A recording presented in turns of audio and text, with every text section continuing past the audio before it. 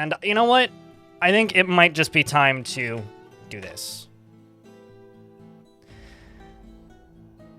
So as a reminder to everybody in both chat rooms, if you like this stream and you want to see it continue the way it is, consider supporting it.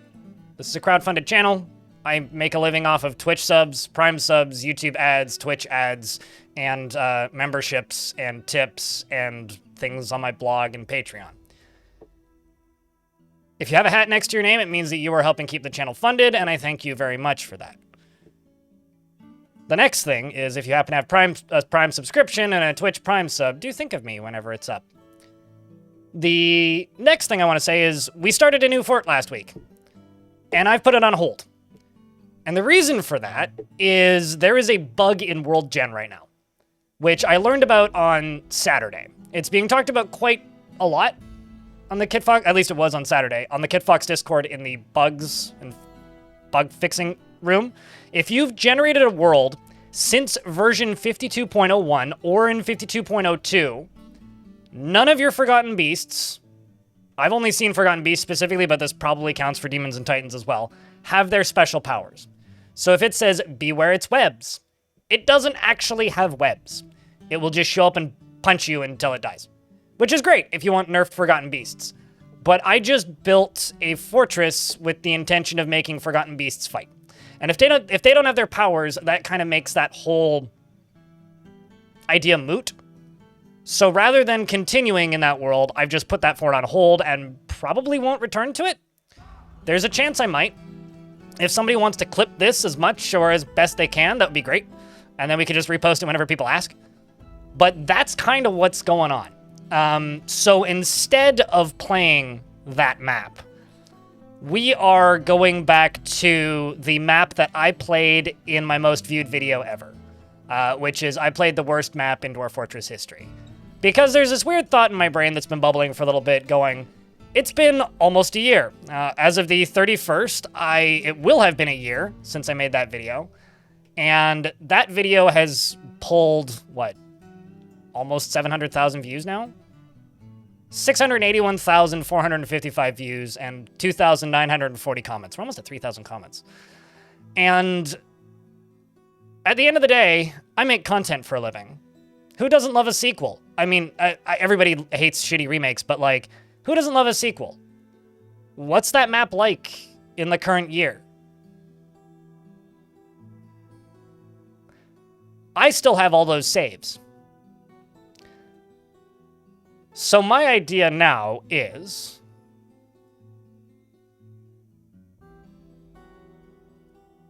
if I scroll down,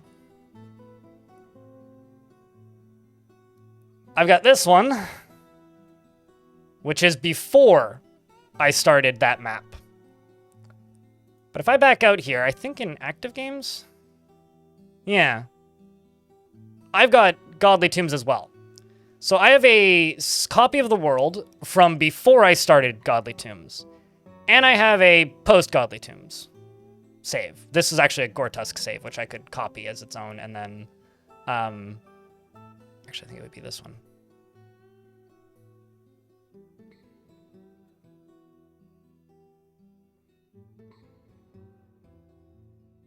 Wow. I did a lot in that world. I could totally retire an older fortress and settle next to it.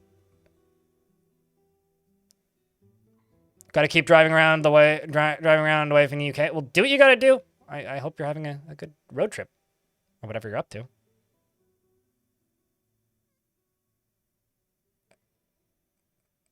I mean, I don't even know if that's what they intended to say. That kind of reads like a speech to text, but cheers, Neezer. A soft reboot? Well, the secret of the ooze. Worst map 2, Electric Boogaloo.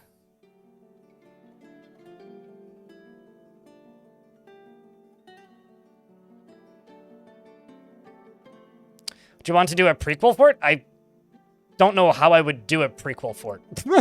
Because you can't really travel back in time. I could either do an alternate timeline, starting at the same time.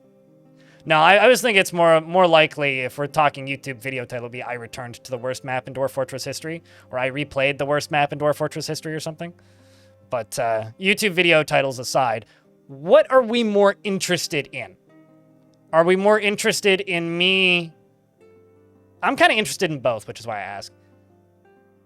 Starting a new fort in that world later in the timeline next to where Godly Tombs is, which is destroyed.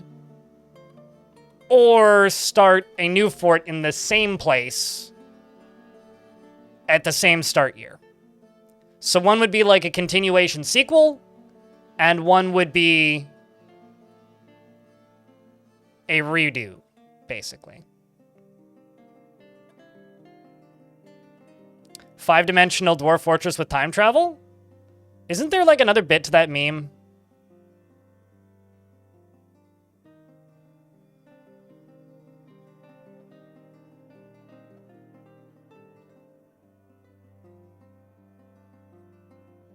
New fort next to the old one?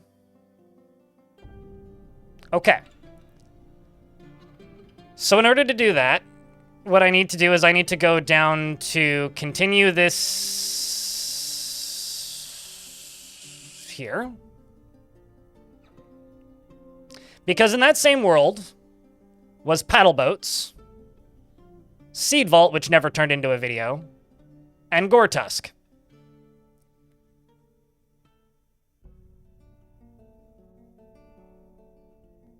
Man, I was in Seed Vault for a long time, jeez.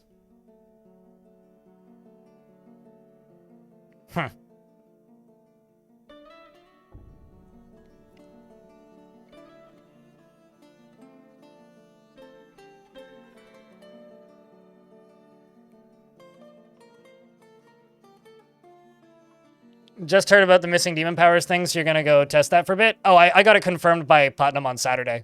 Rum Rusher. Well, no, Seed Vault was a fortress I made later, so I would basically be making a new timeline and retiring it.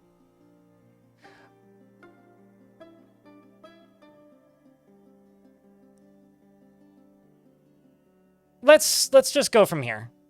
I'm just gonna retire this and make a new timeline. Just so I still have these saves intact.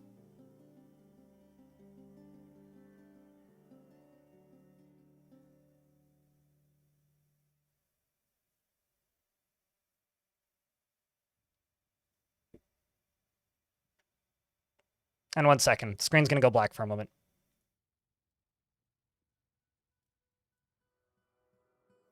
All right. So this is Seed Vault, which was a very small fortress that I never finished. It actually had much higher population than this at one point. It was at about 450 at one point. But this is a... I forgot how big this fortress got. Jesus Christ. All right. Retire. Save world. Save to a new timeline. And we're going to call this Return to Godly Tombs.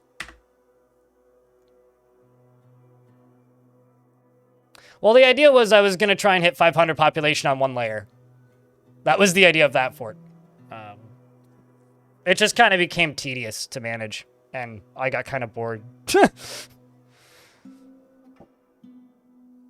But yeah, it was a fun one. It's chunky, yeah. Godly Tombs 2, Judgment Day. Well.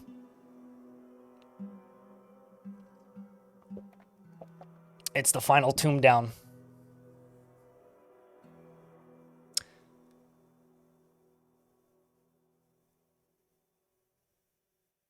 Jumbo Taters, that's something Tarn talks about in the Future of the Fortress every other month.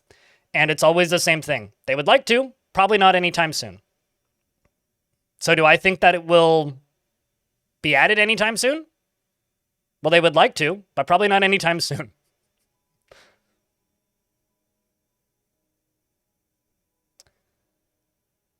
Divine Crypts? I mean, Tomb-Filled was kind of a good name from the other day when we were just generating random maps. Here's hoping, Hodridger.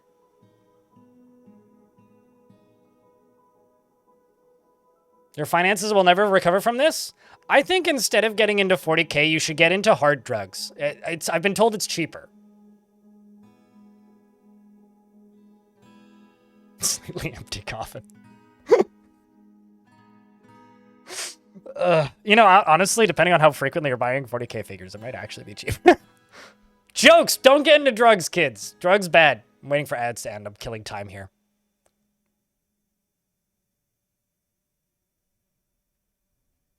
I'm the vast majority of your content ahead of this name. Sorry for the silly questions. I don't feel bad for me about the silly questions. I feel bad that Tarn has to re-answer the same silly questions so much. Which is one of the reasons why I don't talk about it on the interviews anymore, because it's like every 8th question and he's addressed it like if you go to Google and just like look at like search, actually I don't know, does Google work anymore? If you just go to the Bay 12 forums and just do like a Control F economy, you will find thousands of people asking, and it's always we don't know how we would balance it. Probably won't return to fort mode. Might return to adventure mode in a bigger way. Would like to return. Would like to do it. Would like to bring it back. Would like to do something with it. And I just kind of feel bad that Tarn has to keep answering that same question.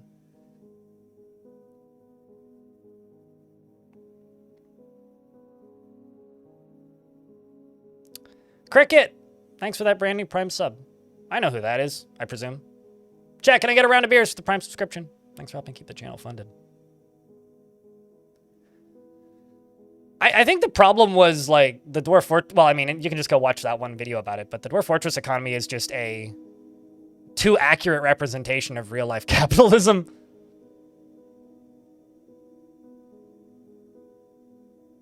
That's the actual issue.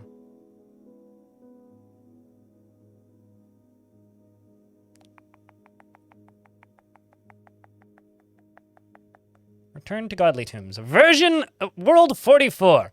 The Lewis Hamilton world. So for those of you who aren't familiar, you had Prime still, you should have subbed last month. Well, hey, you're here now. Now just set it in your calendar and remember to do it next month, unless you're getting rid of Prime, which maybe you should. I don't know. I don't think that the economy makes that much sense in Fortress mode. For me, all I really want for Fortress mode is I say, give us a bonus to trading coins to humans or something. I think it's adventure mode where it really needs to be re-implemented in some way. Because adventure mode, it makes zero fucking sense. In Fortress mode, it's like, it makes sense that it's kind of a barter system, but 20-25-year-old world? I've generated a few of those. I remember watching a Krug Smash Discord screen share where he was playing adventure mode. And he generated a 2020-year-old world, and everybody was dead, and it said it was the land of death, and he's just like, you know what, this is too fitting. And that was in the year 2020. This was like summer, fall 2020 or something. It's like, everybody's dead. Died the necromancy.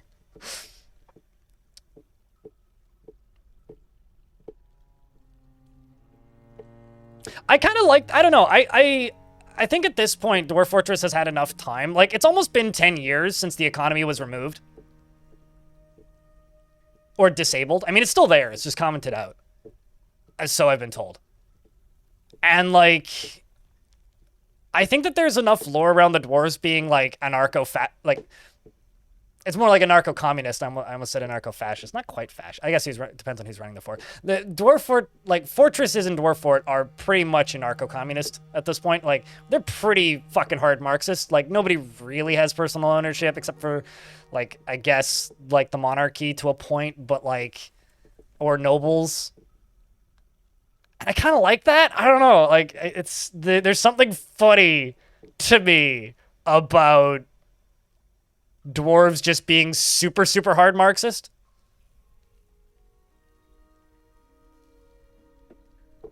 I don't know. I like that. I think that that's a fun idea. I would like to see if I could just wish cast, which please don't take this as like something that'll actually happen. I don't really want an economy to return to the dwarves. I wouldn't mind getting some sort of compensation for drinks or visitors, but I don't want the dwarves within the fort to have to pay for things, because I know how much lag that adds and how many additional jobs that adds and how much more tedious that makes the game. I wouldn't mind getting some sort of payment for drinks from visitors, and I wouldn't mind there being more economy for adventure mode because it just makes more sense there. But in Fortress mode itself, I don't know.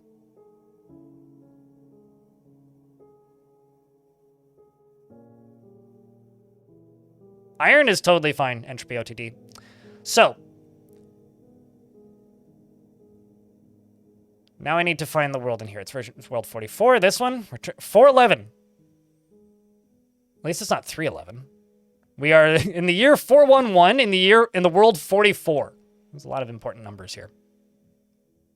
It's also we've done 19 adventurers and 11 forts in this world. And I think, like, my plan for this fortress, because there was something I said I would do and I never really did it. My plan for this fortress would be,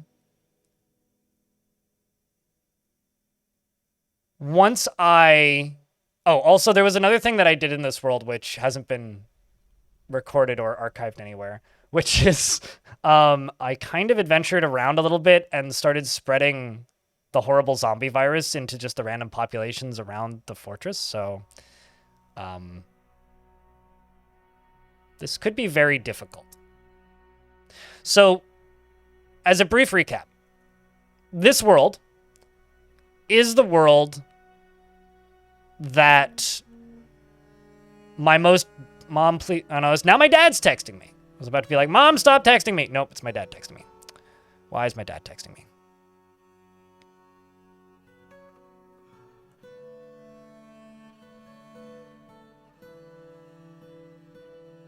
Dad, I'm working.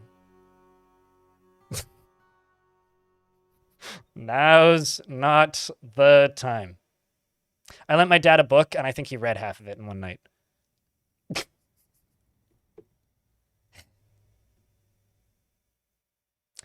All right. Let me try this again.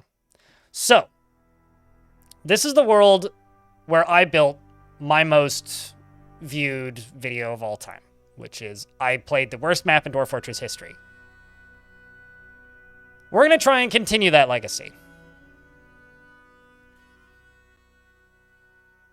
Right now. This is the world with the blockade. This is the world with Gatekeeper and the infinitely strangling Weasel. I was like, what were they infinitely strangling? Thanks for the first bits of the week, Zachris. Appreciate you.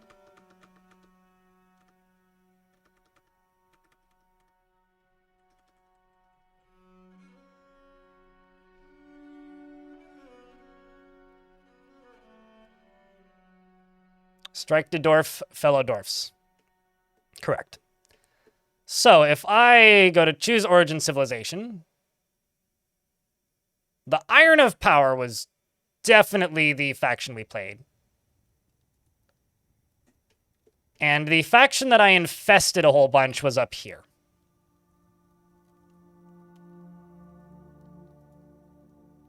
Yes.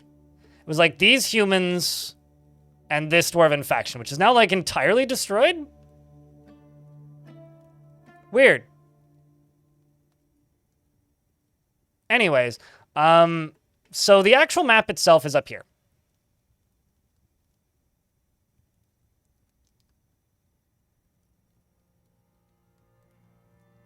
This was it.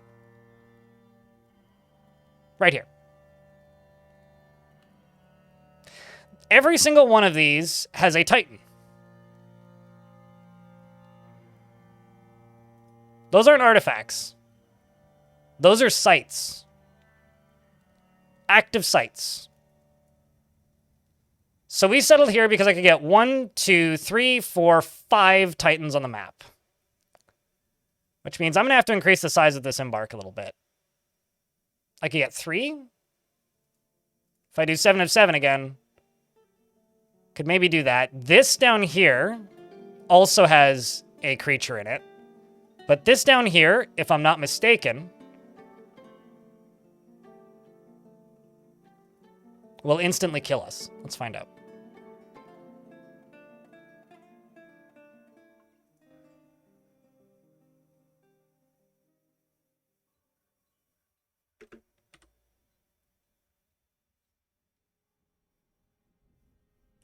There isn't any... Oh, no. Okay, so it's Hill Titan, Hill Titan, Hill Titan. This is what's cool about this map, is these guys just chilling on the surface. Chilling like a villain. On the surface. With random skeletons surrounding them. And... also, this one has trolls on the surface, which is, you know, good. And then this goes down here to here. Oh, I see why. Let's just reveal. I actually just want to know what's in there. Oopsies.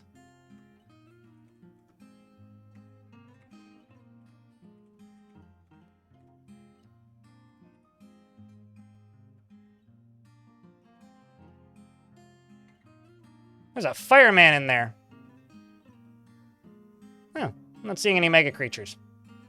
Okay, so whatever lives in that cave isn't there anymore.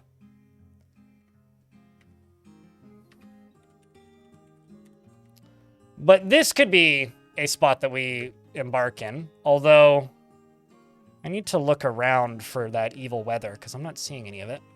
Also, I need to check something real quick.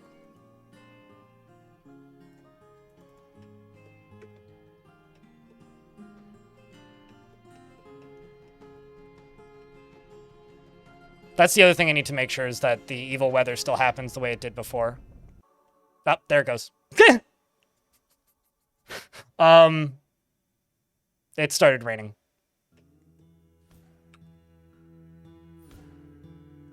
So that's why this map is wrecked. That's why this map is the hardest map ever. At least that I've ever found. Is because the entire map rains demonic nightmare ooze simultaneously, unpredictably, and you can't tell where it's raining and when it happens. And everybody's dead immediately when that happens.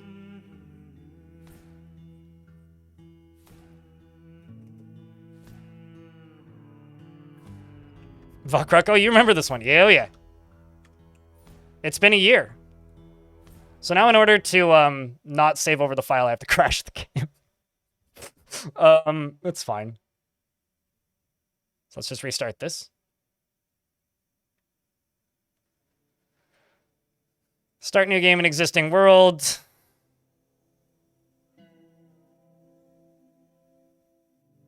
World 44 that I'm looking for. Actually, I could probably just search by folder. Yeah, there it is. Blink. Saw this video yesterday for the first time. It was 1 year ago that I made that. It was also the first video the first not short video I edited using Linux.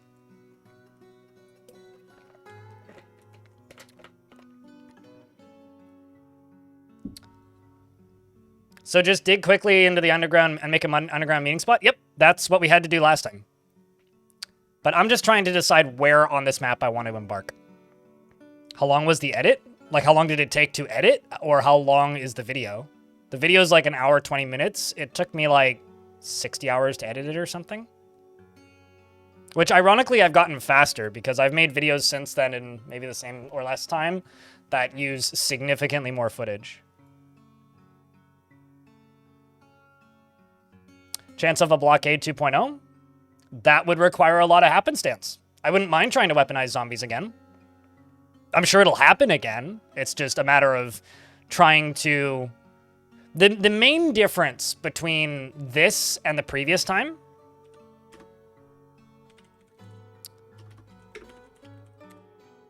is the previous time had the infinitely respawning cavern critters. Entropy! Thank you very much for the brand new Tier 1 subscription. I do get 70% of those because I'm a fancy Partner Plus Twitch person. So I thank you. Appreciate you. So this had 1, 2, 3, 4, 5. I think probably the best place to embark here would be like right here. I wonder if this is even doable. This might just kill me instantly. I could also try for down here, but this will probably just kill me instantly. Let's see how long we have, chat, if I embark right here. I'm just doing quick embarks right now to see where is actually playable. Okay, so 1, 1,000, 2, 1,000, 3, 1,000, 4, 1,000, 5, 1,000, 6, 1,000, 7, 1,000, 8, 1,000, 9, 1,000, 10, 11, 12, 13, 14, 15, 16, 17, 18, 19, 20, 21, 22, 23, 24. It's snowing. 30, 32, 33, 34, 35, 36, 37. Something's fighting. So we have like a minute here. But I'm just gonna wait until it withers.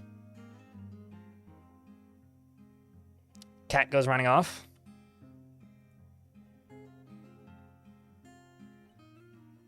Because this would be a good amount of Titans.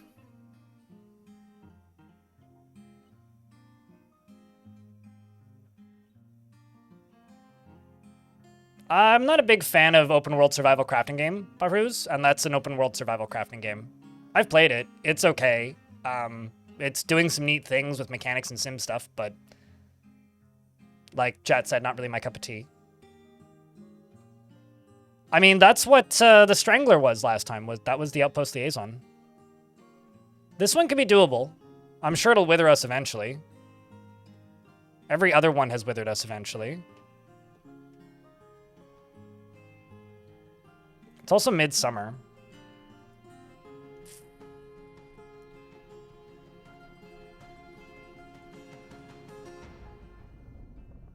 Oh, the Titan's turn too.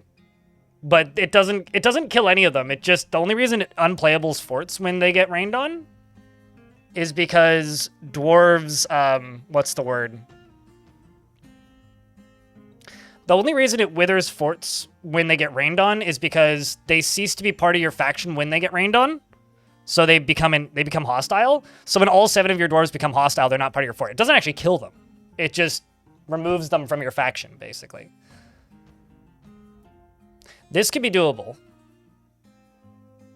But it's a question of how long is it going to take for the rain to come over. There it goes. So that one's doable.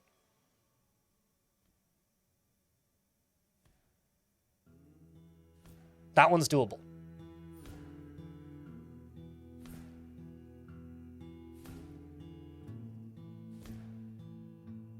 I mean, I was playing... I generated a 2,000... Or, no, a 3,000-year-old world during an interview with Tarn. That was the year of the human. Humans took over, and necromancy never really got going. Can you stack a bunch of undead dwarves to be relaunching expeditions into the same place? What, like if I reclaim this place? Would there be zombies already on the map? Yeah. I'm not gonna do that, though, because they would just instantly kill us. We wouldn't be able to get underground. The thing that you don't realize is you know how fast dwarves can move when they're really angry? Or really scared of something? They go, like, really fast across the screen suddenly. They move at that speed. Like, they just go maximum sprint directly towards you, and we will kill you. So, no, we wouldn't be able to get underground if I did that. Shanira, thank you very much for the 24th month. Welcome back. For 2 years. But yeah, you could do that. You absolutely could do that. Yeah, these are like 7 days, well, not, these are like 28 days later zombies, not Dawn of the Dead zombies. Or Shaun of the Dead zombies. Except also they're on steroids. I think what you're picturing, Entropy, is almost every single migrant wave. That's what you're picturing. All right. I think that's our spot. Unless there's any complaints.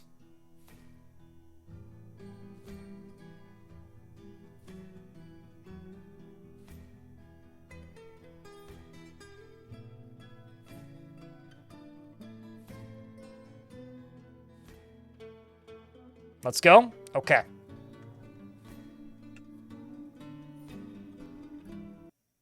I'm just going to skim back in the VOD so I know exactly where I placed the map.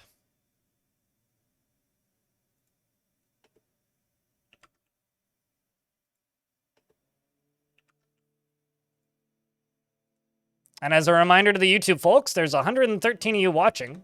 Please leave a like. Likes make the YouTube machine go burr. It's 100 of you watching and 34 likes. We can do better. We can do better. Oh god, what have I done? Exactly what I'm expecting to do. Ah! I'm hearing me. That's terrifying. Where exactly did I settle?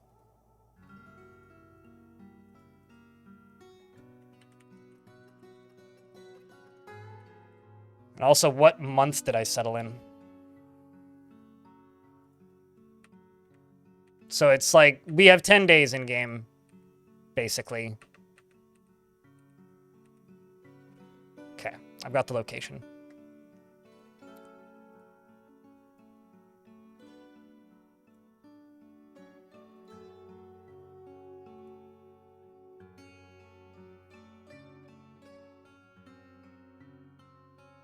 What's funny, Entropy, is like, I hear myself every second of every day while I'm streaming. But when I hear myself on a slight delay, it's terrifying. Because I'm monitoring this microphone in my headphones. But there's no delay, because it's direct, so...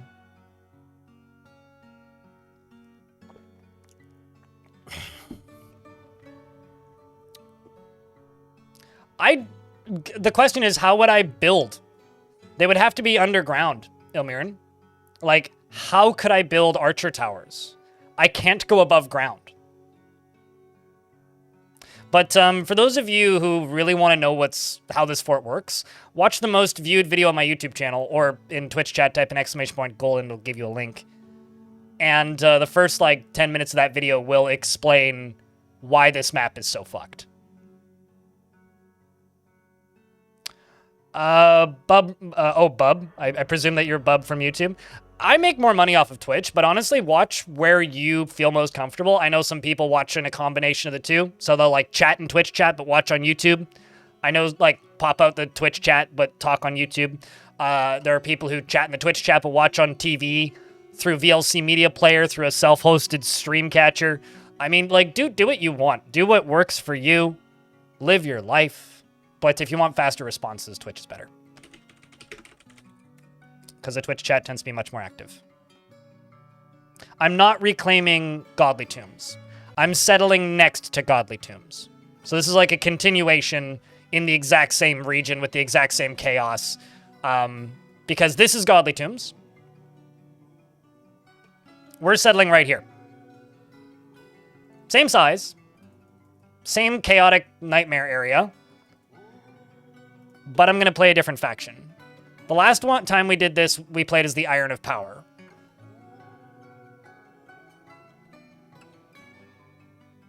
Now the question is, who do we play? I could play the Scalded Pillars. That's a pretty good name. With Queen Asteth Cudgel Kings. Did she take a cudgel to the last king? We could play as the Still Mirrors. The Work of Spray is also an option, but they're very far away.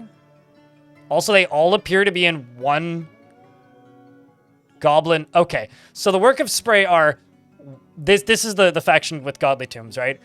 One fortress.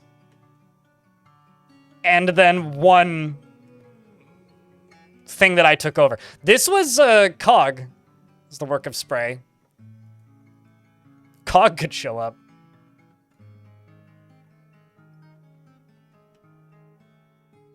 I'm a little scared to play as the Crypt of Beaches, because I was doing some shenanigans in adventure mode and infecting this entire human faction.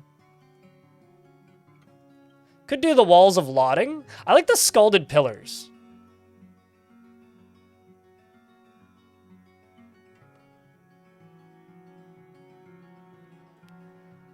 How possible is it? It's possible. Is it practical? No. Dragons don't get to full size until they're 1,000 years old, meaning... They grow very slowly, and a little bit each year. So a baby dragon is not even, well, it's just as threatening as a full-size dragon, but will die if, like, a single bolt hits it. The first 3 big videos I made were in the same world. Greg and then some. So 10 years as one dwarf, Godly Tombs, and Gortusk, the cult faction, were all in the same world. I've bred rocks. Not in the current version, but I've bred them. They're also war trainable. rocks. The thing about dragons is they're kind of unpredictable. Like, if they just decide, like, this, okay. Stare at your combat logs if you have a lot of war animals really closely. Like dogs, war bears, any kind of war animals. Elephants. They'll randomly attack things. And it won't be like a major attack. It'll be like the war dog bites the chicken, right? Or like the war dog attacks the elven performer, or the war bear dodges dwarf number 5. They do that randomly, but if it's a dragon, that usually also includes breathing fire. So it's something that happens a lot when you have war-trained animals. But if it's a dragon and it breathes fire, you have 40 dead dwarves. And now you have to memorialize them all. Like, having dragons sounds fun, but in reality, it's like, the last time I had more than one dragon in a fort, I just retired the fort after a bit because I was like, I can't fucking do this. It's really funny in hindsight. Actually playing it is maybe one of the most unpleasant things you can do in this video game. So, you will need a lot of migrants? Well, sure. I'm not too worried about getting migrants with any of these factions, really. The Walls of Lotting are actually a really big faction. I'm just trying to think what would be the coolest storyline way to go into here. Oh, also that other fortress was in this world, wasn't it? This one. Yes, Spirit Home was also in this world. I forgot about Spirit Home. This was another fort that I built. Paddle Boats is down here. And Gortusk is down here.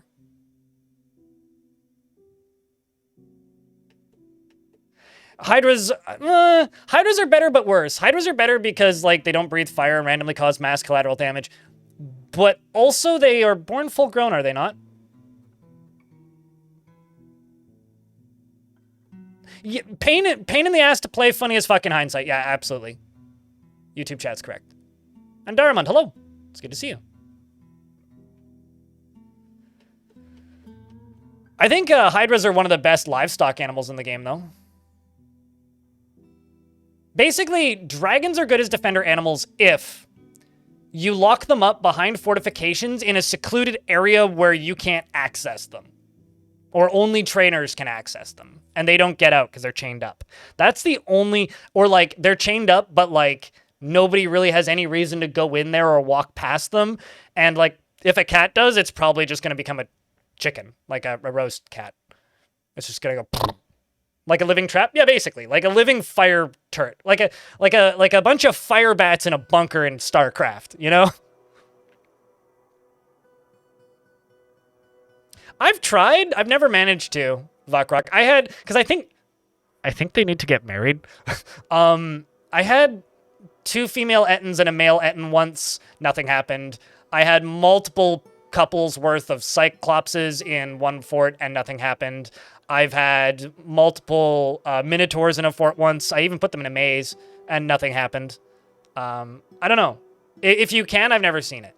I believe it. I've seen them in adventure mode, like babies. But... So I think, chat, I don't want to play the same faction again. The Iron of Power was the last faction I played. I think.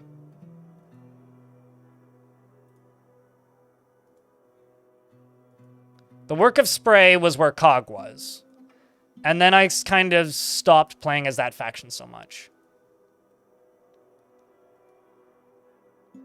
The Crypt of Beaches is a pretty large faction. We could play as the Crypt of Beaches. The Still Mirrors aren't that big. Which one was the large one? The Walls of Lotting are massive. Like, massive, massive. I remember this being a really dope Embark, completely unrelated to anything. Like that right there. But also it has no minerals whatsoever. Oh yeah, that's another thing about this map. I kind of forgot about this. There's no metal. So, Cave dragons are like basically elephants that don't need to graze. Entropy. They don't breathe fire, so they're way less dangerous, yes.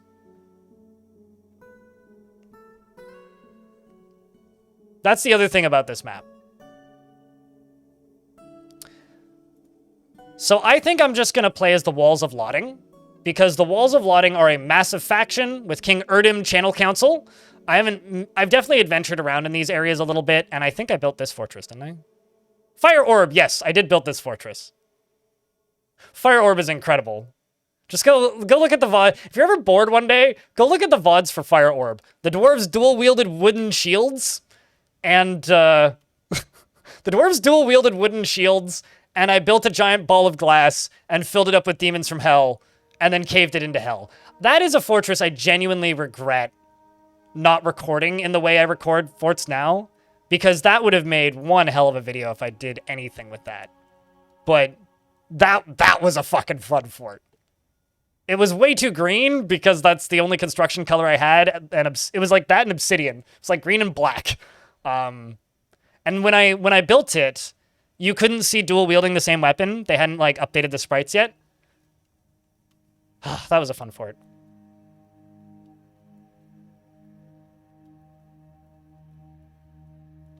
I mean, the way that I got weapons the last time was from the Cavern Invaders.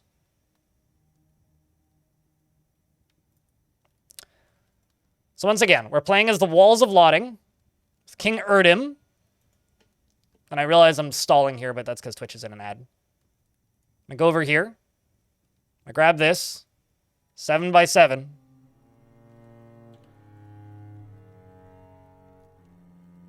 And that's where we're going to embark. Now, as a reminder, it says that it's serene. It's not. This is a terrifying biome. But unlike terrifying biomes, you don't get any notifications of it being a terrifying biome. Yes. Romanoid Trowel. Correct.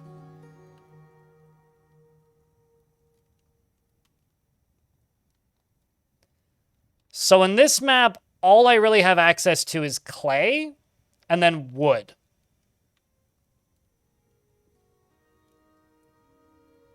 The blockade.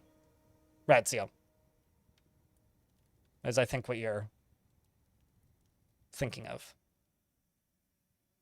So I'm trying to think, like, it took us forever to embark the last time I did this, because I was just sitting here thinking, going like, how the fuck am I going to do this? I think the way to do this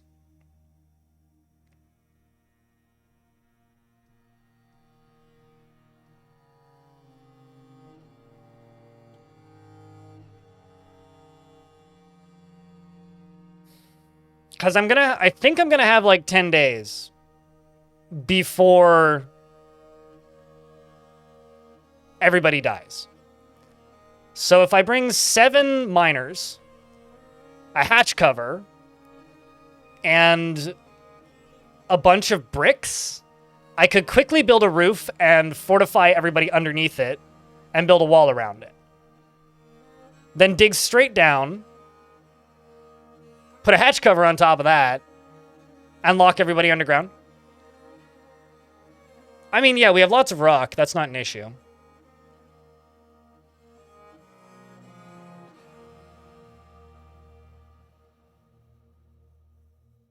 So the caverns are going to be more survivable.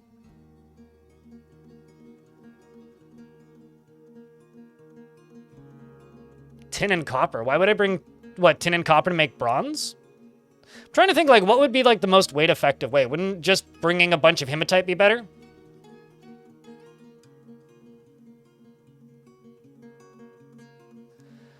From my testing, it seems to be about 10 days. And that's why I'm suggesting I build a roof on top of it really quickly. Reinhardt.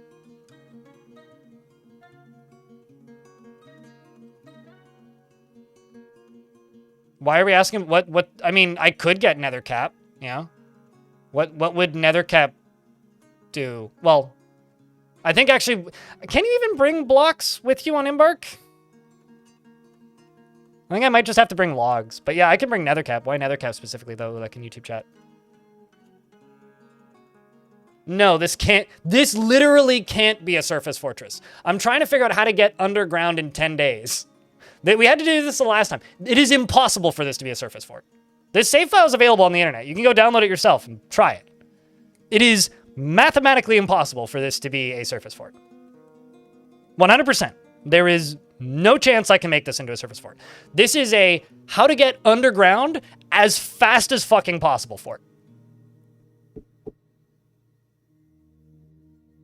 You know, in my headcanon, this is almost becoming like the Predator showing up to hunt every 100 years or whatever.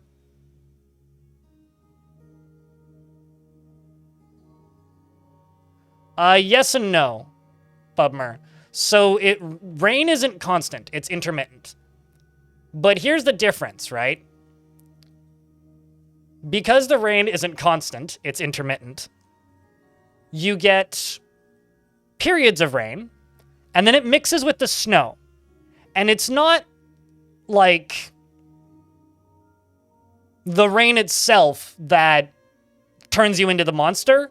It's getting coated in the goo that it rains. So then it slowly spreads over the entire map, and eventually the entire map becomes inhospitable.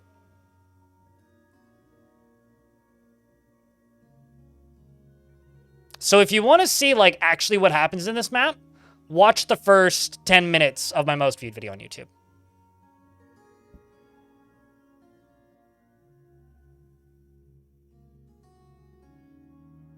I'm going to have to do that, Darmond, yeah. Like, I'm literally going to have to do that. Although, everyone just go watch the whole video again. Yeah, just go put it on your watch later list and just rewatch the whole thing, please. And, like, help it get back into the algorithm because it completely fell out over the last 2 months. So that I can make, like, you know, $4 a day on that video again instead of, like, 90 cents. I mean, but watch the stream first. Like stay.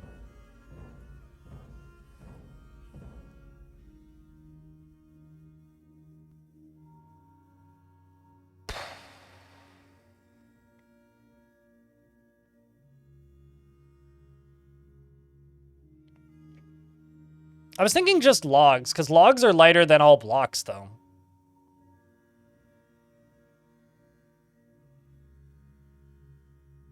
Well, cheers, Darmond. In YouTube chat. Appreciate you, mate.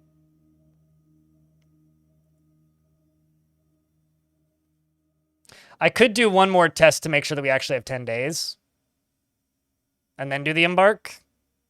Chat, one more test, or should I just do the Embark?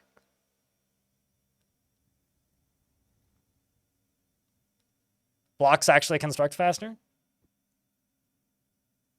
Full send? Okay. I will save the profile when we're done. Let's think about items first.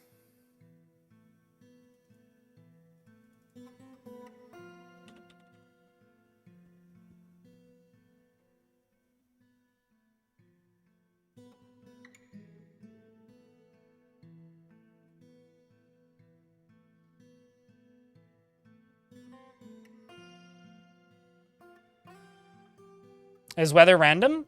Weather is a random number generator based on the amount of wind and the average direction of the wind on the Embark, and the average wetness of the region that you're in combined with where the clouds were most recently seen. It's like the amount of math that like determines when it decides to rain or not is redonkulous in Dwarf. It's one of those systems where it's like, what? Why? But yes, of course I need an I'm actually thinking about bringing 2 anvils. But,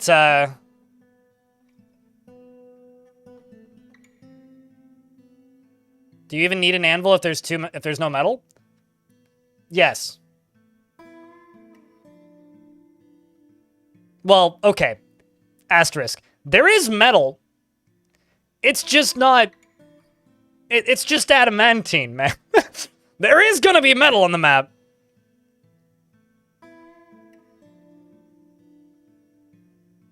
I'm not going to bring a steel anvil, no. It's not worth the extra thoughts. I was thinking about bringing bronze picks, though. 1, 2, 3, 4, 5, 6, 7.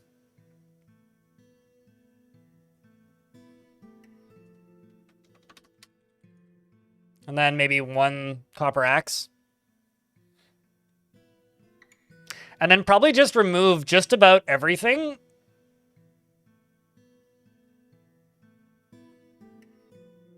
And then just bring a bunch of wood and iron ore.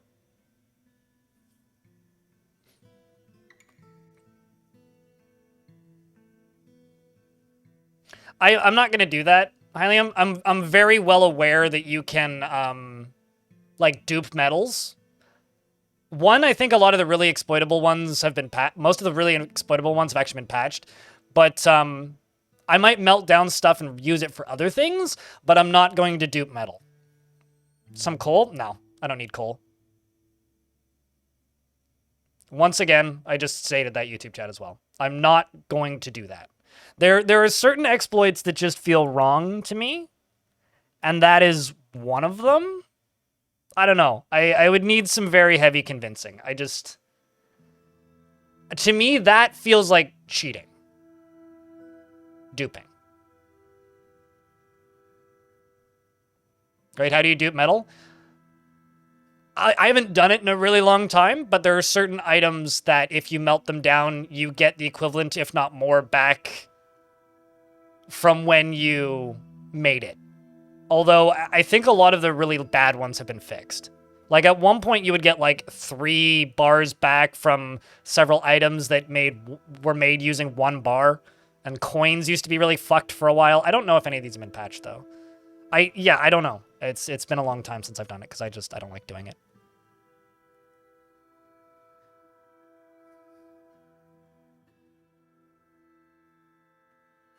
You don't think you get more back anymore? Coins give 110% of their metals, of their materials? Per individual split coin? Or per stack? Because I remember that used to be the really fucked one, is you would make a stack of 500 coins, split the stack of 500 coins in individual coins, and each one would give you a bar back.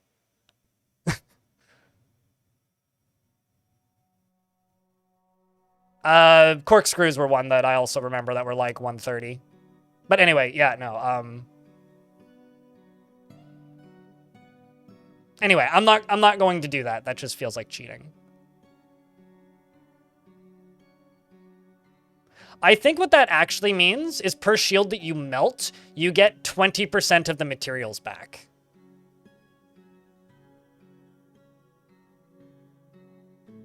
I think that's what that means in the current wiki. Because I do a lot of melting items down, and it takes multiple items melted down to make a bar. And it, like, stacks up on each forge. Yes, but... Anyway. I'm not going to intentionally dupe metals, is I guess the entire basis of this discussion. This is going to be on the worst map in Dwarf Fortress history. Well, the same biome, just right next door.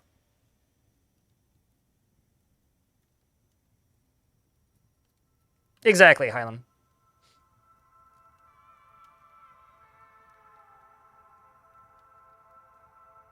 Well, interesting, Insulina. Yeah, anyway, I'm not going to make stuff and slowly dupe it up myself, because that seems like cheating. At least it's only 10 minutes of progress, Bismuth.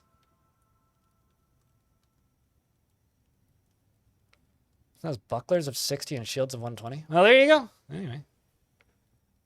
Yeah, I'm thinking about just bringing a bunch of, like, hematite. So, hold on. I will need... 1, 2...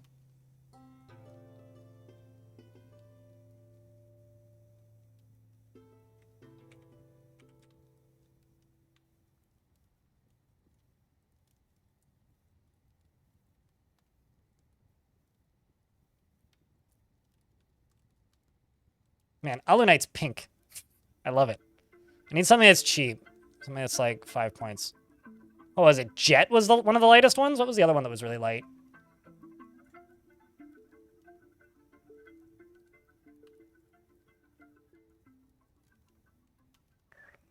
Because I need, what, 6 to cover the wagon. It's basically 9 for roofing. I need, let's say, 12 blocks to be safe. 1, 2, 3, 4, 5, 6. That's what I need. For seeds, I don't need cave wheat, don't need sweet pods, don't need rock nuts, don't need dimple cups.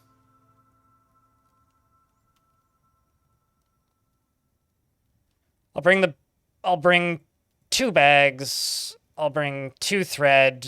I'll bring no ropes. I'll bring no quivers. Bring 1 bucket. I'll bring 1 splint. I'll bring 1 crutch. Actually, no, what? Splint and crutch. We'll just get rid of those. Don't need the wheelbarrow. Don't need the ladder.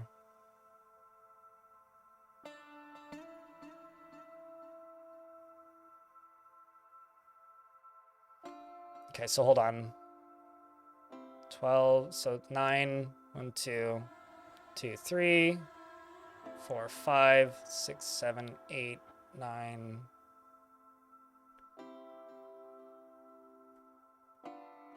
Basically, I need 30 blocks. I need a hatch cover. Okay, I can't bring a hatch cover. So let's bring some wood then.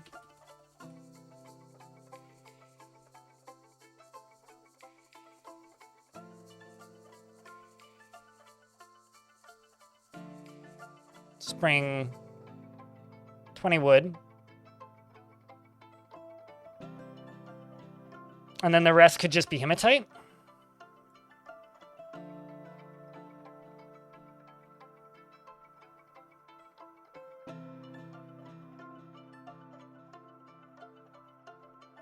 If you worry too much about the balance of the starting game Inhibus, the, thing that you need to remember is, 1, you can set the points to whatever you want when you're generating a custom world.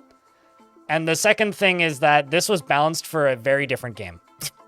And not much thought has really been put into rebalancing this from what I can tell. It's been rebalanced, but, not much. There's a lot of things in it, bringing cheese is more efficient than bringing barrels separately. Okay, type thing. Is there featherwood? Probably not, because that's usually an elf thing. Although, seeing a lot of accessibility here. I don't see featherwood. I'm not too worried about wood types, though. I'm also kind of not really expecting to get many migrants.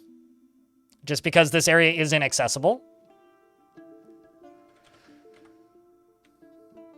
But I also didn't expect to get many migrants last time, and then ended up getting migrants anyway.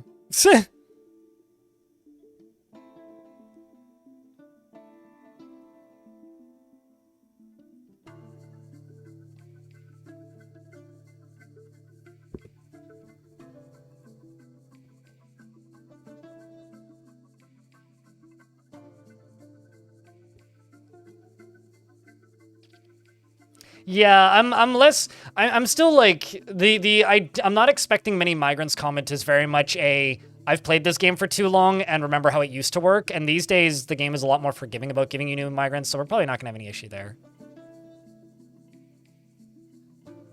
So we'll probably get migrants, and I do recall in the last video we got lots of migrants that I wasn't expecting, or was presuming we weren't gonna get. Back to the zombie tundra? Correct. Because it's been 1 year since I released the video of the zombie tundra. And I don't know, I think a sequel video would be fun, wouldn't it?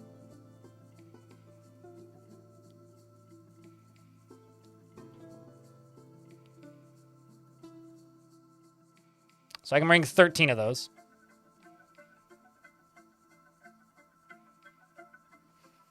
I'm looking through this going, what else do I not need as much of? I don't need...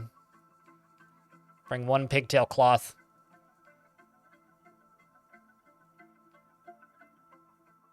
Brings us up to 16 lemonite.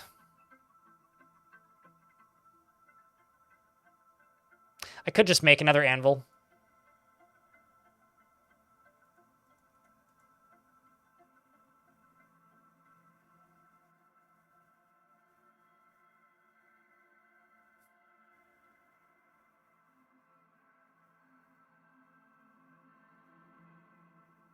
You know, people ask me, ever thought about doing a specific material here?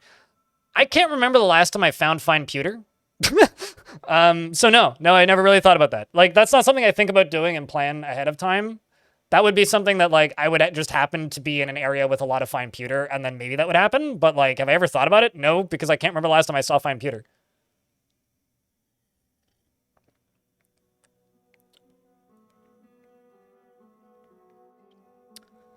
What are the odds of getting yarn long term?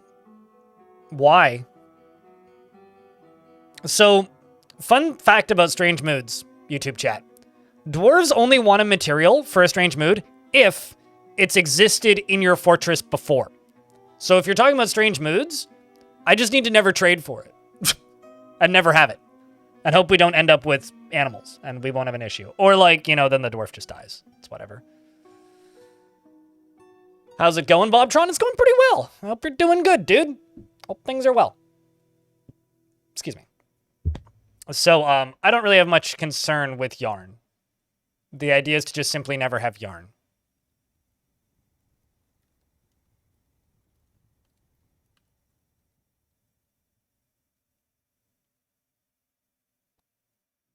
Have fun watching your frame rate go to 0 when you realize half of the angels are made of fire.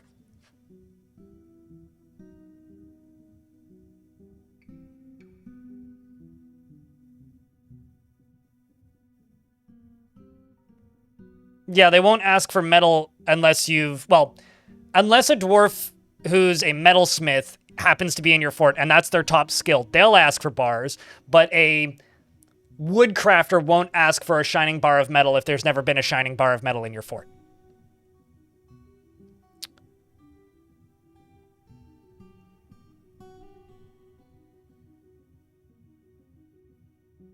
Means no storytellers, otherwise taverns have yarns? I don't understand why taverns would have yarns. I genuinely have no idea what this concern with yarn is.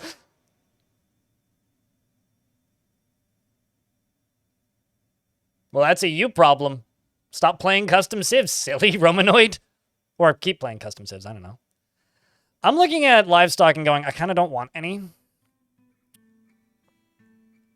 Because that's just possible concern.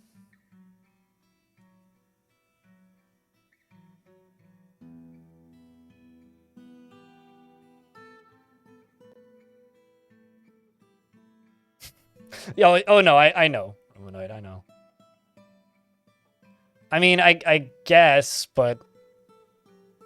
Sorry, I'm just, like, very much on topic of I must not die right now. So the very, like, slightly on topic jokes just make me go, what?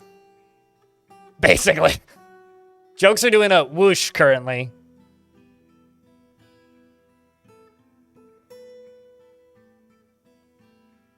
I feel like dogs might be smart. Cats have a habit of just, like, fucking off regardless of, like, where they're told to go. Because at least they're a food supply.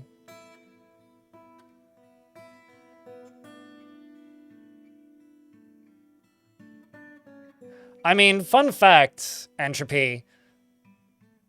In my parents' will, there are 2 fine pewter, lead pewter, mugs that are being left to me that came from the Irish pub up the street from where my grandma grew up in Ireland. I will never drink out of them, but they're bloody cool. I might put a real cup inside of it and then hold it, but they're just antiques, you know. Any birds to produce eggs? I'm not, okay, so like, I'm not, for clarity here, I'm not even remotely concerned with food. I'm just trying to think of multi-purpose things that are easily replicatable. Dogs are pretty multi-purpose. They're a food source, they're a leather source, and they can be used as war dogs if needed. Turkeys, I don't need eggs. Eggs or whatever. That's just a different food source. The caverns are going to be a non-problem with that. This faction doesn't have war elephants, and I have 6 points I can spend. So with what points do you expect me to... This is like the 4th time you've mentioned elephants, and I'm just kind of like, why? I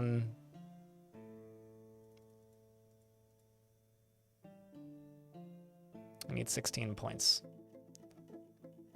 Fuck it, get rid of the pigtail cloth.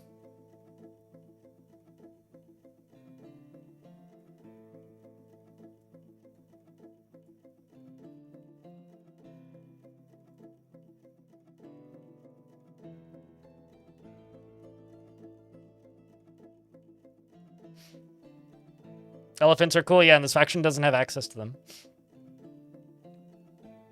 Also, like,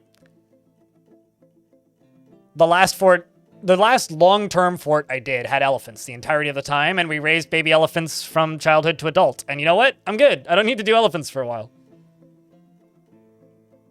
Can you reach food for grazers? I just need to get to the caverns.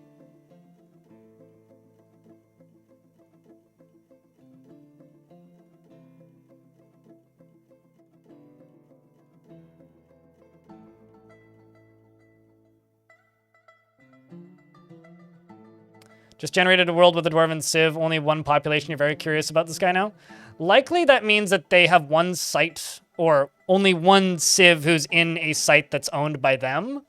But there's probably more to that faction, and they're probably all refugees living in tents randomly. So you'll get migrants if you play as that faction. But there was one time I played as it was like a population of 3 or something dwarven faction, and immediately got the queen like within 24 hours of the fort starting. Like, I unpaused for like 10 seconds, like, congratulations, you now have the full entourage. It's like, oh, cool. I mind every link and get very, very, very, very, very appreciative of them most of the time. They have 0 sites. Then then the leader is probably a prisoner somewhere. There was one faction I had relatively recently that had sites. And they had some population. It was like 1 site and like 200 pop or something. And the queen was living in a goblin cell. And I was like, well, I'll raid that place and see if I can rescue her or whatever. And the queen was the first person that my dwarves assassinated. And then later I looked at legends and it turned out that the queen was like, had joined the goblins, basically. All right, so I got 2 points to spend. Let's just bring an extra plump helmet spawn. Times 2. And now we've got something very important to do. You're a miner? You're a miner. You're a miner? You're a miner. Don't forget, you're a miner. Hey, Dwarf, I hear you like pickaxes. Hey, Olin, guess what? You're also a miner.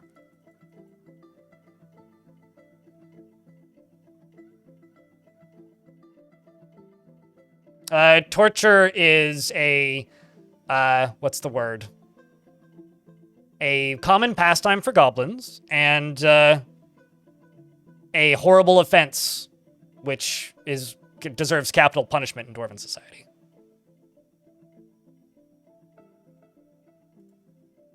Person making shitty comment in YouTube chat and getting banned for 24 hours from the YouTube stream.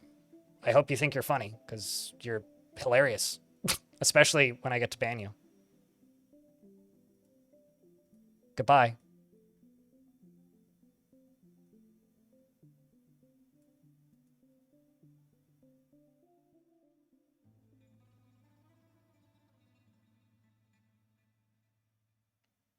You need time to sort through it all? Oh, that sucks. So that's another reason I like playing the games in mostly a vanilla state, because then I don't need to worry about it crashing. I'm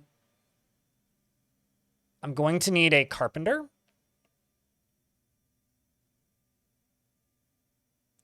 I'm going to give everybody a little bit of engraving.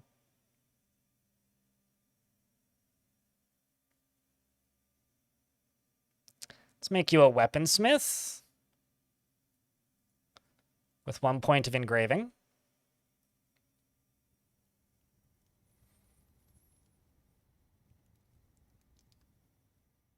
That happened in one of your worlds, but was kind of your civ, the one that brainwashed the queen and the princess of the elves when ruling their capital. So the citizens of the dwarf place. So they are citizens of a dwarf place, but leaders of an elven civ. Oh, that's interesting. I really like the intermingled civs. They're always fun. Oh, they just made a joke about grooming because I was talking about dwarven miners. So yeah, you can just fuck off for 24 hours and contemplate your mistakes, and if you make a shitty joke again, I'll remember you, and then you won't ever speak in my channels again. It's very simple. Clearly, in my mind, though, I think they were talking about the fact that I was bringing dogs with, and they need a haircut.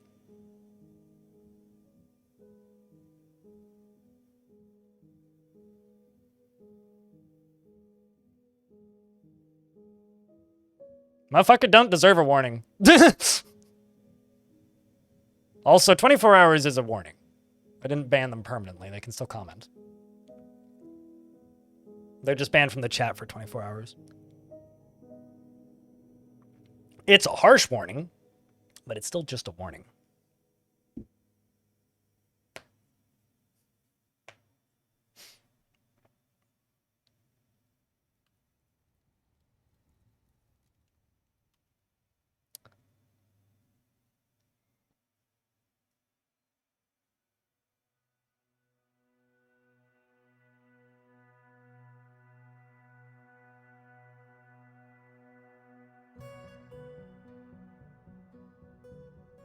Let's move on because it's not funny, Lobster.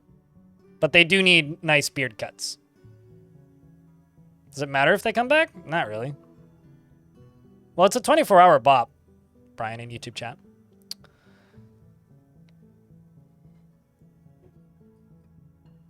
Would you like a ban too, Aaron? Because I'll just, I mean, or Anon, I suppose, because I could just ban you permanently. If YouTube chat is going to become unpleasant, you're just going to make life worse for everybody.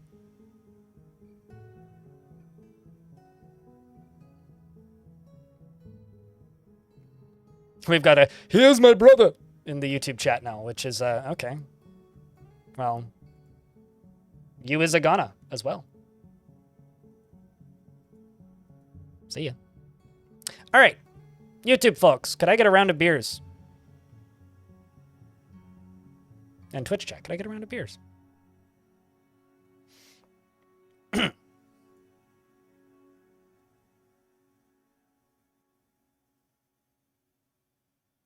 Let's be adults in this room, kids. Yeah, well. Yeah. It's my fault for bringing it up. I should have just quietly done it. All right, what was I doing? We got a carpenter and a weaponsmith. Let's bring a armorsmith. Maybe not. Let's bring a planter, actually. Engraver. Brewer. Engraver.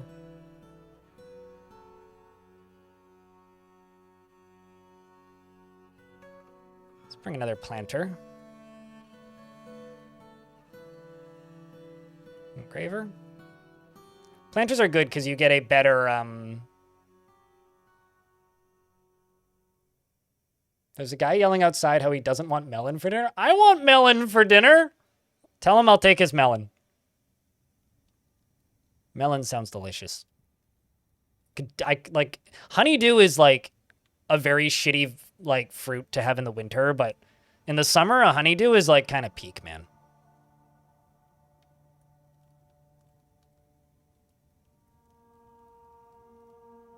You kind of agree it's better as a dessert? I mean...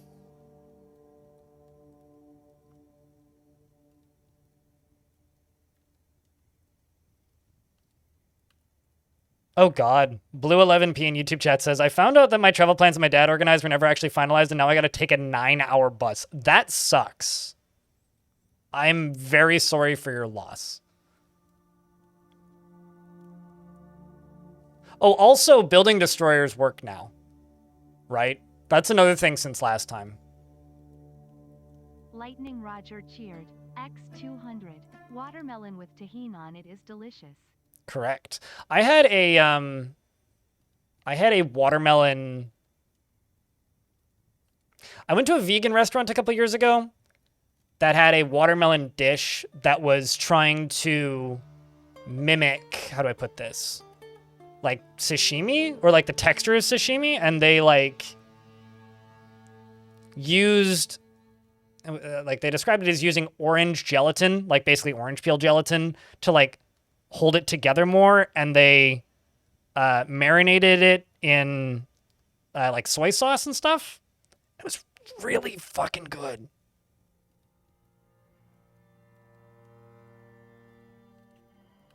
It's not really a secret. They actively try to sell it and tell people about it. It's just Americans are very bad at listening to things. So that's all. Watermelon, yes.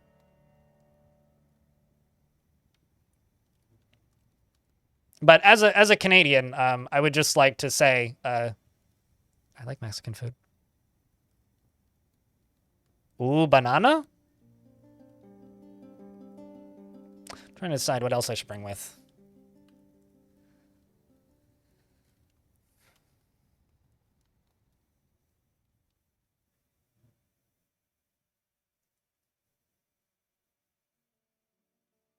Swimmer on a map that's never going to have any snow. Or water, rather. Could just bring a dwarf that's funny. How about a record keeper? And then just an actual engraver. Because I'm going to need like ways to put value into this fortress. Okay, let's save this profile real quick. And I'm going to call it Return to Godly Tombs. Fortress name.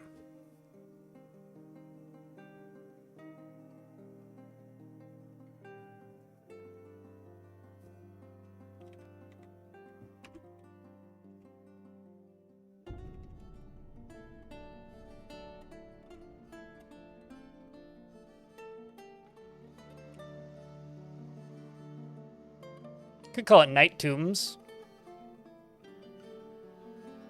Can't I just train up a new engraver? Certainly, but then you have a bunch of bad engravings everywhere.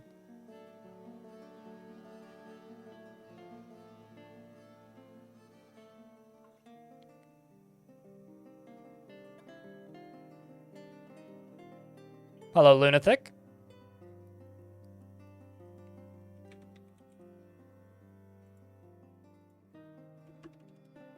This is just the guy in YouTube chat. Angry muted. How about Angry Tombs?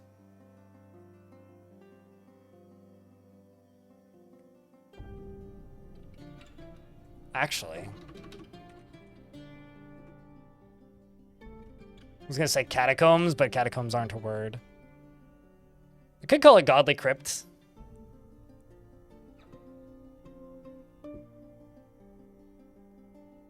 You can just play in old worlds, or worlds that you've generated previously. Malice.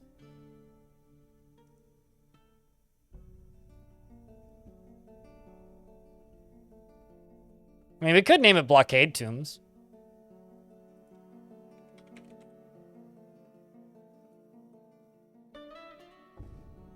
Although maybe that's like true Happy Lands, right? Happy Tree Friends. You started playing Dwarf Fortress 2 days ago, and your videos have both helped out a lot and been very entertaining. Well, I'm happy. Glad that helps. Peace Palace. I could call it Palace Tombs.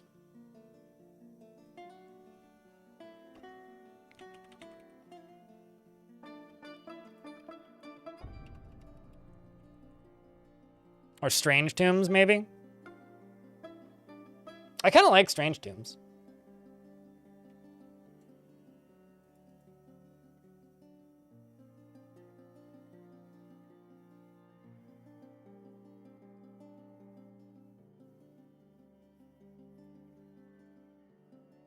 Also, Lightning Roger, I totally missed the $2. By the way. I realized that you talked about watermelon with it, but I missed that there was a $2 attached to that, so thank you. How long have I been playing DF? On and off since 2009. Tombs? That to me just sounds like a TomTom GPS. But more of a tomb. Is walking an option? I call it walk tombs. Walk to it!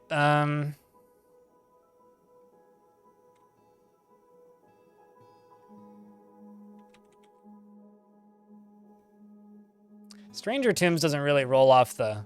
I like just Strange Tombs. Strange Tombs is pretty peak. I think I can work with Strange Tombs.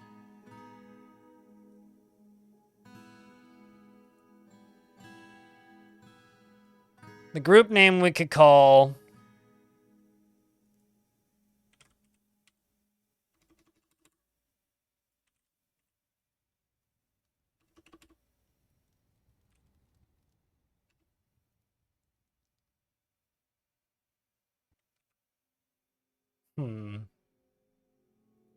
The Reclusive...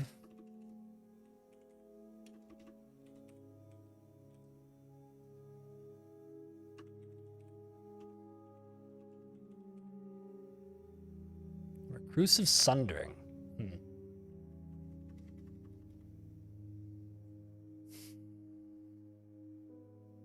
How about...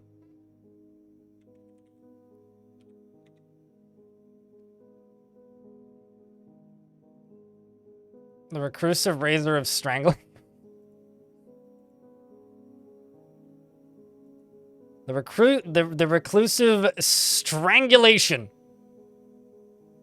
Because of the weasel. Actually, could I call it the Strangled Weasel? Oh my god, hold on. Please tell me weasel is a word. The Strangled Weasel! Could be an homage to the Strangler.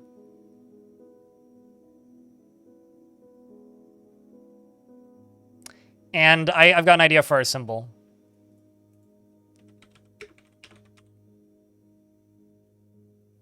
Says here, the blockade.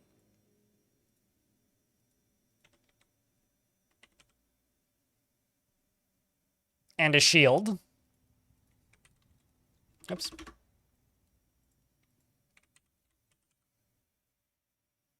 Man, should I make it a blind brute and it'd be like, oh, it's a one of me, but he's getting whacked.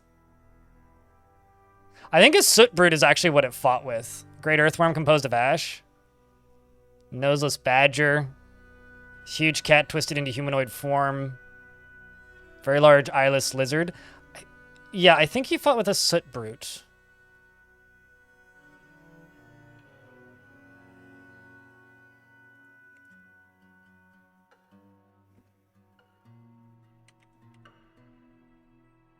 The blockade is raising the shield. The soot brute is being mutilated by the shield.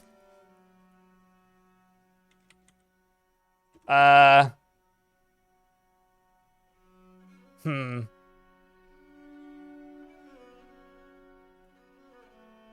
blockade is falling. The blockade is laughing.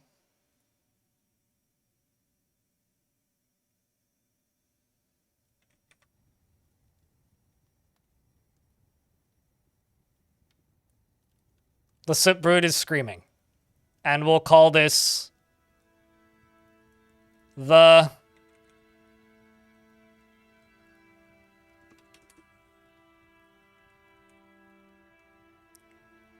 ungodly monster of legends.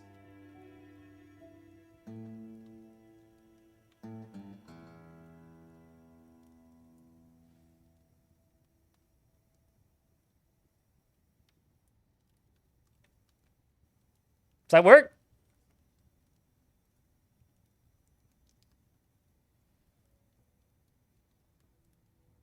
You're noting Godforsaken. I mean, I could call it the Godforsaken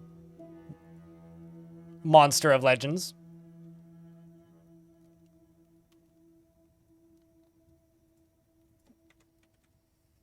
Chat, what's better, ungodly or Godforsaken?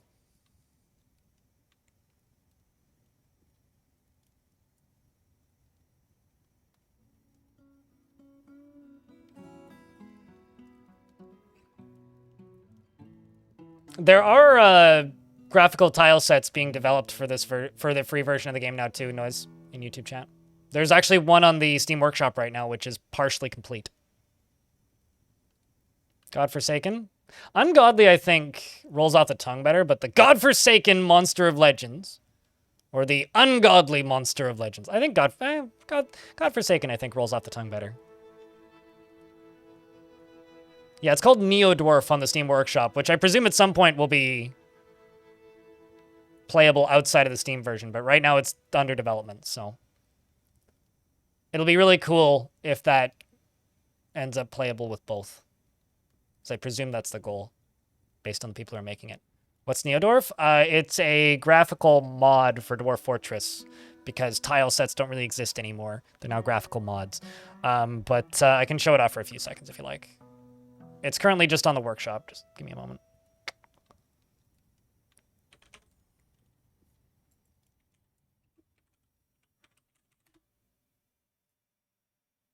It's a tile set for Dwarf Fort.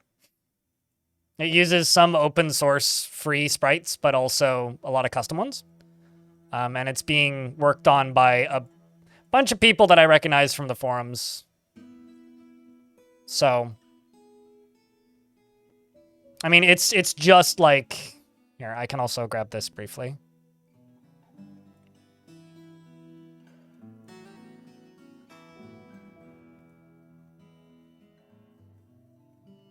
If I scroll up here, I posted a video of it not super long ago. You do need to have it at the beginning of World Gen, though. And there's also a lot of missing sprites currently, so you just get, like, the vanilla sprites.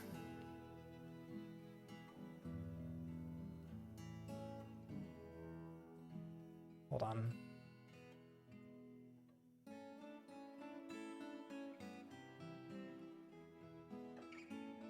Gotta scroll up a little bit more, but I did record a video of it. I just have to find it.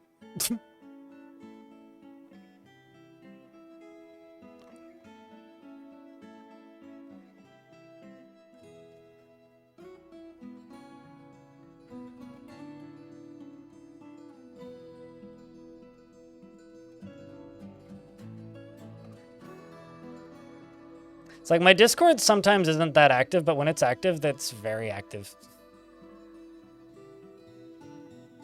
Let's just scroll up.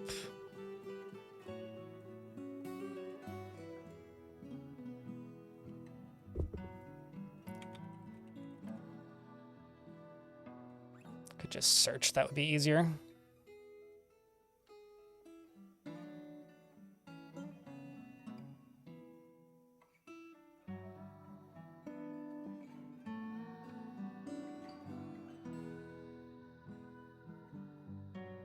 Yeah, I can't even find it. Anyway, I did post a video of it, but I'm not seeing it. That's not worth looking for.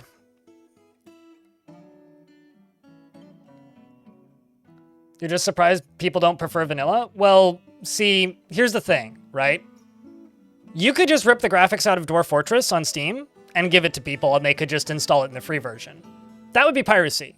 But if somebody makes a tile set that's compatible with the free version, then people who only play the free version or can't afford the paid version can play Dwarf Fortress with graphics. And that's why some people don't prefer vanilla, is because not everybody has the money to pay for it and doesn't want to steal it. That's literally it. I mean, I like the vanilla tile set, it's great, but like, oops. But it would be nice for some people to have access to it. All right, so it's an image of the blockade, a dwarf, and a shield, and a soot brute. The blockade is raising the shield. The soot brute is being mutilated by the shield. The blockade is falling. The blockade is laughing. The soot brute is screaming. And I need to check something real quick out of paranoia. Done. I think that's it. Is this Gandalf versus the Balrog? This is the blockade beating the shit out of a demon with his shield, because that was a thing that actually happened in one of my forts a year ago. We've got our starting 7.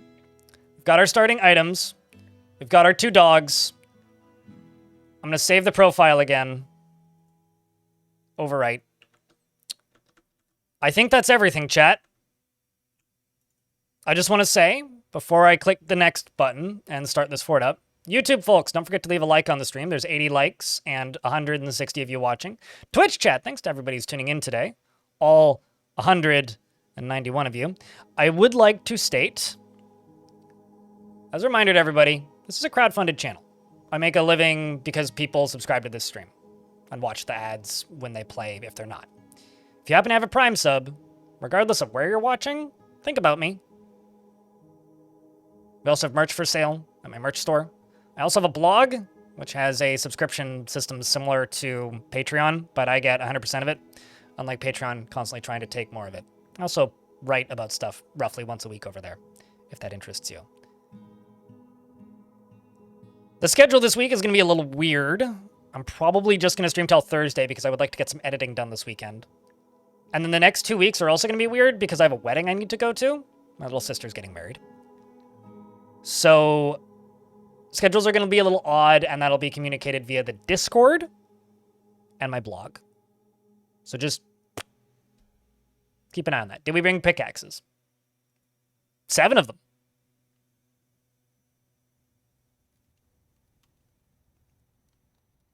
So it's time to strike the earth, chat. And thanks for helping keep the channel funded. I'm terrified. Why are they bronze? Because they'll mine faster than if they're not. You have arrived after a forbidding journey from the mountain homes into the forbidding wilderness beyond. Your harsh trek has finally ended, and your party of 7 is to make an outpost for the glory of all Adil Gabar. Okay. There is almost no supplies left, but with stout labor comes sustenance, whether by bolt, plow, or hook. Provide for your dwarves. You are expecting a supply caravan just before the winter entombs you. But it is spring now. Enough time to delve secure lodgings. Ere the polar bears get hungry. A new chapter of dwarven history begins here, at this place. Mot Rakust.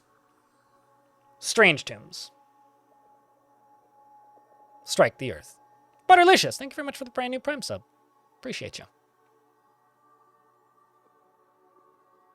I should still be on in a couple hours. I do have to end a little early to go to dinner with my parents tonight, but I should still be on in a couple hours.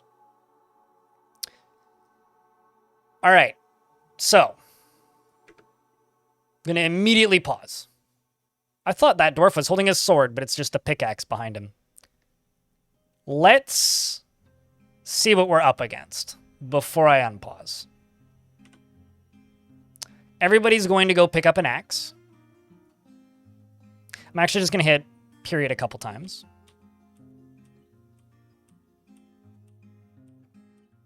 And I'm also going to do this. And I'm going to hit save and continue playing this.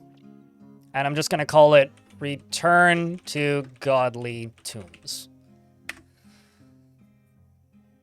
The Miata guy, thank you very much for the Prime sub as well. Appreciate that.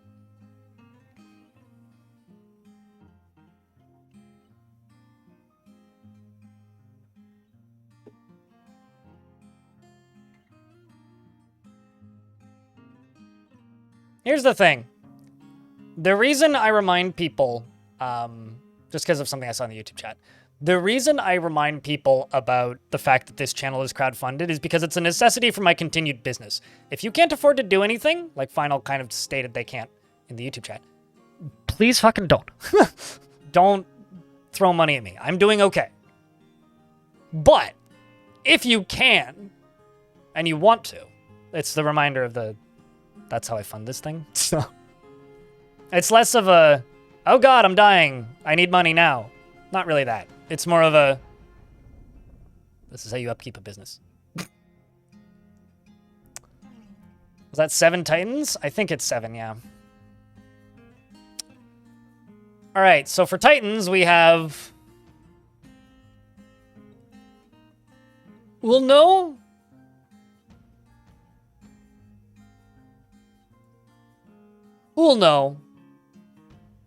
Strobnod Stasno, the Plains Titan. Washed Owls, the Weather of Beaches. I would also like to just hide these tutorials for a second. jump to where we are, and point something out. So we are all the way the hell up here, right? This is where we are. All the way the hell up here. And I need to poke around for a second. Because somewhere...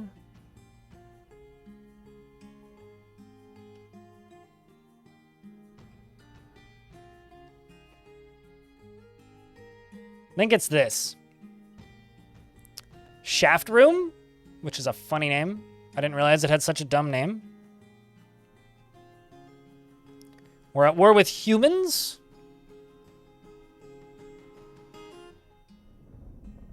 The Passionate Nations we're at war with. My home faction is down here. And there's a human faction we are allied with. A lot of goblins and goblin helixes that we're at war with. But I think the blockade shield is here. I don't see it, but that's where I retired my adventurer. So I'm pretty certain that's where the blockade shield is. Unless it's moved. First the were-wrens and then the world. Oh, what grim tidings is this?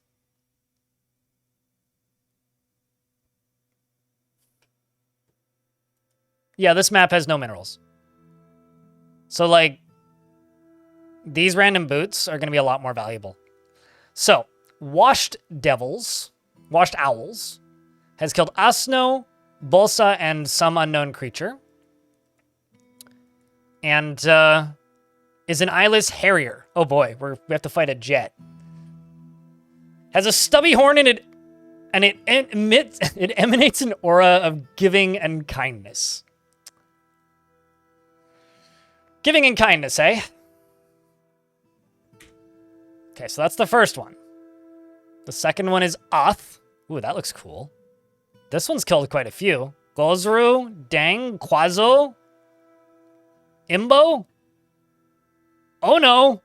That's what I would say. That'd be my last words. Strodno? And Astrog. Also, Stram. Stram. And Kinsnast.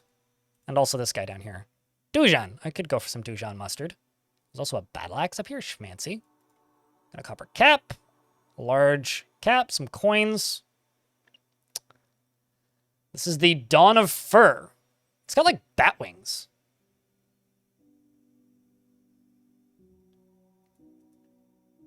This one has 54 notable kills. And 55 other kills. It seems to go off to season powers pretty frequently, and it murdered a whole bunch of humans at one point. Like a whole bunch. It's got 15 and 18. 18 men and 15 women.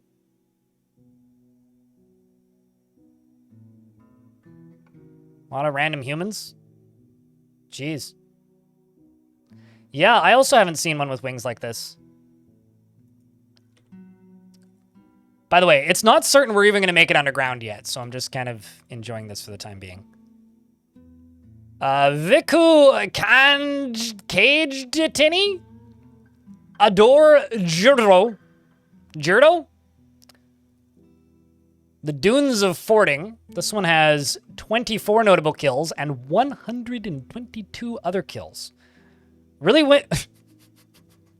Chat, I think that this human location where this creature killed 30 humans, Braved Slop.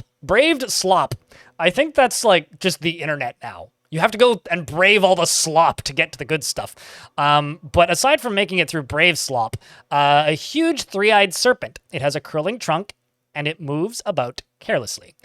Its copper scales are small and close set. Beware its webs.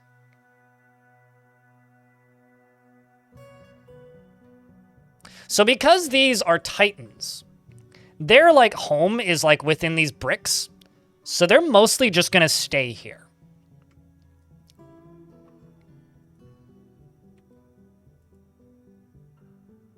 We got Laven, Submerge Lilacs.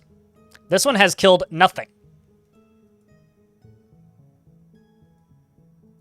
somehow.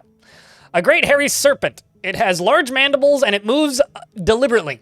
Its eggplant hair is patchy. Beware, its poison bite.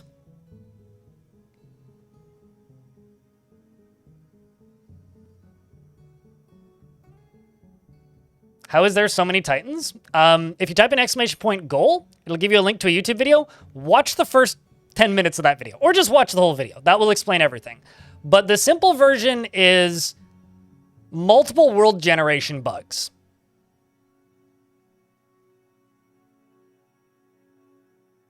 That is the simple version. And I'm making a sequel to that video with this.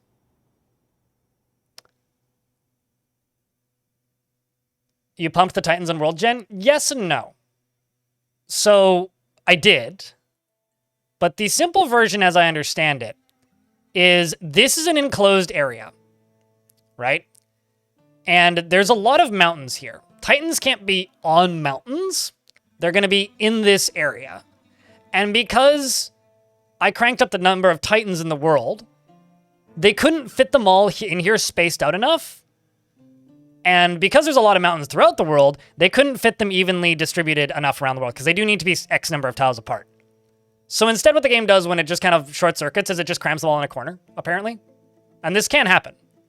But there's like 30-something Titans in this corner. Also, it's 2 biomes. It's a serene biome, but because of the number of Titans, it's also a terrifying biome, which rains stuff that instantly zombifies you and happens constantly with no warning.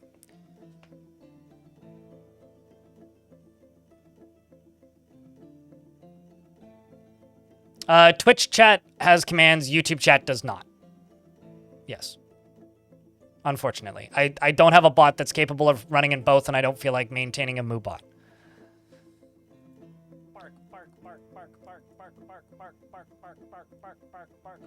But here, I'll do this. YouTube folks. Can I? Ha! There you go. Have a pin.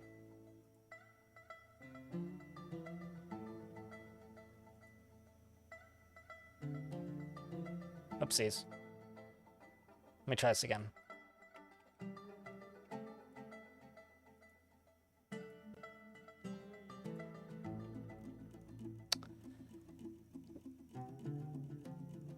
Is that better, YouTube folks? All right.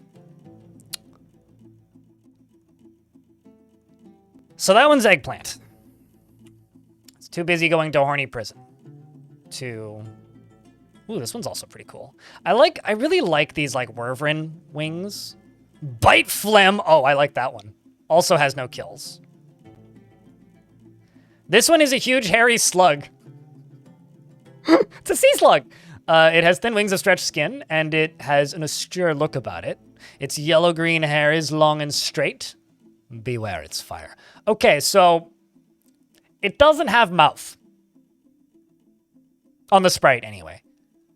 If it's slug, where do fire come out?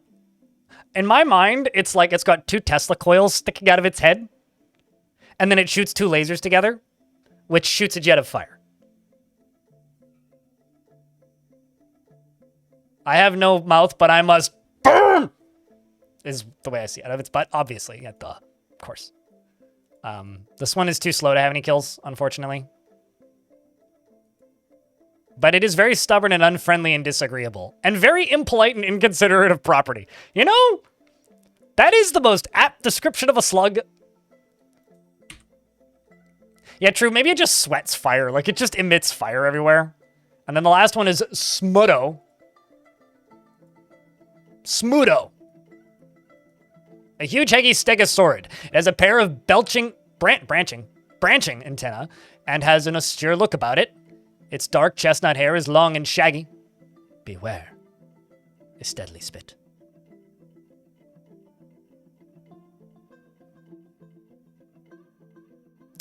All right, so that's all of the beasts.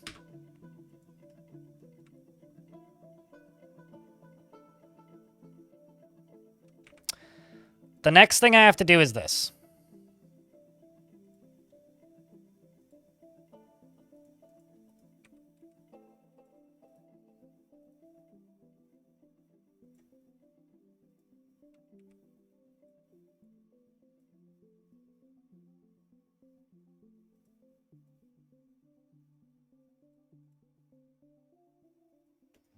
And I need to go here. And I need to make this and this into a burrow. All without unpausing the game. And then I need to go up to here and do this. And erase these bottom ones. And I need to make in here a pen pasture. And I need to assign all of the animals to it.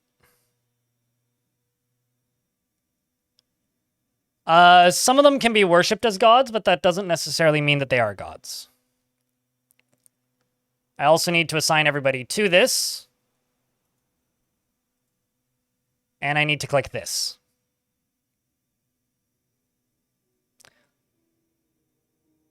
Which spheres are they associated? One of them is associated with giving and kindness. You'll have to go back in the VOD, it's all there.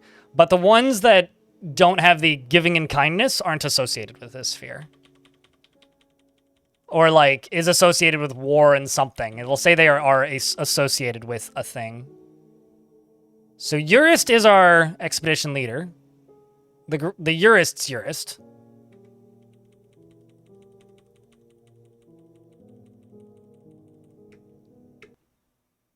Fuck.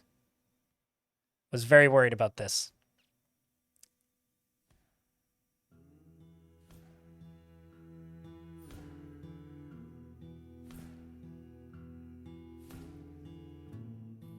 Well, okay, time to try again. That's why I saved it.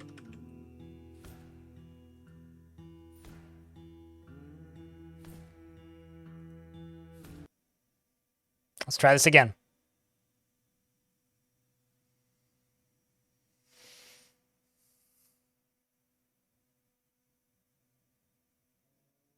How's it go? Oh, yes, correct.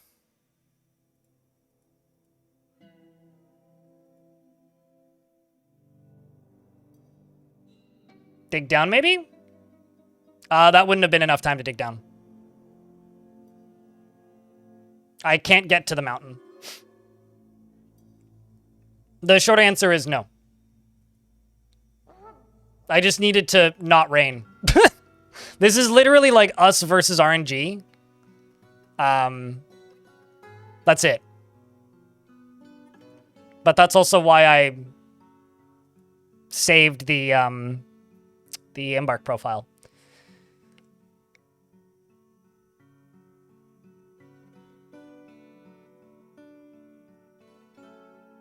Could a bridge be built across a major river? Yes. The game decided to unexist us immediately. Final.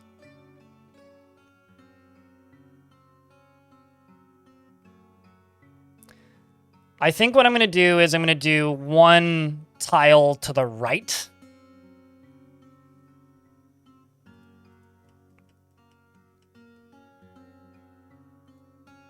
So this is where we were. Wait, actually, hold on. Walls of Lotting.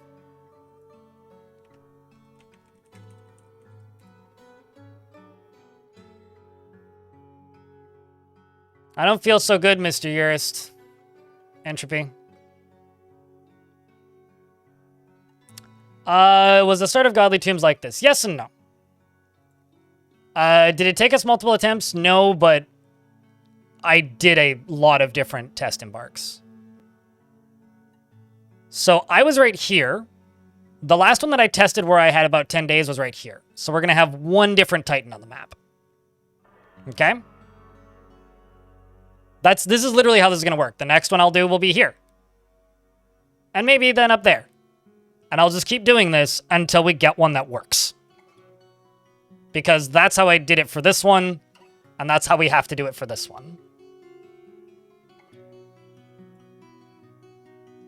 So, using the Embark profile, return to Godly Tombs.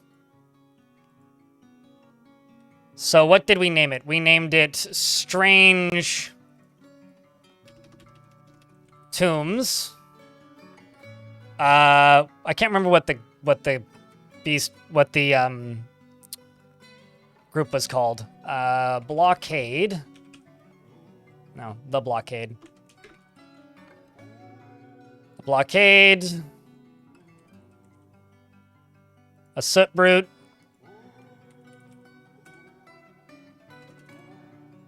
I'm going to change this slightly. The Soot Brute is being mutilated by the Blockade. Shield. Raising. Blockade is raising the shields. Falling.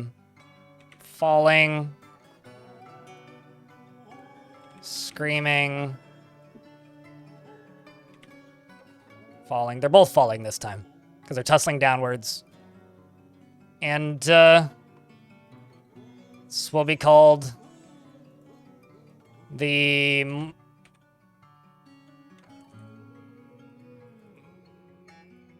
the merged monster, the god-forsaken monster of legends. All right, so now that I've done that, what did I name the group? The strange weasel. Yeah, right. The strangled weasel was what we named it. A weasel. Triangular. Strangled weasel. And all the skills should be the same. The names will be different. All the items are the same. Dogs are the same. Now we can embark.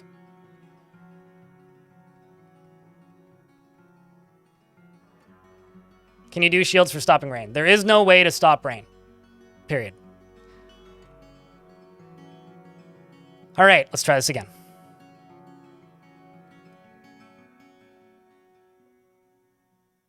So as you can see, we're slightly over to the right.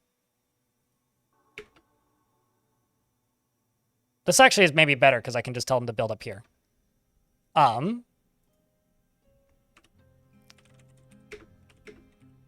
Oops, wrong menu. Let me just save. Oh, yeah, we return after a forbidding journey to the mountain homes. The forbidding wilderness beyond your harsh trek has finally ended, blah, blah, blah. We already did that once. What am I doing here? I was going to go do some... Oh, right. I was going to save and continue.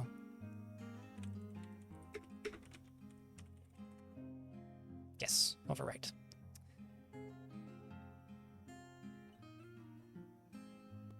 Can you dig to the right? There's no such thing... Okay, so here's the problem. If the wagon gets covered in the goop, there is no way to clean it. So I either save the stuff in the wagon, or we lose the wagon. There is no such thing as temporary safety. So I either build above the wagon, or we lose the wagon. Those are the options. Comprende? Can we dig to the right? Certainly. But it's that or lose the wagon. We got really lucky in the last time we embarked in this map, and it didn't kill us instantly. We had like about 10 minutes.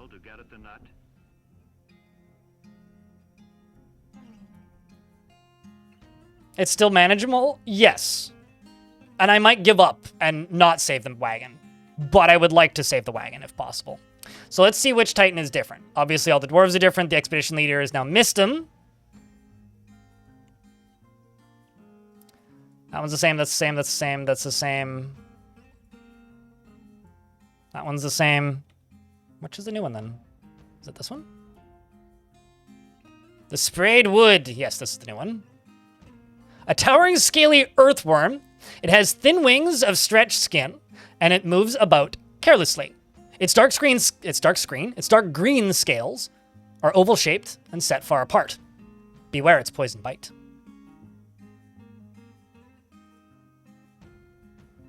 It's killed an unknown creature.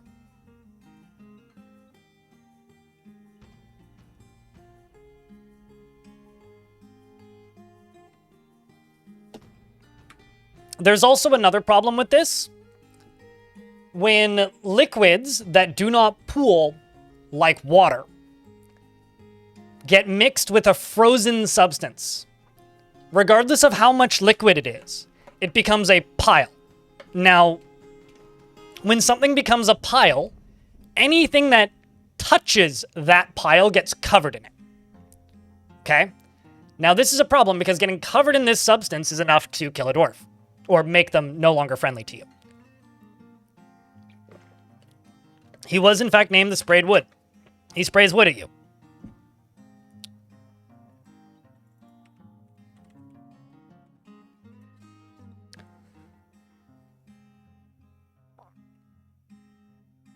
I don't know what that acronym means, but DF Music is original soundtrack for video game. So I don't know what that means, YouTube chat.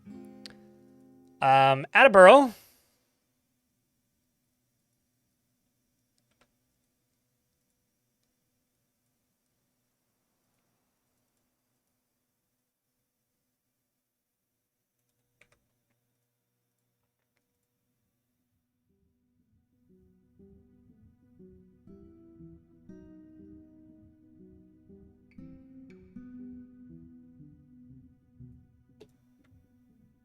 Let's hope that this works.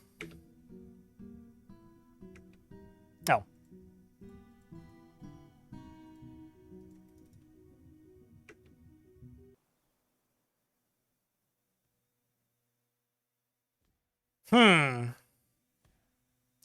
Why was I having luck previously? I'm just going to reload this one.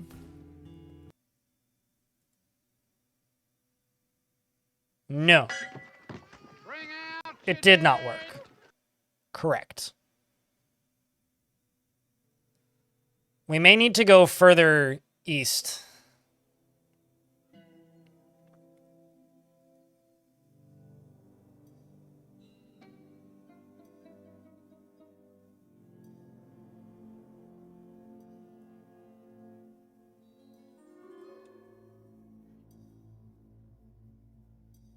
This is true. We do got all day.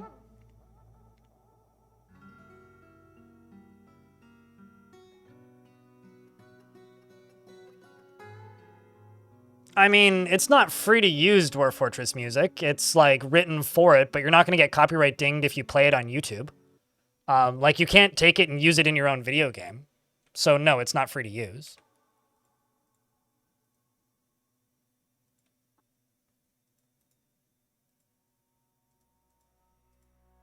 Oh.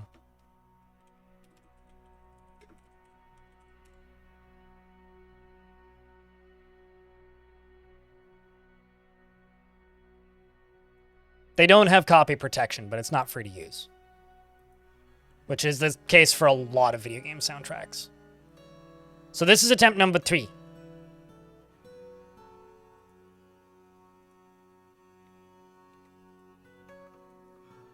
Let's see if this goes any better.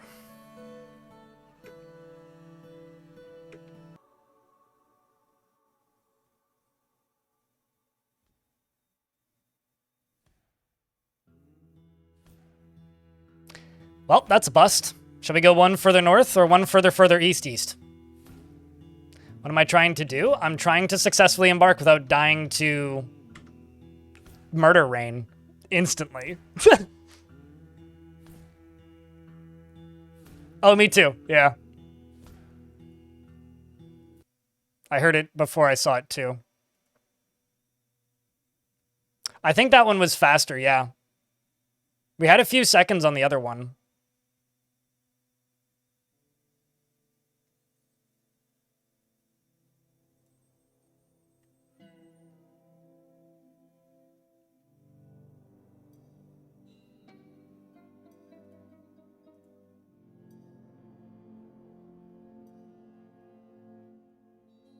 Why are they dying? Exclamation point goal and watch the first 10 minutes of that YouTube video.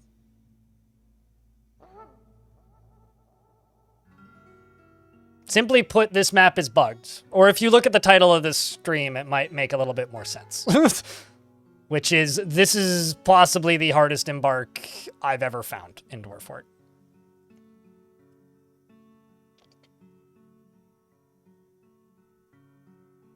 So it's that map. It's that area. It's that region. Yeah, it's the two biomes stacked on top of each other. But I'm also not going to, like, re-explain it. Otherwise, I will be re-explaining it every 90 seconds. So I'm just sitting here going...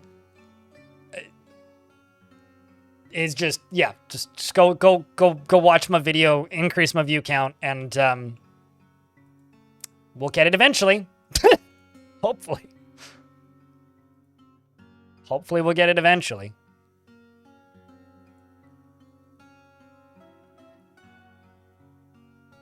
That's the idea, anyway.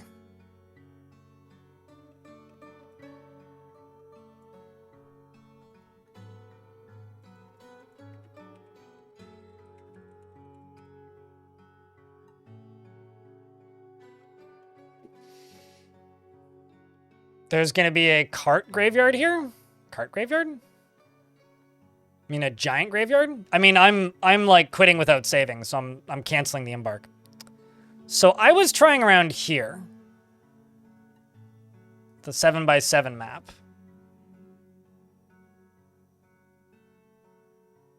I'm gonna try right here, because something that I did with this was I was edging further east, because I found that stuff that was further east had that effect less. So we were like up here. We did here. What if I go like down here?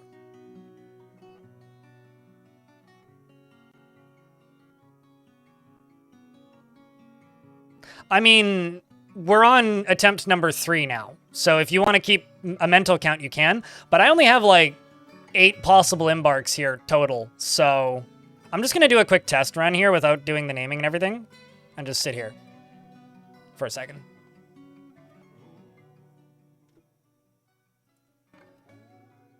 On 1,002. I'm just looking at the calendar. We're on day 5. Hold on, what? Right! I forgot about this! So, can I actually dig into this? I don't think I can. Oh.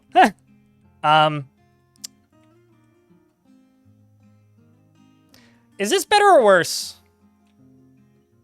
I forgot about this.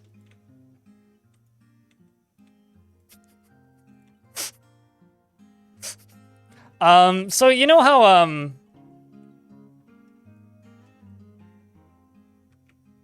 what's it called? Minecraft is like the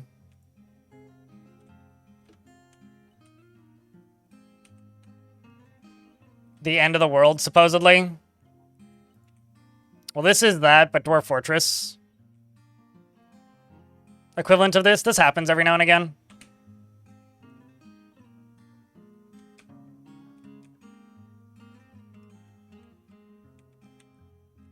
Although this is just like null space. Actually, hold on.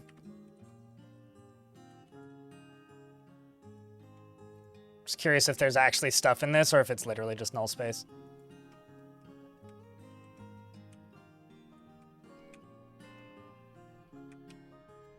Yeah, it's just unplayable null space. Wait, no, is it just a solid wall? Hold on. Just let me find out. I want to know what's in this.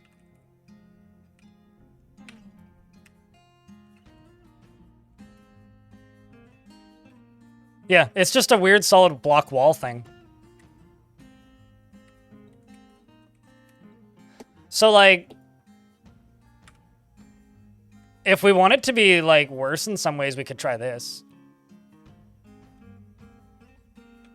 It's just, like, not visible on the mini map for some reason. But there is stuff here. This side is weirder. Like, can I dig through this? Yeah.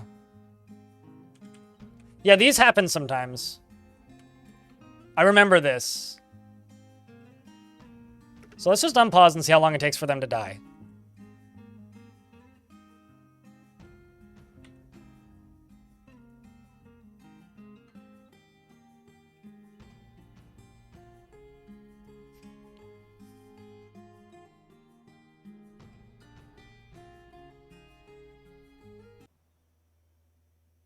So this one had like 3 days. This would be enough time to get underground.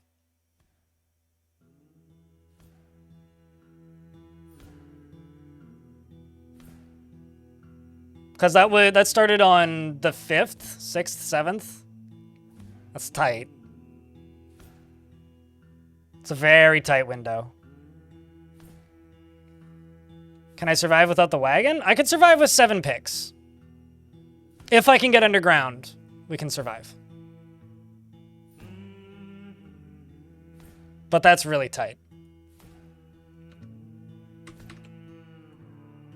And also, yes, this is very similar to what the last time was like.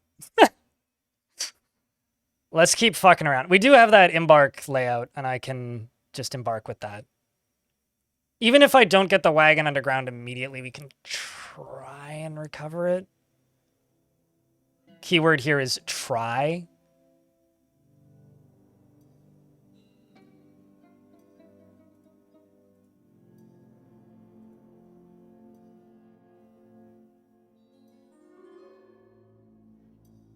Maravitas, you might want to go back in the VOD. That's what we've been doing.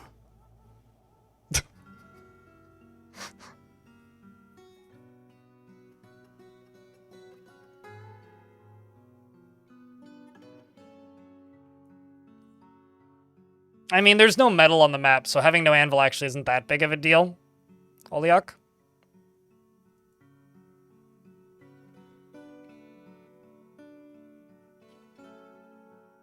No. Transplanter Sage. You have the memory of a goldfish? It's okay. So do I sometimes.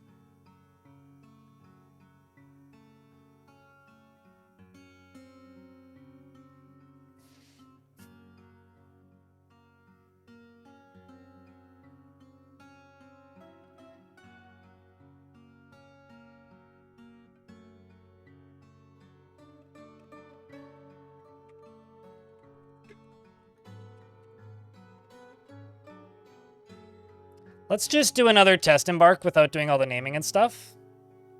Curious about going further east.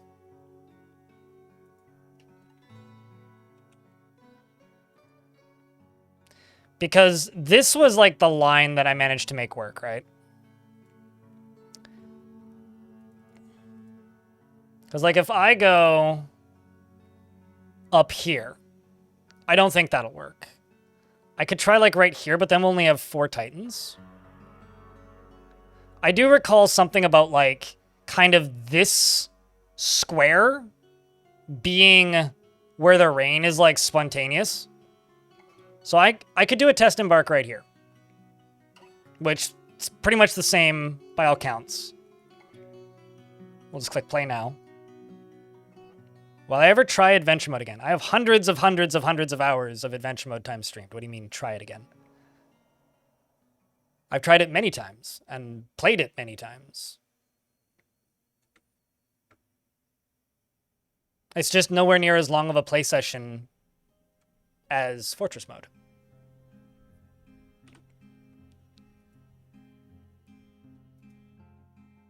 So this one only has what? 2 titans on it.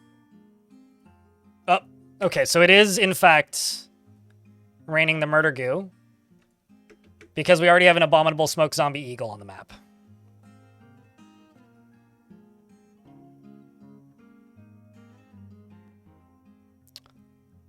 So that's doable from the looks of things, based on how much time it's taking for us all to die. We're already on day 7. But yeah, you make it sound like I don't ever play adventure mode, Baruz, so I'm kind of confused by your statement here. It's just nowhere near as long of a play session as a fort, so... Like, an adventure can take, like, a stream. Or 2.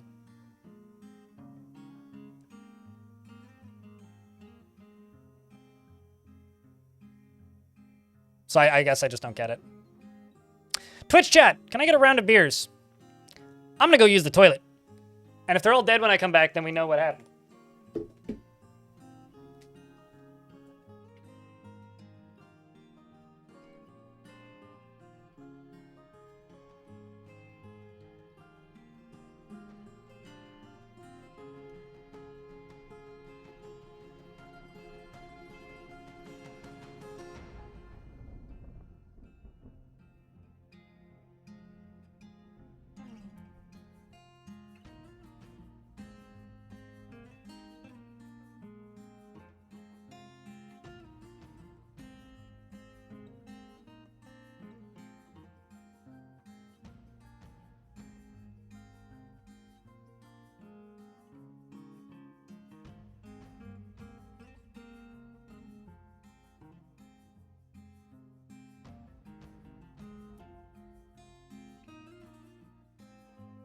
Okay, well, this area is a lot more forgiving. That's for sure.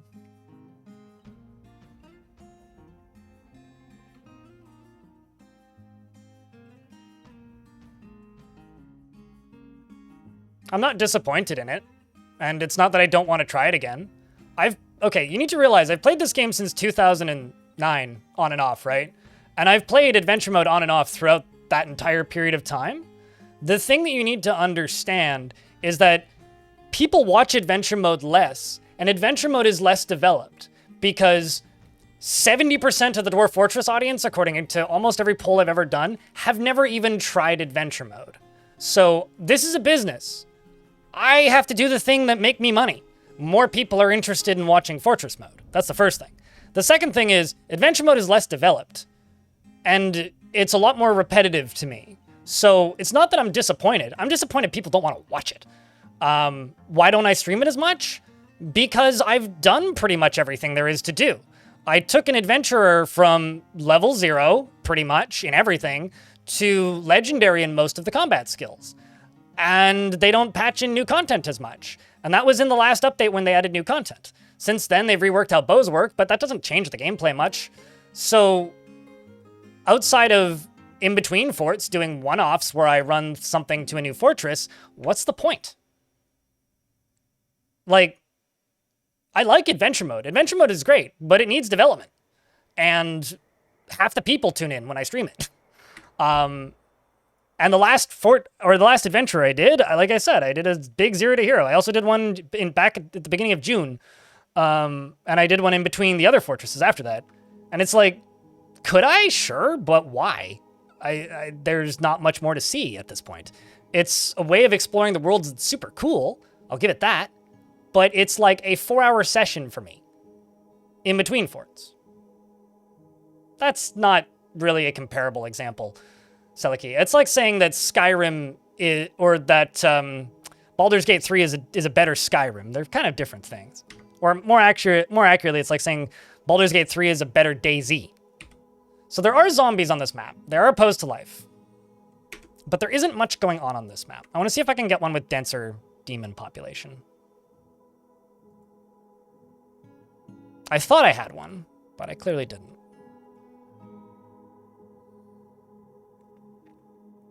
I've played this game for a very long time. I really like adventure mode. But it's always needed more development to be able to do more with it. But it's never been the biggest priority, even though I think Tarn likes that mode more than fort mode.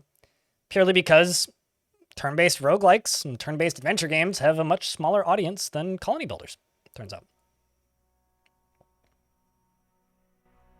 So I think that you're just being a bit of a downer when, like, the reality is just simply, when I stream 30 hours a week, 35 to 40 hours a week sometimes. And an adventure mode run is about 6 hours. And a fort is like 8 to 30 streams. I think that you're just being overwhelmingly negative with a reality of, I need to make a living. Less people watch adventure mode. And they really haven't changed adventure mode since I last played it. And fortress mode is much more developed. There's more to do consistently in adventure mode. Anyway, let's focus on this fortress because that's what matters right now. I swear that, like, I embarked, like, right here and didn't get murdered immediately. Let's try, like, right there.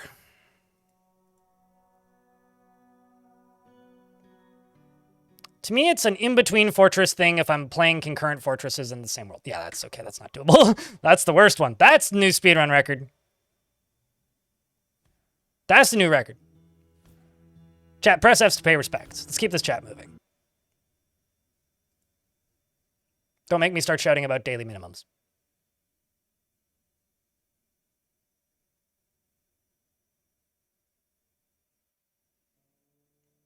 Why does your mayor always want mini forges? Because your mayor likes mini forges.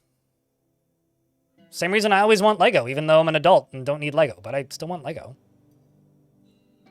So I like Lego. How many milliseconds? I don't know. You have to go back in the VOD and check. It was like less than a day in game. It was like maybe 10 ticks.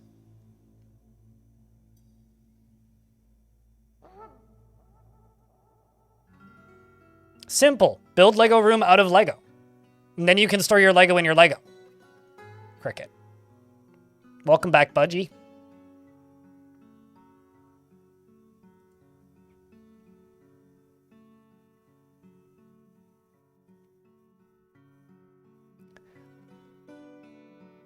The only thing I haven't done on screen in adventure mode, Baruz, is destroying a vault. But I've destroyed multiple Dark Dwarven fortresses, which is virtually the same. I just haven't found a vault, and not for a lack of trying. Because they're hard as fuck to find. And they're basically an inverted Darkspire, which are in every goblin evil fortress. And it's like, I don't know, it's needle in a haystack stuff. It's, you know. Adventure mode has always just been a pile of potential that probably will be really fucking cool at some point, and has never quite been there yet. Let's try this again. Probably another false start. Pole vaulting when? I don't know. When I gain some actual athleticism.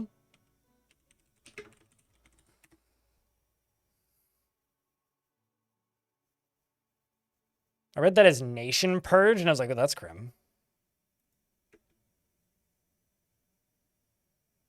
Looking at the calendar, Dave, it's the 5th, it's the 6th.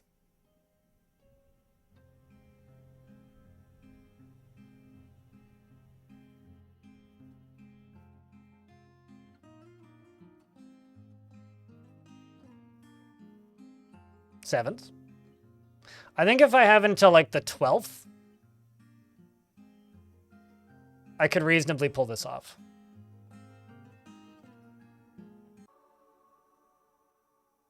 Okay, so in that one, we could probably get undergrounded time.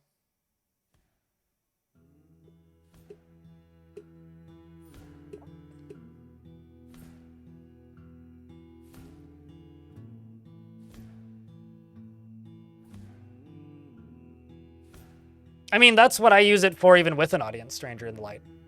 You need to understand, I don't not stream adventure mode. I've streamed it twice in the last 2 months, in between fortresses. But it's a 6-hour stream that if that, sometimes less, sometimes like 3 hours, just to check one thing, grab a couple items, and go to the next fortress. It's not integrated into the game enough right now for me to really spend a lot of time in between fortresses, unless there's something I want to go explore. Why are they dying? Evil weather. It's because they're abominable smoke zombies. They're not dwarves anymore. They're abominable smoke zombies. So I could probably do that one, but I wouldn't be able to get the wagon. Period.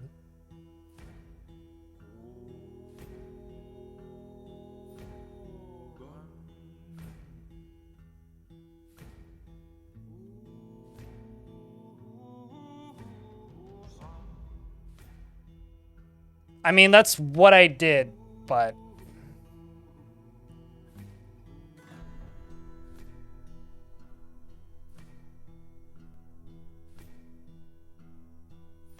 Also, as always, for everybody who's confused in the YouTube chat, click on the video that's pinned at the top of the stream. On the Twitch chat, if you type in !goal. Why not reclaim godly tombs?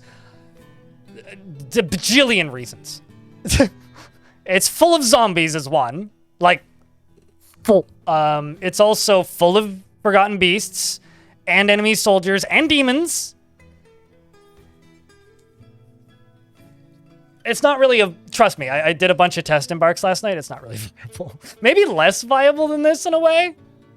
You basically just get bum rushed immediately. But no, I'm not going to reclaim godly tombs. I'm either going to settle in the same spot in an earlier point in the timeline, or I will settle next to it. And I'd rather settle next to it, because then I can have all the history from it. But this was part of embarking on godly tombs, was just doing a lot of embarks until one worked.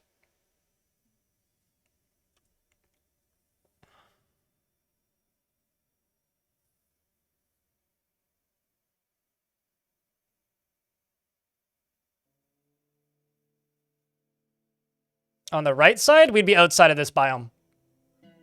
So, yes, that would work, Grumpy. but none of the effects would be happening. The only reason these effects are happening is because the Titans are here. So it would be kind of a moot point, basically, if I settle on the right side of the fort. I could go north of it, or I could go south of it.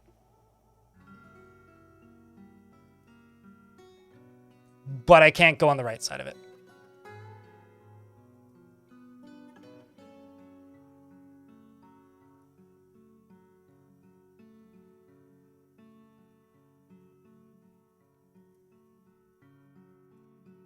So Titans can spread evil entities can spread evil biomes, basically.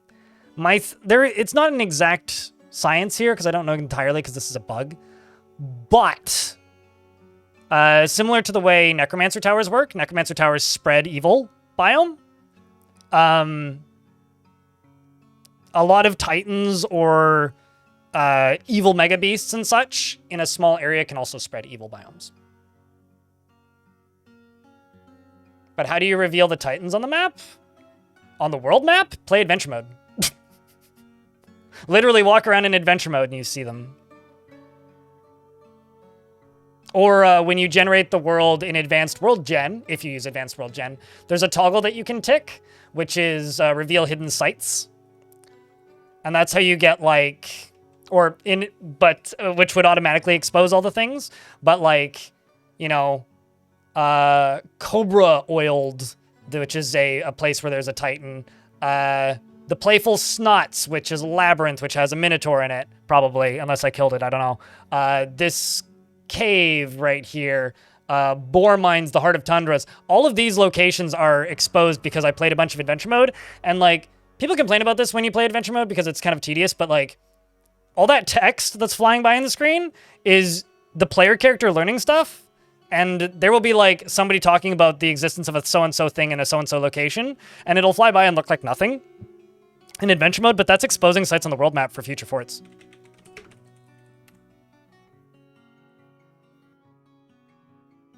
It's never been not available for download. Someone over there. It should all just be on the Dwarf Fortress file depot unless I never uploaded it. Let's try this location again. But I'm going to go a little further north here. Try and grab like all of these.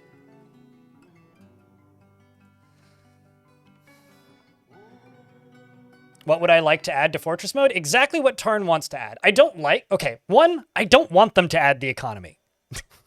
I don't like speculating about Dwarf Fortress because the development of the game is pretty slow. I want them to add the siege updates that they're currently working on. That's all that I want them to add. Okay, so there is some weirdness at the edge here. Let's see how long this one lasts.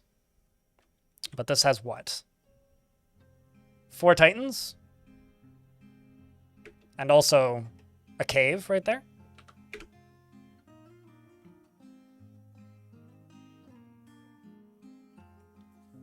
If I can make it to the 15th, this is doable.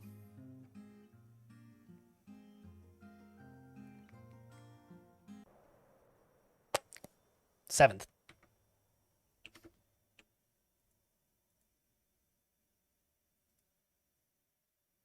So that's 1, 2, 3, 4, 5, 6 attempts. Let's go for a 7th.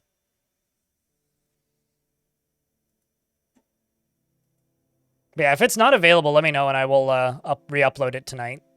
I don't know why it wouldn't be. Maybe it got orphaned at some point, but... Wait, what happened? Chat? How well rehearsed are you? Thank you.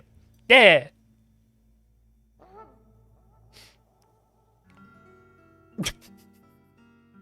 This is the same location as Godly Tombs. If you watched I played the worst map in Dwarf Fortress history video.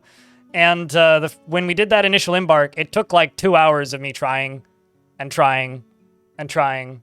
Cajun Bard, thanks for the 61st month. Welcome back. Appreciate you. Thanks for all the support. Chat, can I get a round of beers for Cajun? Keeping that sub alive.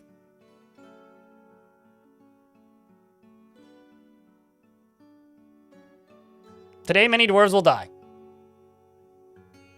But that's a sacrifice we have to make. Exactly, Potato Godzilla.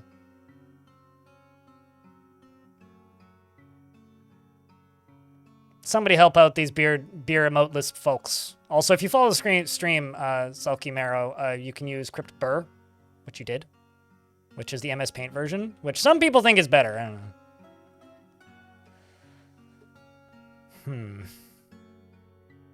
Because, like, if I go here, we're just not going to have any of the Titans, which is no fun. What if I do 8x8? 7x7, 7x9, 7x7. I mean, that was the one that I tried to do earlier, right? Let's try, like, over here.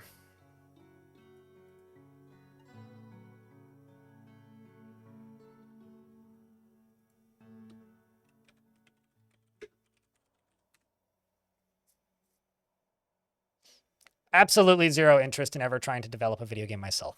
I play video games and talk about them and entertain people while playing them. I have zero interest in developing a video game.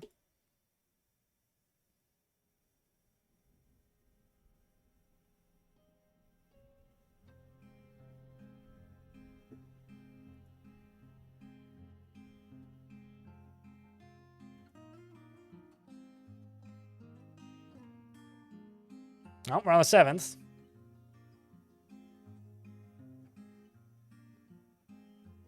This many, if not more.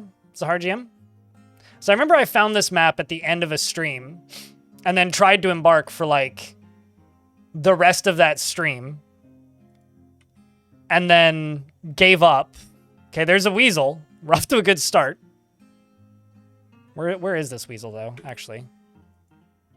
Okay, so the weasel's all the way up here and it's going after these reindeer. We're on the 8th. Hi, Dom, I'm blind.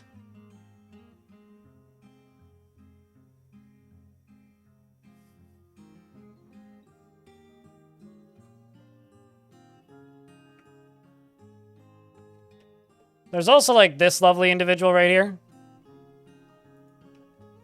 You know, this one might be doable.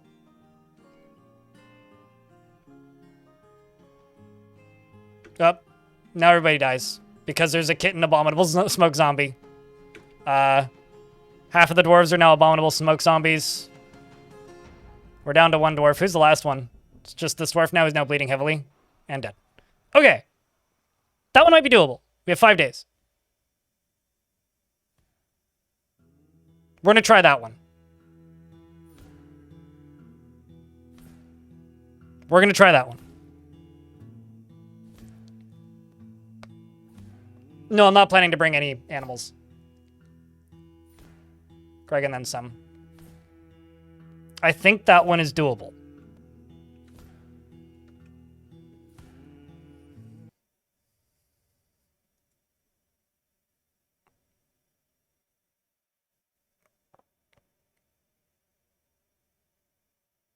I think that one is doable. Keyword, though, is think.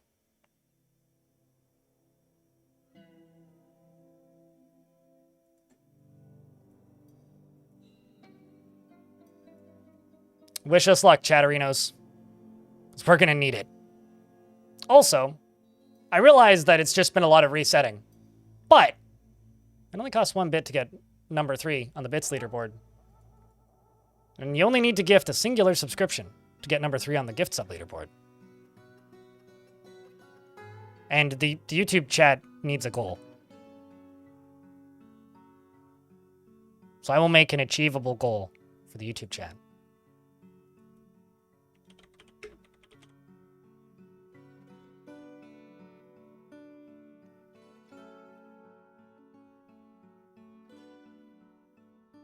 Is this before your last Fortress Embark or after so your items are there? I don't understand the question. Potato Godzilla.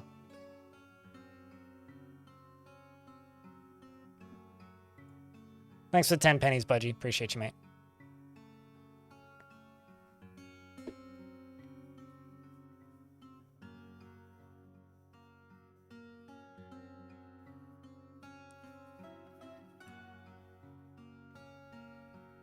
Will we raid Godly Tombs? Probably not. I don't know if we'll be able to leave the map because they return on the surface. So if it's anything like the previous one, going above ground is, like, not possible. You know, honestly, somebody doing something like that, you need to remember this, enemy. Every single person streaming stuff on the internet comes from a different background. This person might have a massive YouTube channel. They may have a massive, like, TikTok account. If you see a channel and you're like, this has X numbers of thousands of viewers, and I don't get it, who knows where they got that audience from? It could be bots. Not getting it, you know, I'm just playing Dwarf Fortress, and plenty of people don't get that. So where exactly was that location? I need to look at the VOD to see.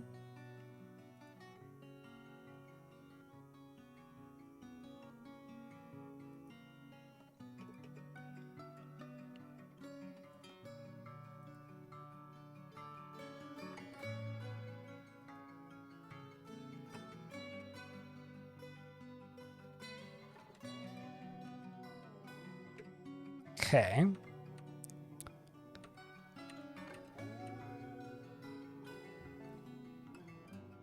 It was 7 by 7, and it was right in line with Godly Tombs, but just north. I think. Hold on. Let me actually double check.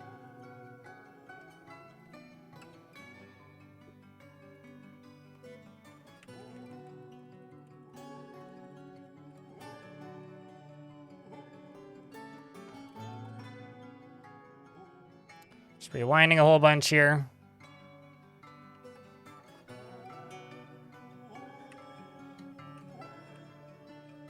Okay. Got it. So it was right here that we embarked. We're going to do that again.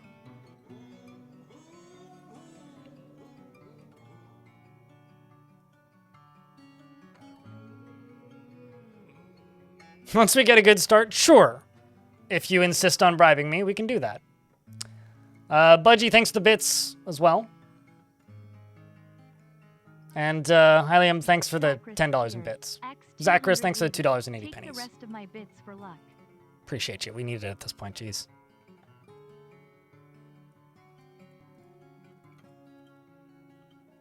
So it was right there.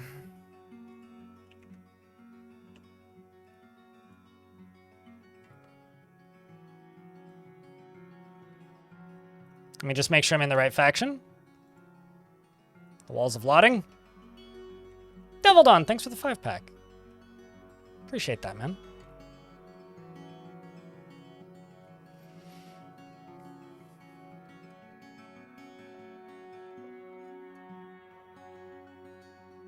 And I'm going to click on this. Return to Godly Tombs. Then Strangetomb.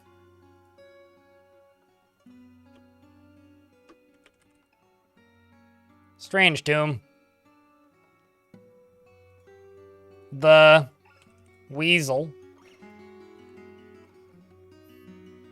Strangled Weasel.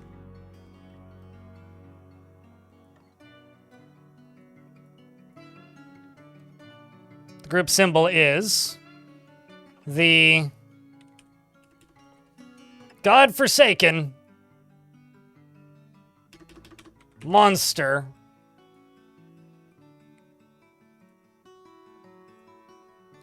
it's going to be image of the blockade.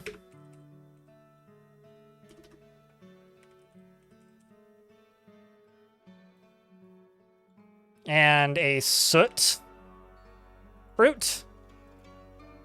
And a shield.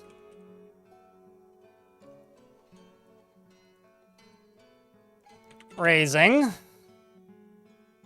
Blockade is raising the shield. Let's go with mutilated. The blockade... Oh, nope, not the blockade is being mutilated. Soot brute is being mutilated by the blockade. Falling. Blockade is falling. Falling. The soot brute is falling. He's raising the shield. I got an addition. The soot brute is impaled on the shield. Screaming. The soot brute is screaming.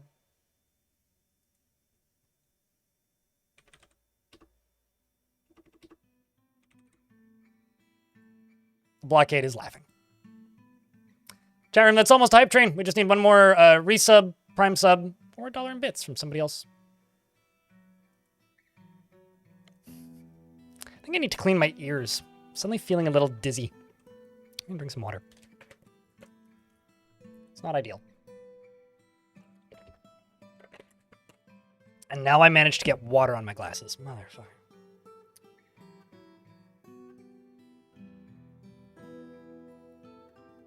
Okay. Deviled on, or not deviled on. Darren, thank you very much for gifting a subscription. That is now Hype Train. Appreciate you, mate. I mean, I've been trying my best to hydrate with coffee. It just doesn't seem to be super effective. Strange how that works. Okay. Group name. Symbol. Fortress. I'm not going to remove the dogs. I'm taking the dogs, Grundig. That's intended. All of the stuff that I brought with me is intended. You have arrived after a journey from the mountain homes into the forbidding wilderness beyond. Your harsh trek has finally ended, and your party of 7 is to make an outpost for the glory of all Adil Gibar. I didn't say no animals. I said none of these. I said no cats specifically, but I said none of these animals. Because I'm going to end up with 2 animals. I just have to be very minimal with what I take. Also, chat room, can I get a round of picks? We have an emote, which is Crypt Pick, or you could use the pickaxe emoji. Can I get a round of those, please? It's okay. I speak a lot. I may have misspoke too, Grundig. There are almost no supplies left, but with stout labor comes sustenance. Whether by bolt, plow, or hook, provide for your dwarfs. You're expecting a supply caravan just before the winter entombs you. But it is spring now, enough time to delve secure lodgings. The polar bears get hungry.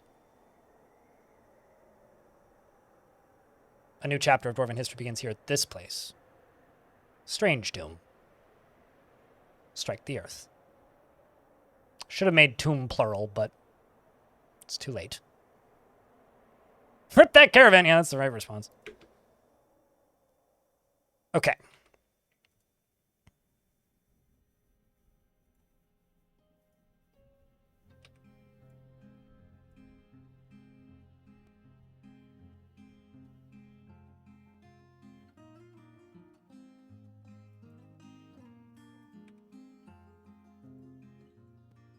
Wait.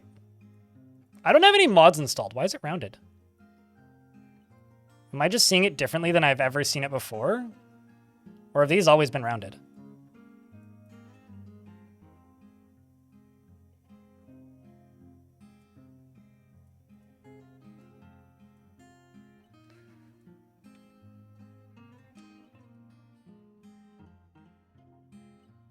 Any migrants survived? We had migrants survive the last time, so probably about the same as last time. So there's 2 minutes left in that hype train chat. It needs 1 subscription, prime or gift, or $2.20 in bits. And it is stopping the ad breaks, believe it or not. So you are disabling ad breaks by running that hype train.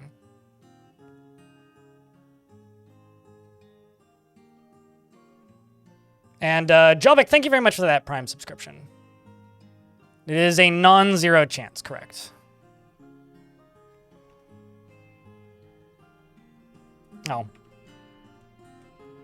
Just get rid of that.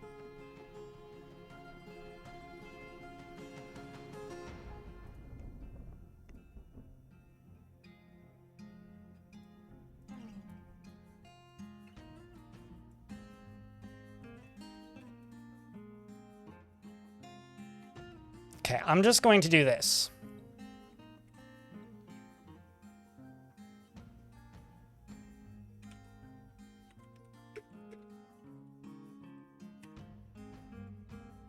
Save over the last attempt.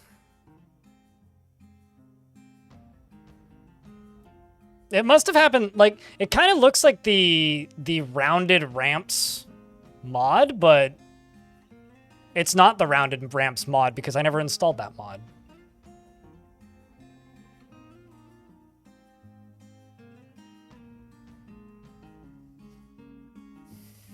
We died a bunch, Tungdill, and I re-embarked again. This one seems doable. We'll read everything in the general vicinity if we successfully build this box. Actually, you know what I should do? I should just put a meeting zone right there instead of the animal pasture, because if I put a meeting zone here instead of the animal pasture, then they don't need to lead the animals to it. The animals will just go to it. So let's try that instead. Also, this is the first hype train of the week, chat, so thanks. It needs 6 subscriptions or $29 in bits to level up again. Regardless, appreciate you guys.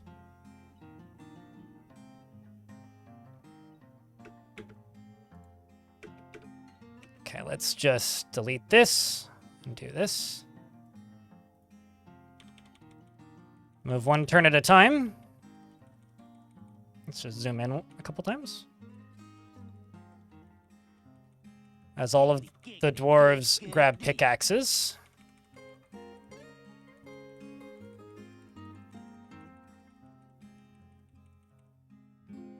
And begin to construct building, which is what we need.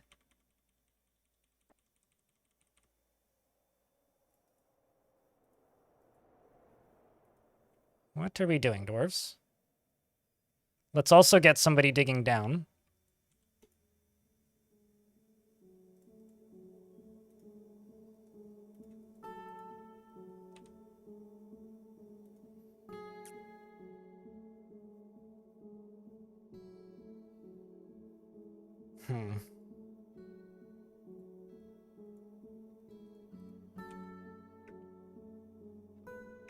Okay.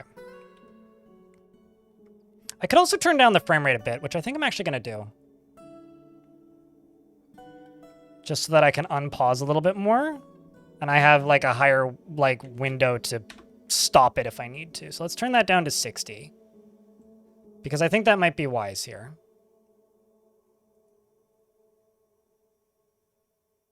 Remember, chat?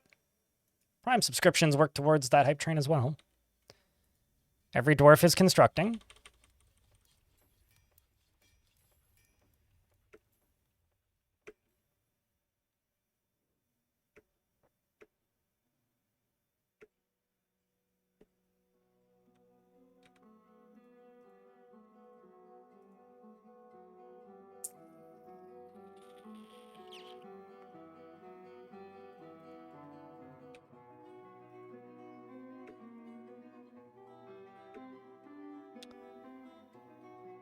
Shit.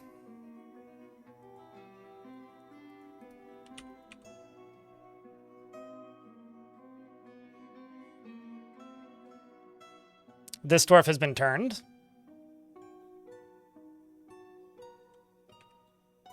Which means we're probably done.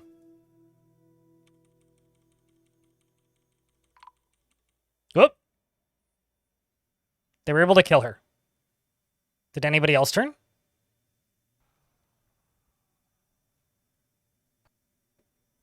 Did any of my livestock turn? Oh. This dog turned. Looking at the population.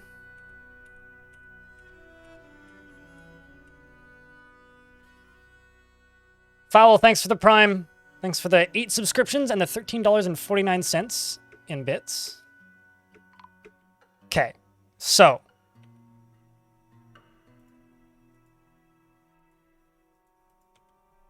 Let's unsuspend all of these constructions and hope the dwarves come back because I saw somebody running away. Watch the population, chat.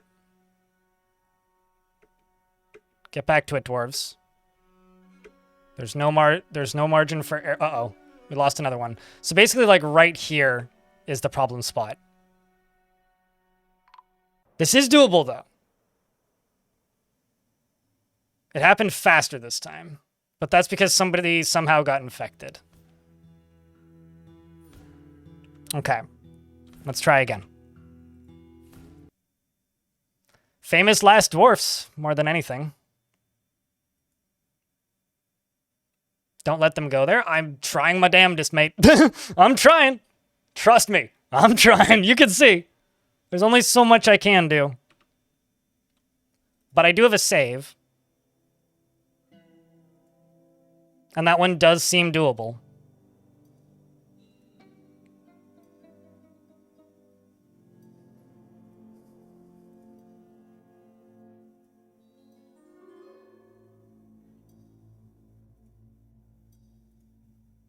There it is. Prediction on this works. I'm not going to repeatedly make predictions, so you can just say yes or no if you think it'll work. I think it's just wasted time, and I don't have enough mods who know how to do that stuff. That makes it fun.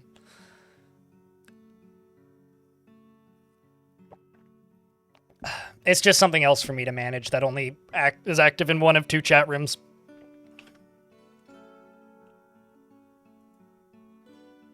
Thanks for understanding.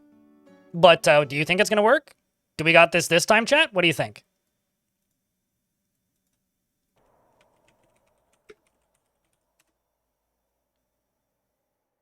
No? Yes? You're optimistic?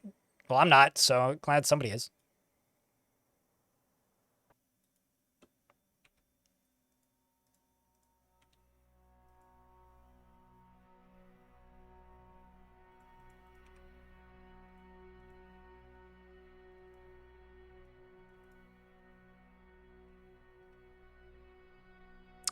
Let's try again.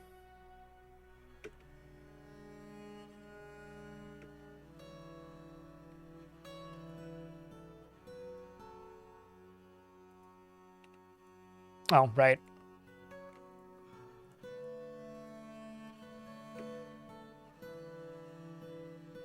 I just need the dwarves to focus on this, watching the population.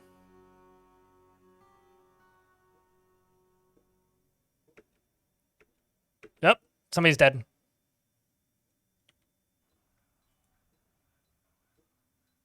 One of my dogs got opposed to life fish. Down to 4.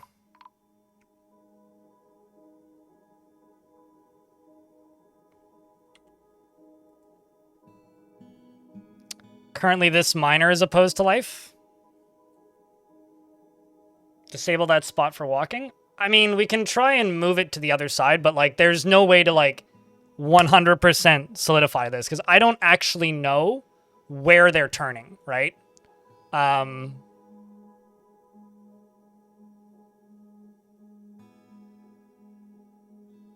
Like, I couldn't tell you exactly what spot it is. Like, it's not like this is where it is. Like, there's no pile of goo on the ground.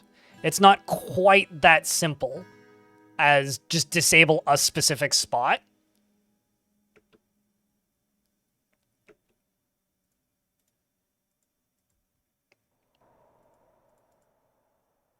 Okay, so an ad break is about to run. I'm just going to let it sit. Why not deconstruct the wagon? Because that makes the pile of stuff bigger. That's not going to save it, really. Either I abandon the wagon. This is actually harder than it was in the old one. Either I abandon the wagon completely, and we just go straight underground, or I try and do it this way. Because I'm further east, so I don't have as much time before it starts raining. I don't feel like having tried this dozens of times for the first fort and then eventually making it work. We can make this work. I already explained this twice. I can survive without the wagon, but I'd rather have the wagon. And deconstructing the wagon isn't going to make this any easier. Could it be the top left part of the wall? There's nothing on the ground. I've moused over it all already. Like, as an example, see if I can find some. Smear of abominable smoke right there. Abominable smoke is the material that gets onto the ground that turns you.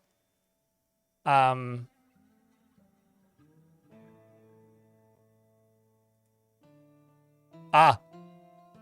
I wonder if it's going up the layer, actually, that's the problem.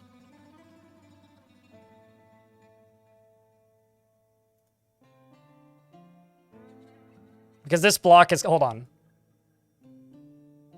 Yeah, I think that's the issue. Wasn't the Abominable... I never watched Lost.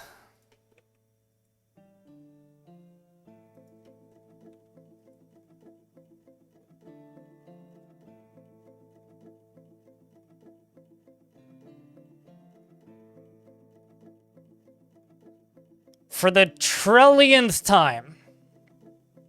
No, you can't, actually, Grundig. The reason I can't is when I cave in the wagon, if the stuff's already covered in abominable smoke, like if I just leave the wagon, it'll still be covered in abominable smoke. So I can't just cave in the wagon, because that's not going to change anything. Once it's covered, it's covered. So if it gets covered, it's a no-go, right? Well, let's just see how this plays out. I think what I need to do is just build a wall around us and wall us all in, and then not go up, because there is no abominable smoke on the ground, but there is on this brick. And I think that brick is what's turning them. So I think maybe it's taking the position of expedition leader of the strangled weasel. That's funny. I think the plan here, or the goal here... Who's left?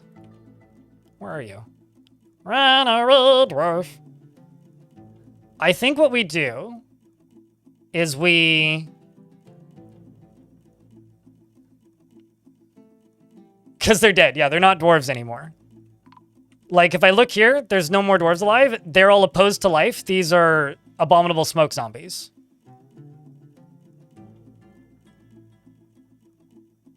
So I'm curious, actually. I kind of want this to be unforbidden to see if you go up a level. Yes, okay. So that's what's turning them. Going up the level is what's turning them. So now I have an improvement. I can fix this. Because what I need is I need them to not get hit by zombies that are coming towards them. Because things on the outside are going to turn. So what I need is I need to build a wall around of us, like I'm doing, and then we can go underground and unload the wagon and put a wall up. Basically, and wall ourselves in. I think if I do it that way, I have no idea about anything to do with Club Penguin, but I'm sure it's exactly like that, Silky Moro. I think if they don't go on top of the wall, because of weird stacking biome shenanigans, we have a chance. Let's try this again, chat. Luck, wish us, please. Much luck, wish us, please. Which actually means maybe that earlier biome could have worked.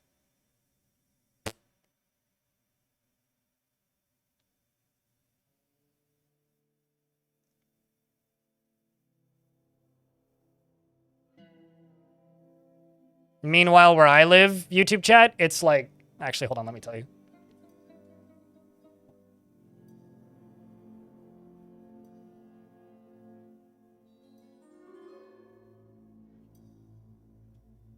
-22 degrees Celsius outside. All right, let's try this one more time.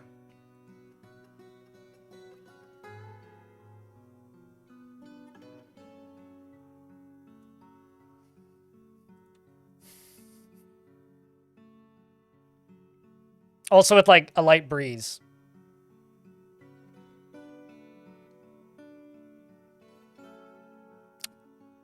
Potentially, this is all just trial and error, and I'm guessing, bub. This is all just trial and error.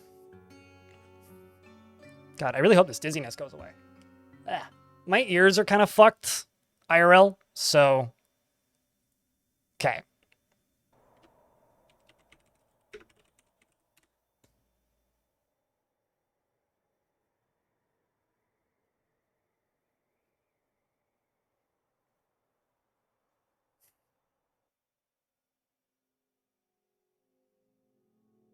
All right, so that ramp, I think, was the problem.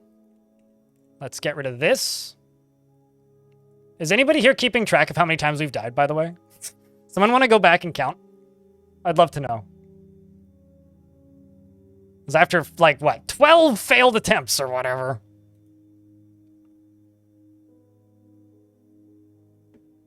You ran out of fingers? Oh, no. It's been more than 4. It's been way more than 4. All right, let's... Yeah, everybody's in the burrow.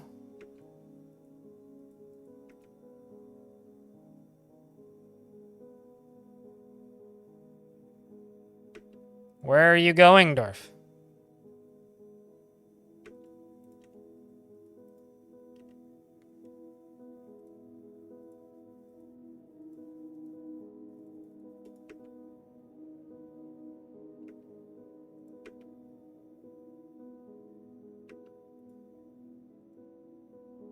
Don't you climb up there, you...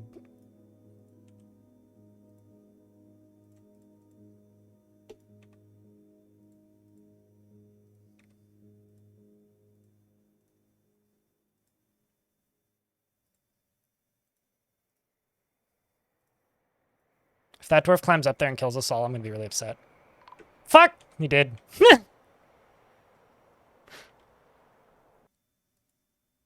Yeah, he did.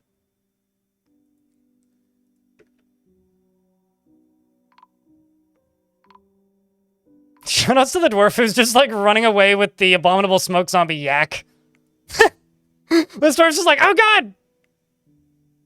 This port.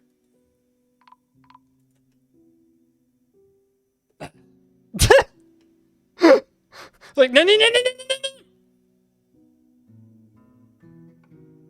no. Yeah, from England to Japan is pretty hefty. Okay, hold on. What happens if I deconstruct this?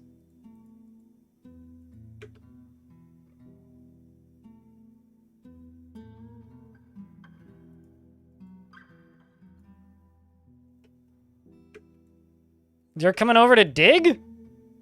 I don't know, this seems cursed, man.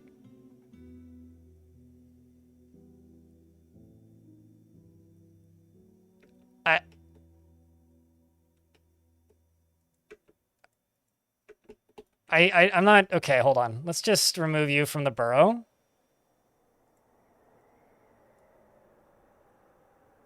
Which one is it? It's the one with big beard?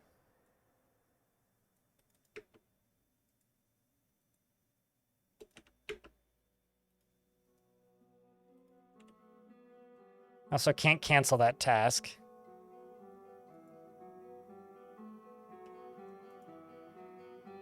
I don't think there's anything I can do there. Also, this is an abominable smoke zombie.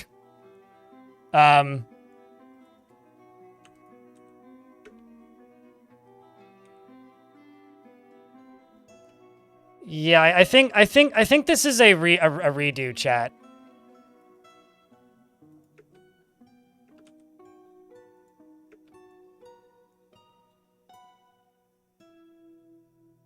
I think this is a redo.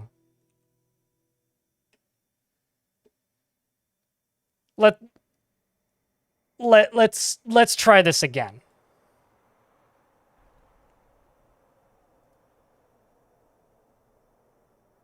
Because getting migrants is going to be not impossible, but very difficult anyway.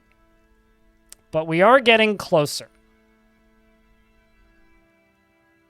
We are, in fact, getting closer.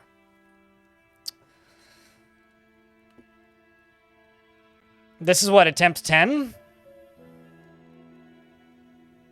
Just like, imagine you're watching one of those speedrunning streams where they have to get a very, very pixel perfect trick done in the first 90 seconds of the run, and if they fuck it up, then the run's over. That's basically what I'm trying to do. So just like, you know, in your mind, imagine that you're watching a speedrunning stream, and this will be slightly less stupid. I'm not... Okay, hold on.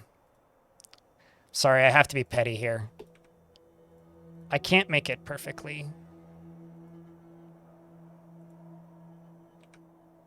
Square.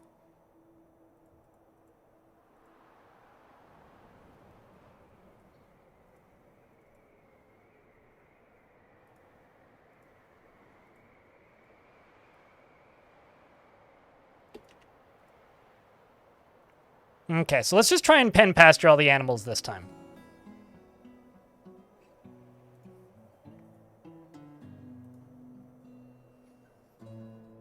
Here we go. Watching the population. I'm also going to put a meeting zone right here, so that hopefully the livestock come over.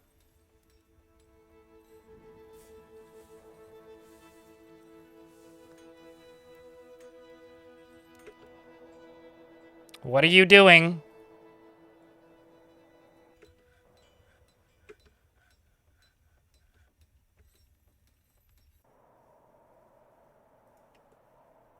Dwarf.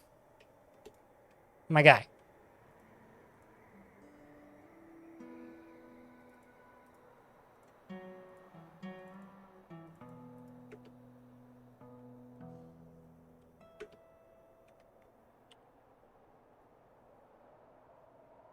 None of my animals are abominable stoat zombies, smoke zombies just yet. And he climbed down, so I don't need to do this. We just need to wait for everybody to get inside. Actually, what I can do is I can do this.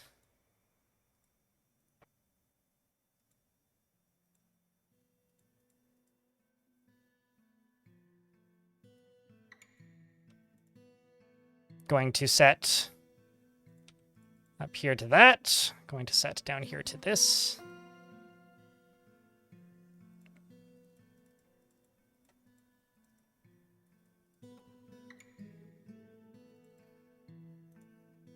Going to go here. Not bad call on the restriction, by the way. Oh shit, I need that though.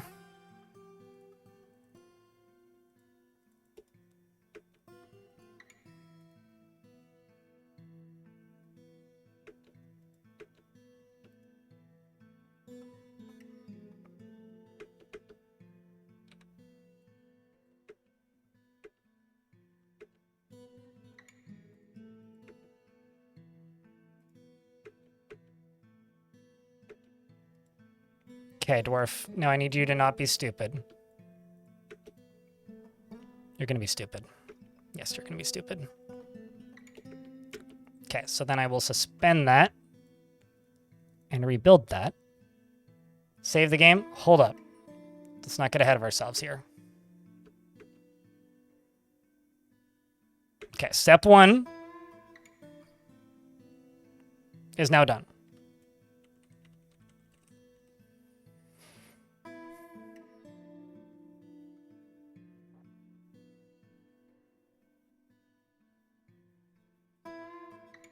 You gotta go rescue your mother. I'll have fun.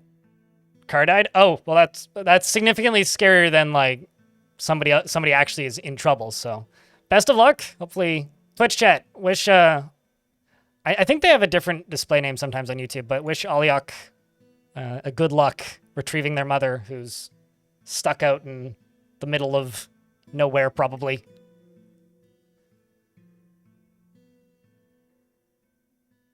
This is absolute cinema.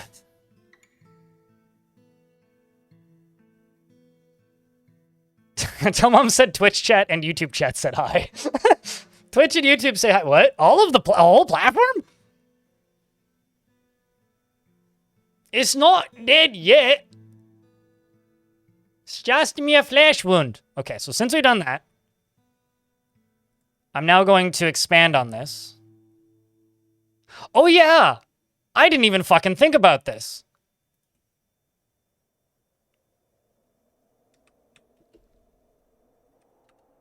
Because I settled so close to my old fort, we just get Underlycan right away.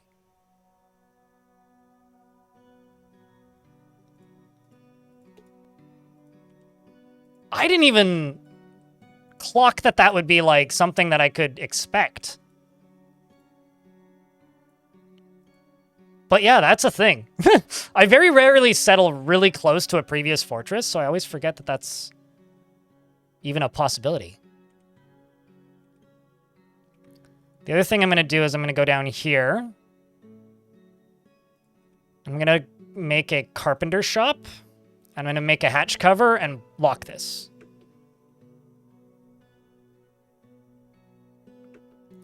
I'm also going to go down here and make a food stockpile.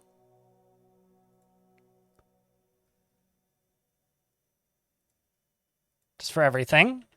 I'm going to make a new pen pasture for my animals. And I'm going to make a new meeting area for the dwarves. And I'm going to get rid of this meeting area.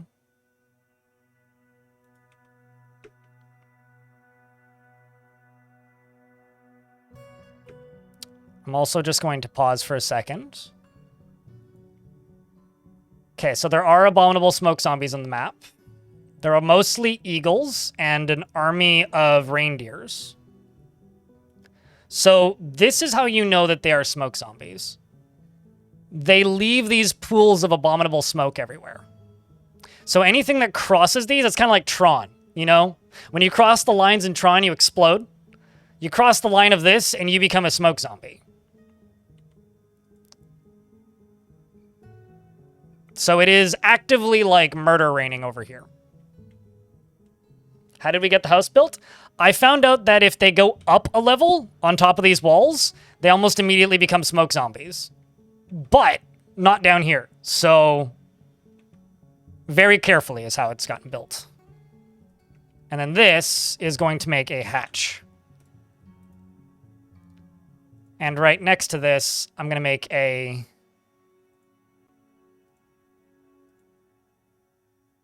everything stockpile.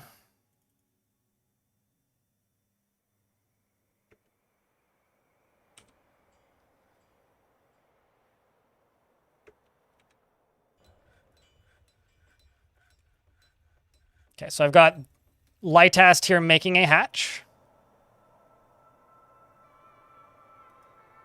Yes, forever is how long they last, Ravis.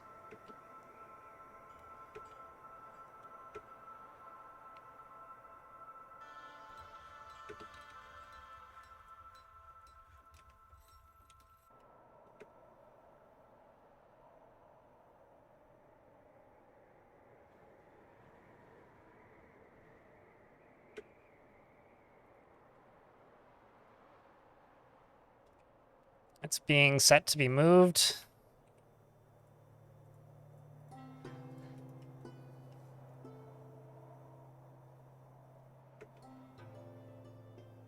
Lava would probably remove them.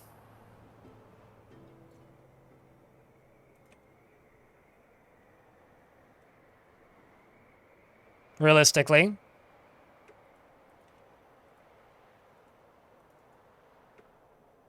Get underground, O'Neill.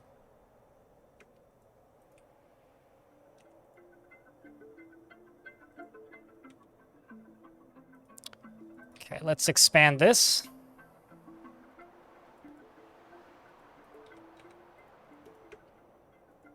And now if I see somebody turn, I forbid this. Like, immediately.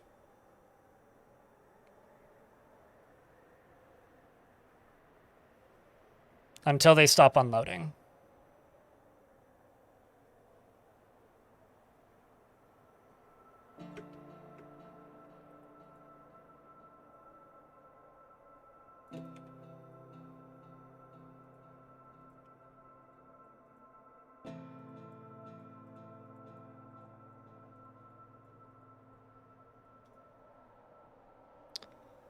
And seriously, Twister Nick, thank you very much for that Prime sub, helping keep the channel funded.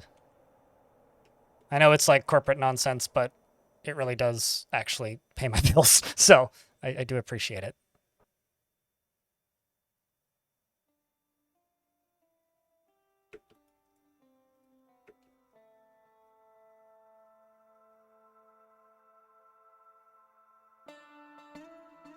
I love how there's always just like a sock on top of the wagon.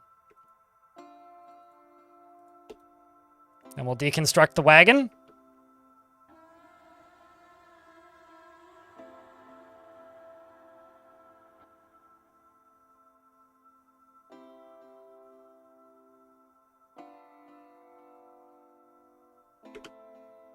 We did it.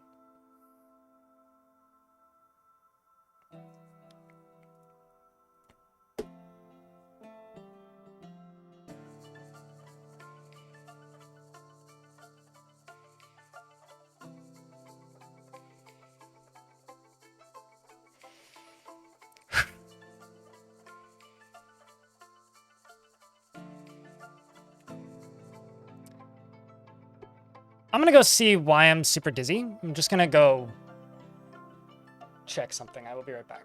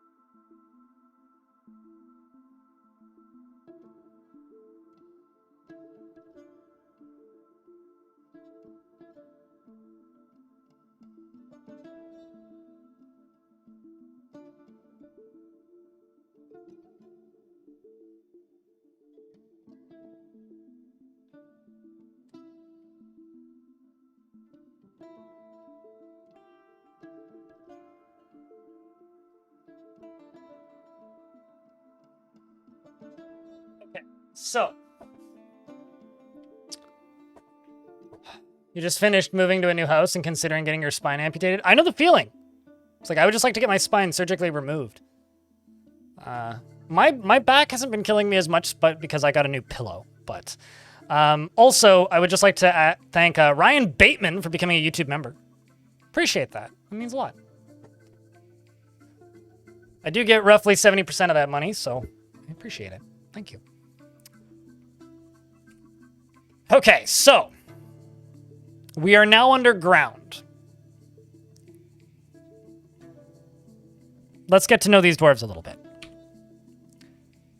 I did have a $10 tip earlier with a request for a dwarf.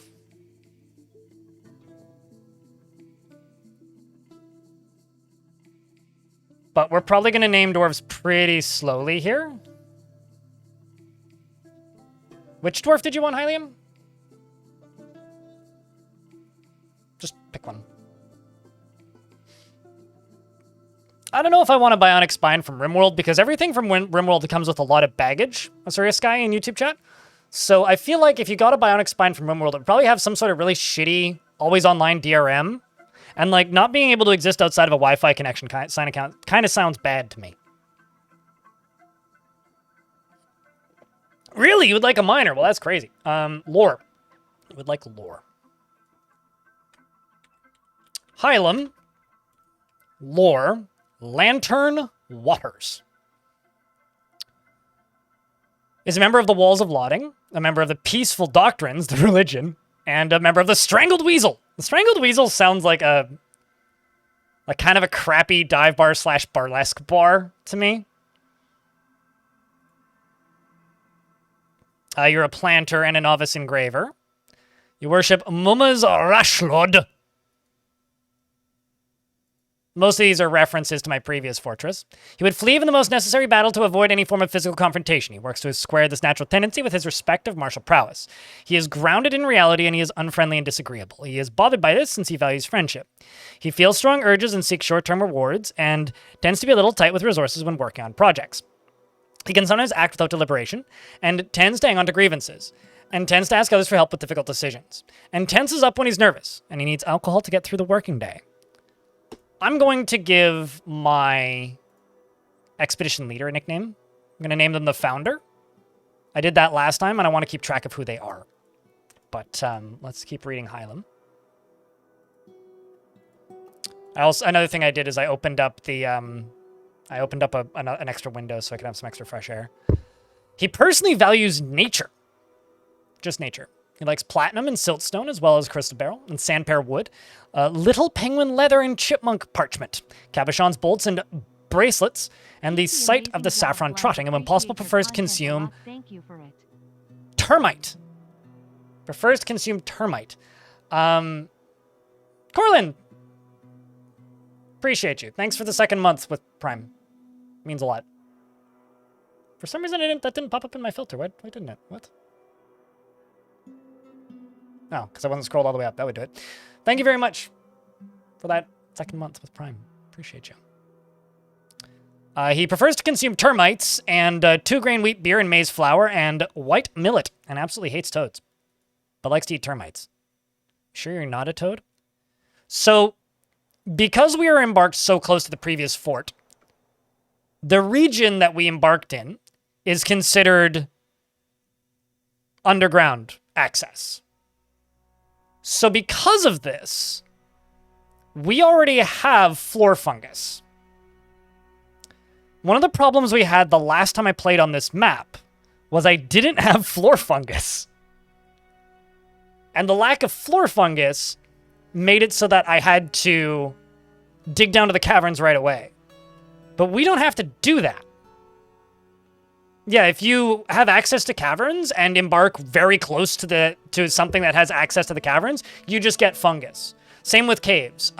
If you embark like right on top of or right next to a cave, you just get fungus right away. That's been in the game for a very long time. I remember the first time it happened to me, it confused the hell out of me. I was like, why is there fungus everywhere? But yeah, basically the whole region gets infested with spores.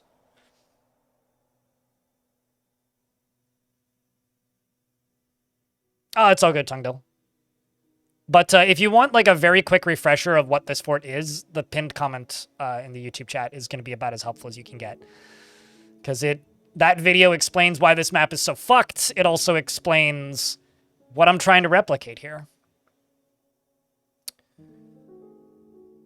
So, we're switching to bed mode. Enjoy bed mode. But at the same time, we should get at least through the aquifer, right?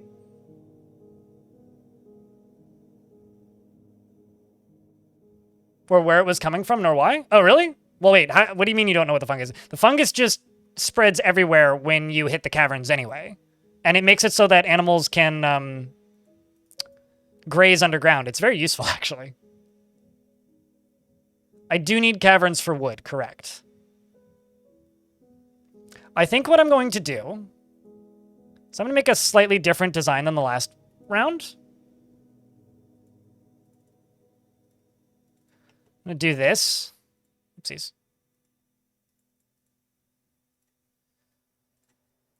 Basically use this as like a little airlock. And then go down a layer.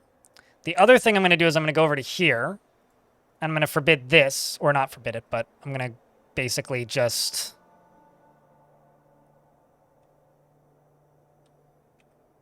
kind of tempted to just block this in.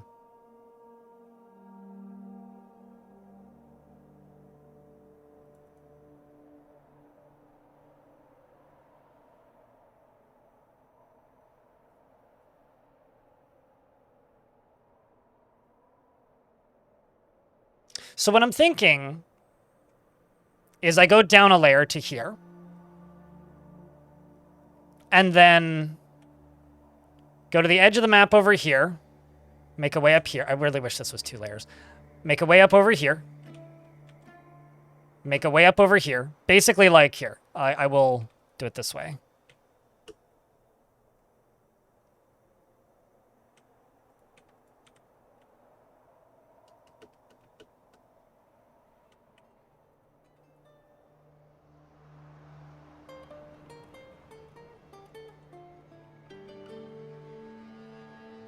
This area is fucked.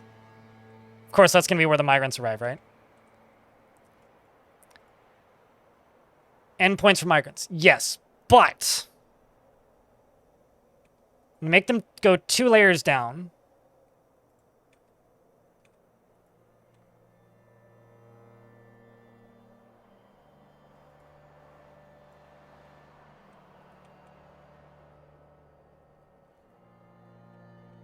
And essentially, I'm going to connect them all via here to this.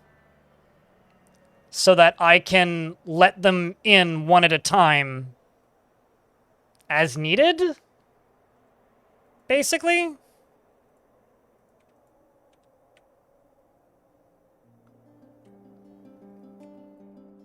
And also, not even just migrants, also traders.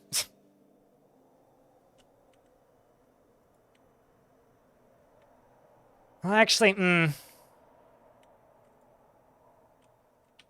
Okay, hold on.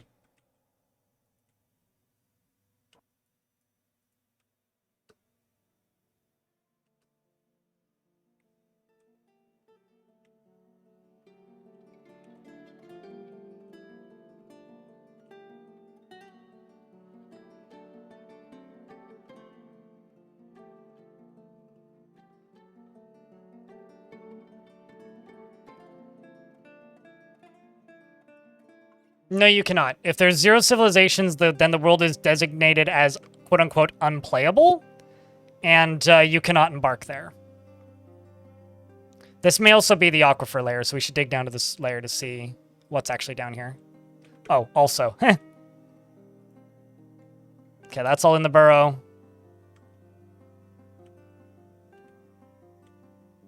This whole layer needs to be in the burrow as well. Actually, basically everything from here down needs to be in the burrow right now. Oh yeah, also this map is really shallow. It only goes down to layer minus 13. And I should also go up to here and remove this from the burrow. You can only embark on year 5, because that's the fastest you can hit pause. At least, as far as I know. You don't want to embark on year 0, though, for a multitude of reasons. I think there's pages in the wiki explaining why that's not a good idea, but the simple version is you don't actually want to embark in year 0. You might think you do, but trust me, you don't.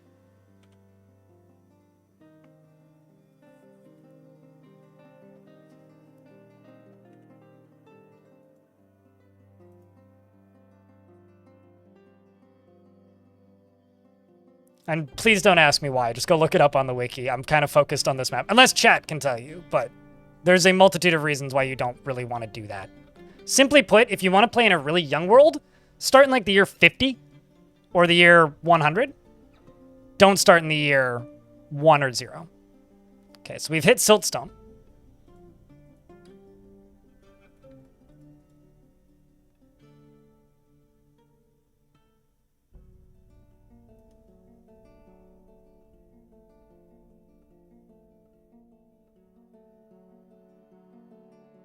I mean, you can do that in the year 250. You just need to increase the spawnage of dragons. But trust me, just believe me if you want, don't if you don't want. But trust me, you really, really, really don't want to make a world that young. Okay, let's just go here and make this into a stone stockpile for everything that isn't metal ore. And let's look at the titans that are on the map, because I haven't really gotten a chance to do that yet. We've got Landlar, who's been covered in freakish weather and is now a zombie. Landlar has 37 notable kills. Becomes completely helpless in stressful situations and lives a slow-going and leisurely pace. The Hill of Snakes. Why is it always snakes? I didn't even eat snakes. It's a gigantic three-eyed bunting. It has large mandibles and it moves about carelessly. Its russet feathers are long and sparse. Beware its webs. So that's our first Titan, chat. A dragon wiped out your first fort. Hey, at least that's a good way to go. The second is Asmir, the Plains Titan. This one is Scrap Drums, the Windy Blossom. This one has 71 notable kills, including Rovod, the Dwarf Necromancer. And Katan, the Dwarf Necromancer. And Loj, the Human Necromancer. And Mistum, the Dwarf Necromancer. Why so many Necromancers? As well as, like, piles of dogs.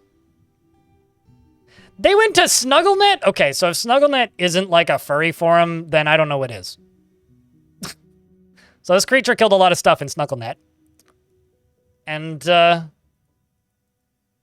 this is a gigantic scaly giraffe. It has 4 long spiral horns, and it has an austere look about it. Its lavender scales are blocking close set. Beware its deadly spittle. So this is the suited giraffe with no coffee. Got it.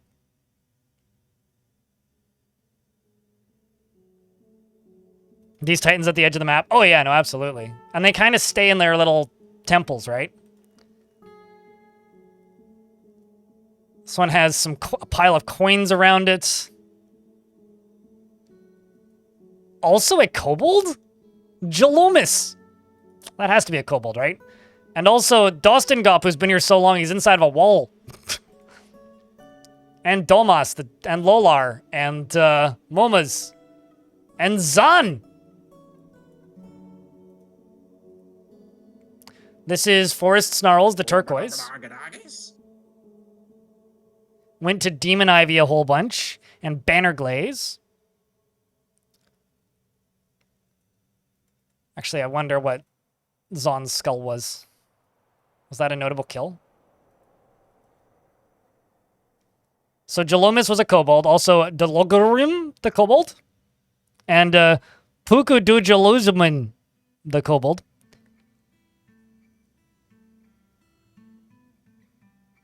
Zon Palace Feet, the dwarf.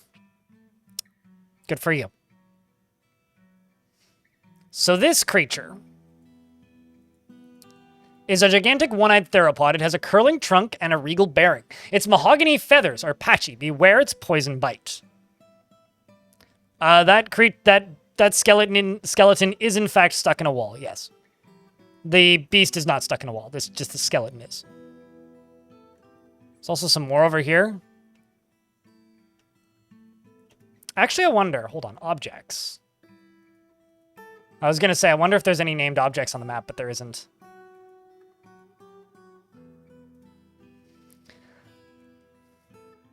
This thing, I mean, it's not friendly with many things. It's a mountain titan specifically, and it's caught in a snowstorm. And the last one, but not least one, is this thing with a singular wing. Ooh. This is the Meadow of Berries, which has 54 kills. I can't say that word or YouTube will, like, demonetize my whole stream. But confined word. And it rhymes with pike, I guess. Also killed a wolf man in the year 79. Not to be confused with a werewolf. It's a great humanoid composed of coral. Ooh, the rare coral hill titan. It has wings and it moves about carelessly. Beware its webs.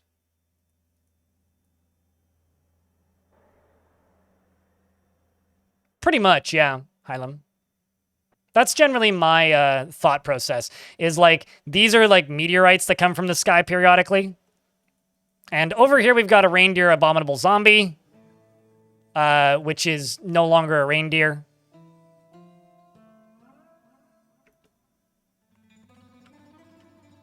But that is it for the surface. We've got a whole bunch of reindeer abominable zombies. There's also a stoat and some eagles.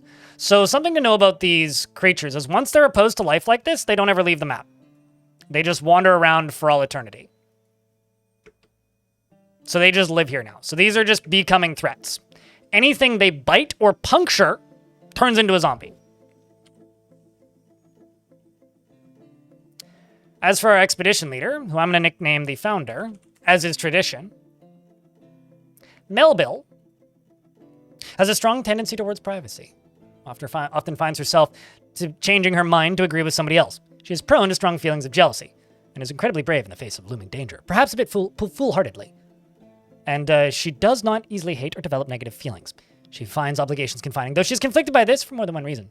She does not have a great aesthetic sensitivity, and she values artwork in its creation.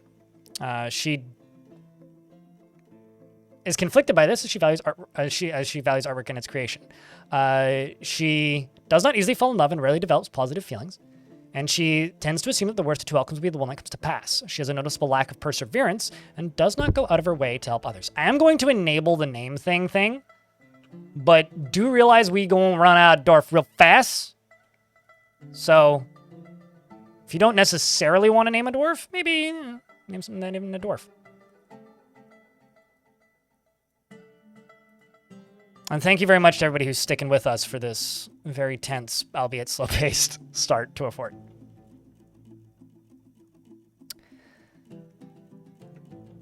She does not go out of her way to help others. She taps her feet when she's annoyed, and she often talks to inanimate objects when she's nervous. She inhales sharply when she's angry, and she needs alcohol to get through the working day. What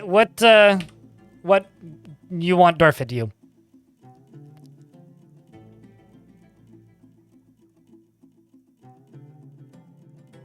It was a dwarf and a weasel, which is why we named the local government the Strangled Weasel. This is, in fact, the Weasel Choker map, yes. And the block... Well, not the same map. We are just north. We are one Embark tile north of that map. That map is still there. This is, like... I've played, like, 4 forts in this... 5 forts, maybe even, in this world since that. So this is, like... the continuation, like... Because I think that fort finished in 370 something.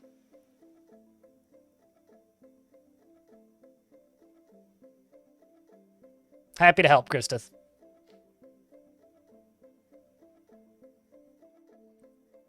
You choose Ficod. Ficod, I choose you. I will choose Ficod if I could. Your Quake quest. You really want to find a Quake?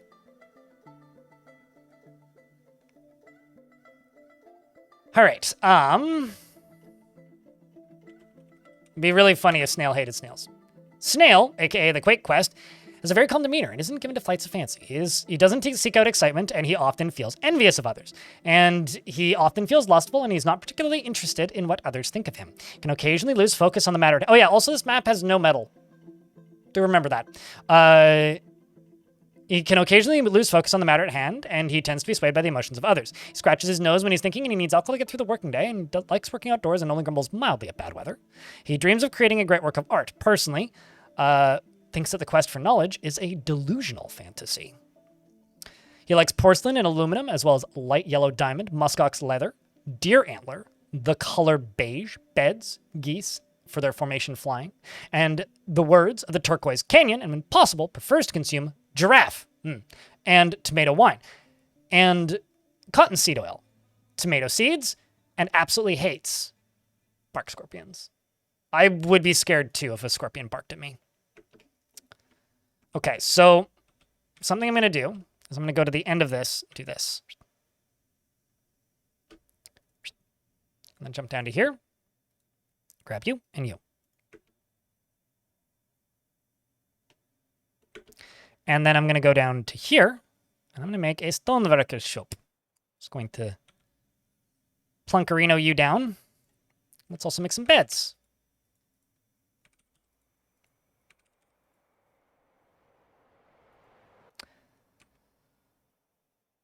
You have to get back to work. Oh, no! Well, best of luck, dude. Don't work too hard. Chat room. Wish our friend here some good luck. It's 25 minutes is the cooldown for dwarfs, by the way. Not 45. So I make two doors. Actually, gonna make some blocks. And then door. And a door. I know I shouldn't be caring about aesthetics, but it's still me, so...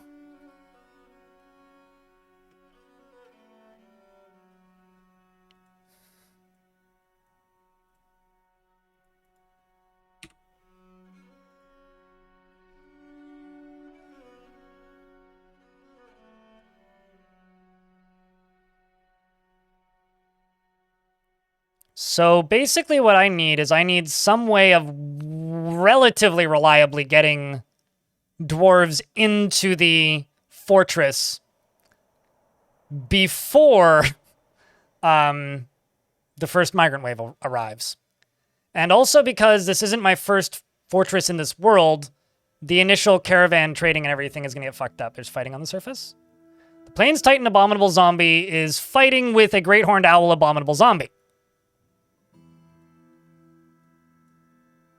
The Great Horned Owl Abominable Smoke Zombie misses the Plains Titan. The Plains Titan breaks the grip of the Great Horned Owl Abominable Zombie's beak on the Plains Titan's Smoke Zombie's head. Wait, hold on. So it bites him in the head, which infected him, I presume. punched the owl, and the owl flew away, because is still an owl. Let's follow the owl, because that might actually be more interesting while they're digging. So let the fighting begin, and, well, Strapdrums has their first kill. Since getting here, a great horned owl. Also, apparently this place, where it lives right now, is called Squid Rink. No, Squid Drink, not Rink. So now we know that the temple, which is this pile of rocks, that this demon lives in, is called Squid Rink. Squid Drink, rather. Squid Drink. Might as well just be ink. You can't spell ink without drink.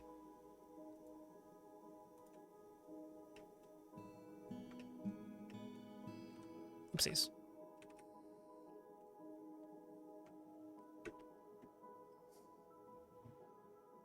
Best of luck at work, dude.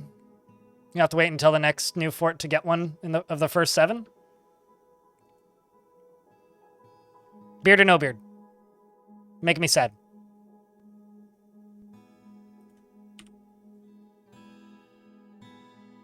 No beard? Well, I won't make you a sob anymore.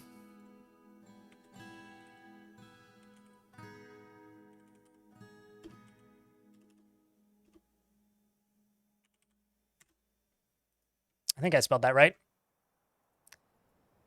YouTube chat. The first person to put 3 skull emojis into the YouTube chat gets a dwarf. We'll just get these dwarves named.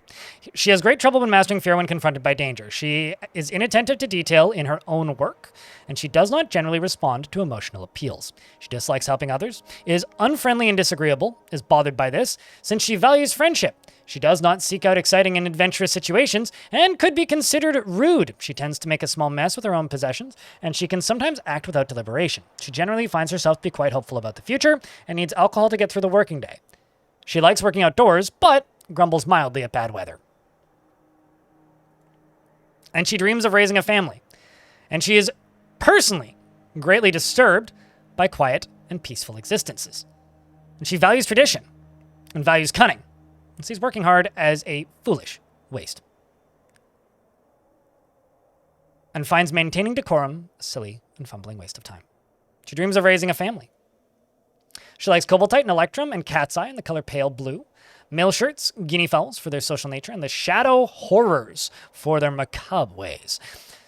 The sound of the zephyr of ringing and the sight of the saffron of trotting, and when possible prefers to consume giant cuttlefish, cave lobster, and sunshine, as well as elephant head and amaranth seeds, and absolutely hates hamsters. She wants excitement. Mate, have you not had any? You're not a member of any religions, and you worship Mumas. Rashlod. Can you name a dog once you redeem? Sure, if I have dogs. All right, so in the YouTube chat, the first person to put 3 skull emojis was Final. Final Dwarf Flop. What would you like? There are 2 dwarfs left, Lytast and Bombrak, or you could name some sort of object in the world. It is up to you. And I'm going to change this. I'm thinking I'm just going to make this into an engraver guild, because it is a social space for the dwarves. And then they have some secondary task they can start doing. I also need somewhere to farm. So I think do this. Set it to citizens only. Because when it's set to citizens only, everybody can go there. They can use it as a meeting zone. It won't attract visitors. They can socialize, and they can get those needs dealt with.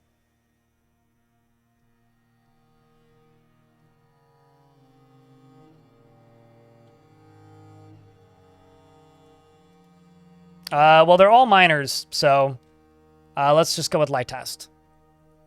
Actually, what's the other one's task? Yeah, it's it's a woodworker or weaponsmith, so we'll go with the woodworker. Final is completely convinced of his own worthlessness and is not readily moved by art or natural beauty. He's conflicted by this as he values artwork and its creation. And he is not the type to fall in love or even develop positive feelings. He's quick to anger and isn't particularly ambitious. He's quick to form only tenuous emotional bonds with others, and is not particularly interested in what others think of him. He tends to assume that the worst of two outcomes will be the one that comes to pass. He's rarely happy or enthusiastic. He's conflicted by this as he values parties and merrymaking in the abstract, and he is somewhat uncomfortable around those that appear unusual or live differently from himself. He tends to be a little wasteful when working on projects, and doesn't try to get things done perfectly. Finds helping others emotionally rewarding, and gnaws on his lips when he's annoyed. He needs alcohol to get through the working day, and likes working outdoors, and only grumbles mildly at bad weather. Dreams of mastering a skill, and personally thinks it is of the utmost importance to present a bold face and never grouse or complain or even show emotion. And dreams of mastering a skill. Like steel topaz and giant lizard tooth, rummy fabric in the color mint green, quivers, grates, mackerel for their stripes, and the words... And the sound of the Talp suitor, and when possible prefers consume bumblebee mead, honeybee honey, and buckwheat flour, and can't stand flies. And Bismuth in the YouTube chat, I'm giving you the runner-up. You can be this gate.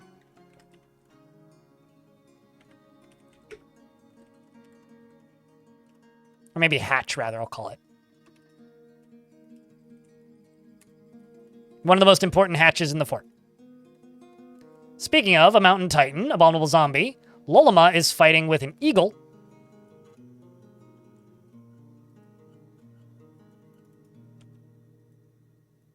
That eagle is trying very hard and got punted away, and is now fighting again, and then got punted away, and is now fighting again. Have you lost much of you? Ah, well, you're very bruised and rotten. Chat, can I get a round of beers for the named dwarfs? Appreciate you guys.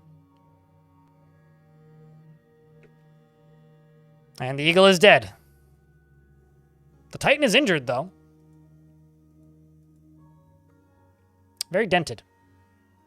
Took a lot of damage from that eagle. Seems like there's only one creature on the map so far that isn't zombified yet. Who's off kind of on his own over here in the corner. But all we need is one of those reindeers to go play Tron. This is fine. How much you guys want to bet that this is going to be the corner where the dwarves arrive?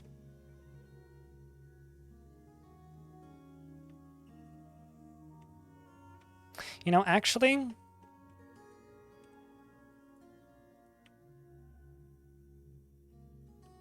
let's do it this way.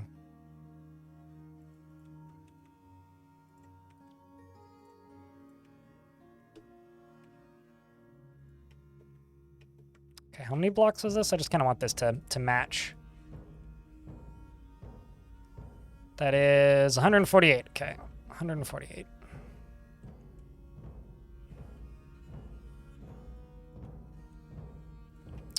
Because it won't let me build doors that close to the wall up there.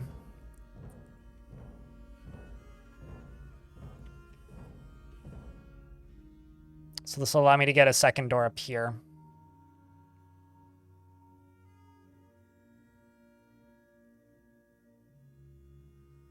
Glad we got to get an attempt to go through. Yeah, no, it took a while, didn't it? We did get it done.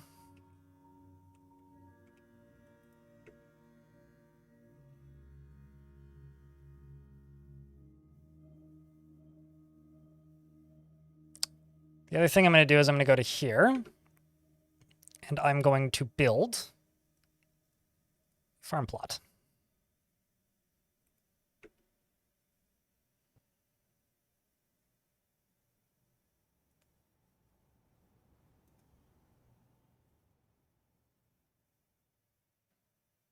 What's that mean? The sharpest tomb? The moods are slightly improving? Some people must have gotten together. No? Ah, they're learning about engraving. This dwarf is exhilarated after getting into an argument. Who'd you get into an argument with? Satisfied after getting... Wouldn't it be amazing if they all just really like arguing and they just sit there arguing the entire time? I got in an argument with Onul. Faction whipped. That was very exhilarating. And then Onul's like, I learned about engraving. It's interesting after getting into an argument. What does invest do in chat? It's a mini game that exists for no real purpose.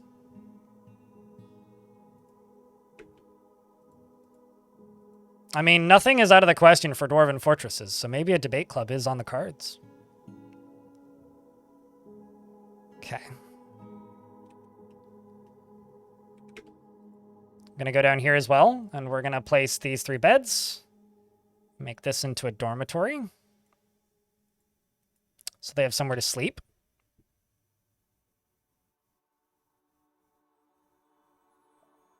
I've never actually seen The Wire, so I don't think I would recognize Wire memes.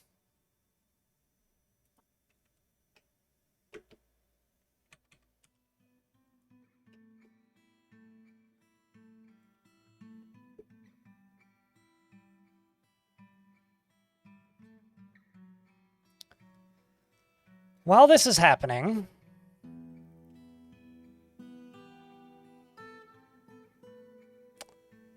I'm going to dig out a space 2 over here.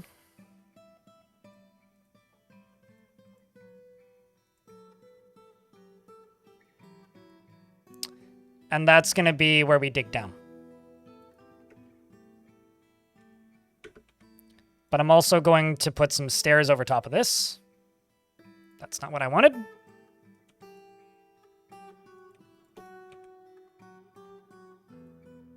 Let's be specific about materials here. Siltstone blocks. Then I'm going to put a hatch cover on top of this. Because right now we just have the 1. And this 1 hatch cover could maybe be toppled by something. And on the odd chance that it does get toppled by something, I want to have a thing to replace it with. Throw another block over there. Now I'm going to go door. That's an altar. Fine. Door. Door. Door. The other thing I'm going to do is cry because I realized I put this in the wrong spot. The other thing I'm going to do is I'm going to make a mechanic shop up here so I can make some bridges.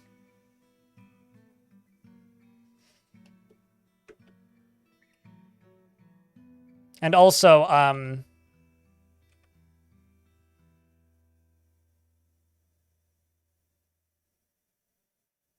there is a non-zero chance that we get migrants.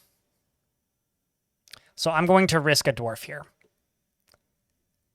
Like, non-zero chance that we get migrants soon. There's this guy here who's a smoke zombie. So what I'm going to do is I'm going to continue this hallway. And then dig up right here. This area right here right now is safe.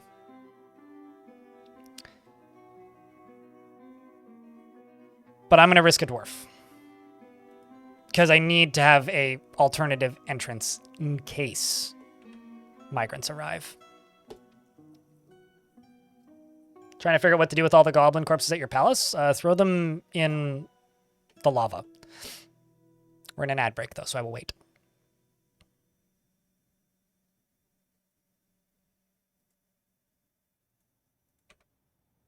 While I queue up some blocks.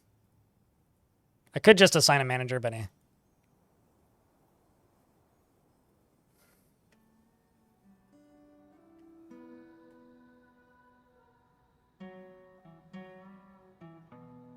Yeah, to, like, stress out your new migrants, right? Legendor?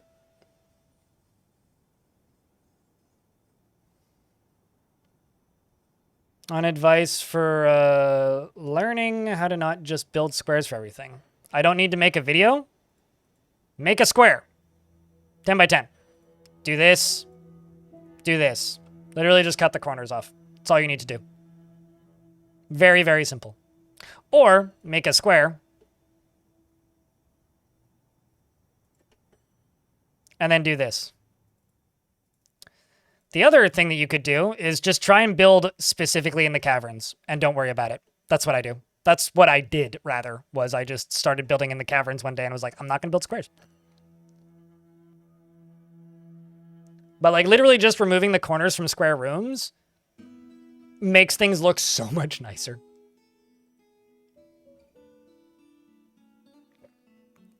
Like, so much nicer. Okay, so ad should be done. Let's unpause. Also, hey, CCJ, it's good to see you. How to get dwarves to play musical instruments? Have a dwarf that happens to have skill in that particular instrument. The actual answer is get really lucky.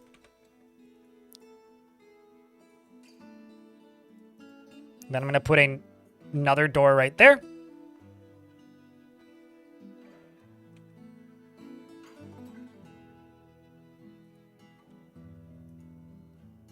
Oh, of course.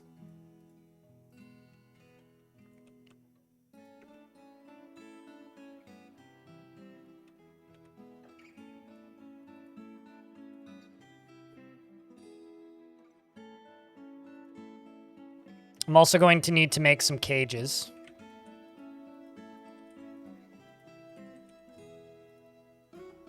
Say make 5 cages.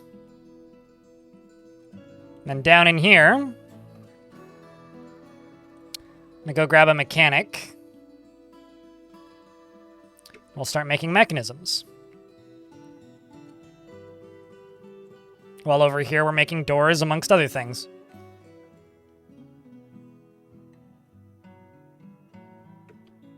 Are floors necessary? No, I need things to look nice or I slowly go insane.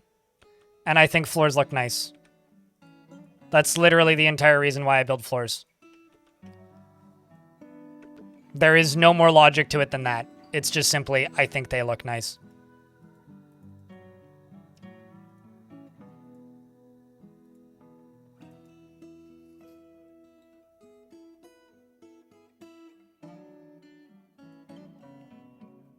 Okay, so you right here, just start making rock mechanisms. I'm just going to leave that on repeat for a bit because I need like 24 of them. Up here, they're making distance. Making distance good. And I'm going to make silt boulder floors because they're more convenient.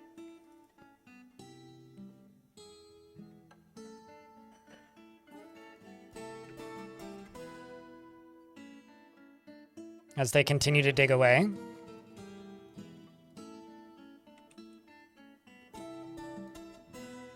You continue to work. We've got our plump helmets planted. Currently on the overworld, we have an eagle fighting with a porcupine. It appears that the Titan didn't care about being fair and killed the porcupine. But that also means that this Titan has moved. We also have a new round of current residents, which appear to be elk, who are currently wandering onto the map with no real logic as to where they're going. I'm sure they will live a very long, happy life here. Yes. Definitely. Down into here, I'm going to make 2 tiles, although I'm going to use blocks.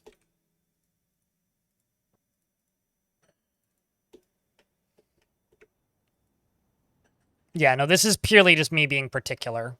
There is no real logic behind any of this. But everybody busy doing something. Hello, Merlin Man, how are you? Artifacts, dwarves start getting moods at 20 dwarves. Same with Forgotten Beasts, they start to show up at 20 dwarves. You can change that in the settings, though, if you want. But I've never changed it, because I've never really seen any reason to. Yep. Not, like, the only things that have really changed is the UI is slightly more convenient at this point. At least when it comes to the information that's given to the player in those tutorials. With the exception of the Marks Dwarves one, that one is a little bit out of date at this point. I do need to rework it, but Torrance says that he's still going to change a few things, so I'm kind of waiting for another patch or 2. But aside from that, everything pretty much is accessible still, and usable.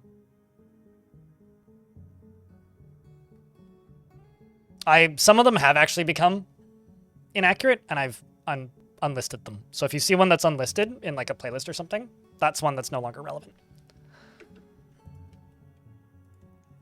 Okay, so I'm going to put a door here, and I'm going to put a drawbridge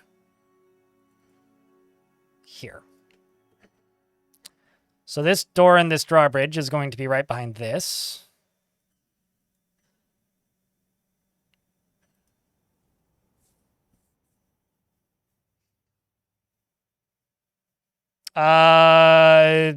You can, okay. How about, could someone please go grab me that, the news video where I talk about the Marksworth changes and plunk it in my Twitch chat? Because then you can just simply watch a 6-minute video instead of me sitting here and explaining this. Because I do kind of need to stay on topic with this. This is kind of a lot to focus on right now. And if I screw up too much or get distracted, I may kill the fort. So please understand. But the best way would be if someone could just grab that and plunk it into the chat. It's only a few news videos back. Also, if chat needs me to do a better job of explaining things, do let me know. No, because that's too many characters, Selkie. How about I name one Selkie Morrow?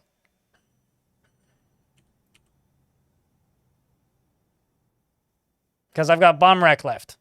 Or Beardy McBearddorf. Or something. Because I don't actually have that many characters.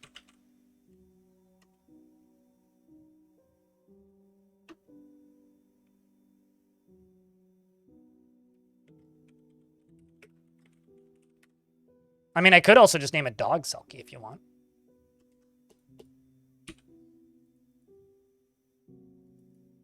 Would you like a boy dog or lady dog?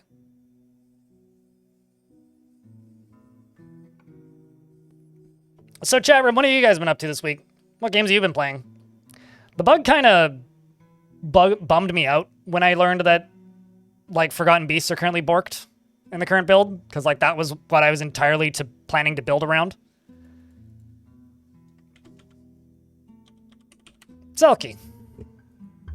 But then realizing that the worst biome video is almost exactly a year old, I was like, that's too perfect. I have to go for that. Playing Battletech? Gotcha. StarCraft 2? What tower defense game, Celestine? Anything in particular? Not only are you a dog, but you are completely wrapped up in her own appearance and other personal matters, like getting brushed, I guess. Likes to present herself boldly, even if it would offend the average sense of modesty. So you jump onto the table to eat the food instead of begging. Even if it would offend the average sense of modesty. She doesn't mind a little tumult and discord in day-to-day living, barks randomly in the middle of the night, and has an interest in joking around, likes to lick her owner, like, in the middle of the night when they're trying to sleep, is stubborn, like most dogs, and likes to brawl, fights with other dogs, and tends to avoid crowds, and is often cheerful, is brave in the face of imminent danger, often feels envious of others, and does not have a great aesthetic sensitivity, and is conflicted by this as she values artwork and its creation. Thank you, Inside BSI. You're enjoying U-Boat. It kind of amazes me that people are still playing U-Boat after all these years, but it's good to hear that it's still around and trucking along. Okay, so I'm also going to expand this stockpile a little bit so we can actually fit all of the foodstuffs in it. I'm going to throw another doorway over here.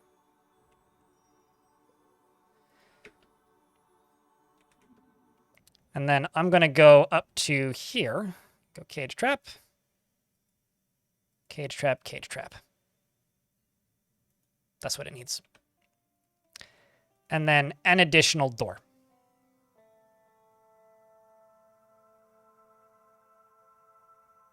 To fall into the caverns? More likely run onto the surface and never be seen again. That's much more likely, but...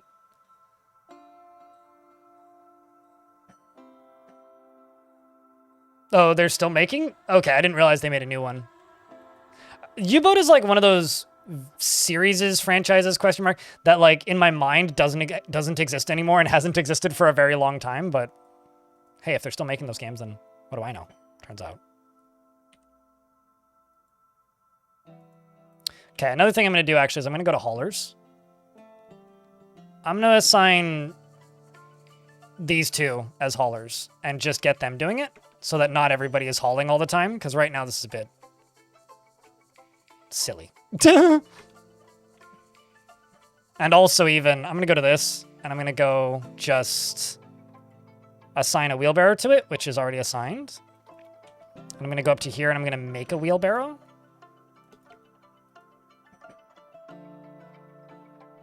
Which will fix that even more.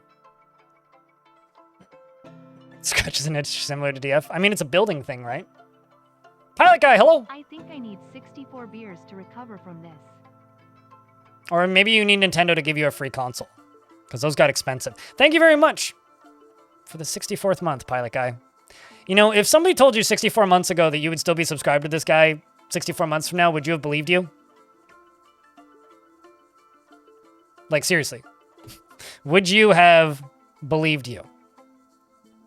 If somebody told you that 64 months you'd still be subscribed.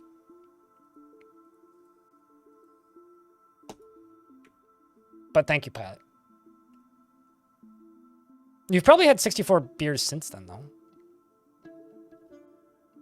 Currently trying out Grimshire. I think I saw that. It's a farming sim about a village of animals that it's not as cute, but as it's not as cute. I don't know. There's nothing to me that's particularly cute about farming in real life. It's quite dirty, actually.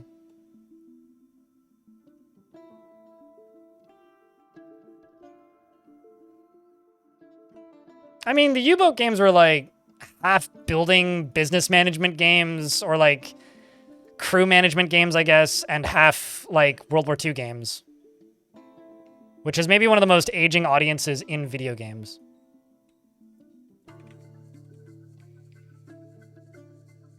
World War II games, that is.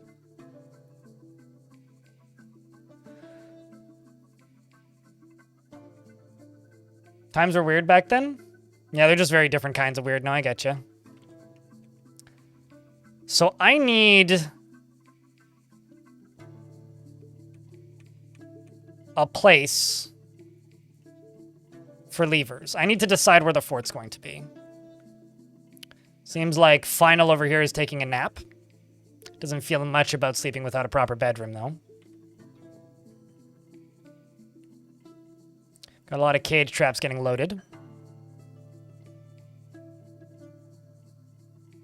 Day of Defeat. That's such an old game. They still fighting? Some of the elks appear to have turned into smoke zombies. I love the fact that we've got a weasel.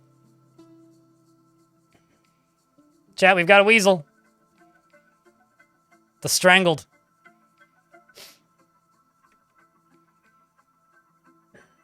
The next question is, like, when do you guys think the first migrant wave is going to arrive? So we made it to late summer. We started in summer, though. It's only been like 2 months in game. I'm guessing spring? It's an abominable smoke weasel. Ain't your father's weasel, that's for sure.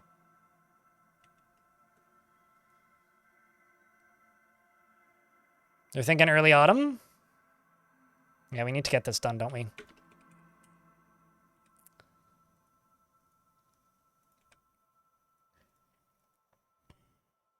Let's just throw a block down right there.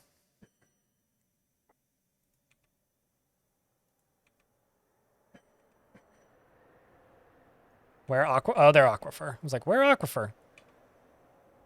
Actually, hold on. Let's just pause that. Let's get this lever done. Most of the dwarves are sleeping. Well, that checks out.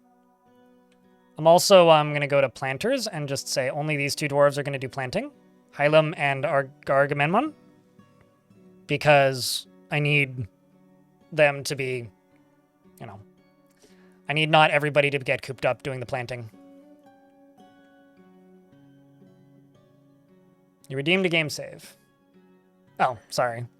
I mean, it's a bit redundant because the game's about to save. But sure. The main reason that the game save exists, Merlin, is for a period of time when I was playing adventure mode, when it would crash every, like, 3 to 5 minutes. It's not really, like, something I want you guys to use constantly. So if you're using it, you're basically wasting your channel points at this point. Well, name something isn't available, so redeeming the save the game streamer is not going to name something. I will not honor your request because name something is on cooldown for another 20-something minutes. So I can't help you. I can refund it, though, if you want. But, like, don't misclick. Silly. It's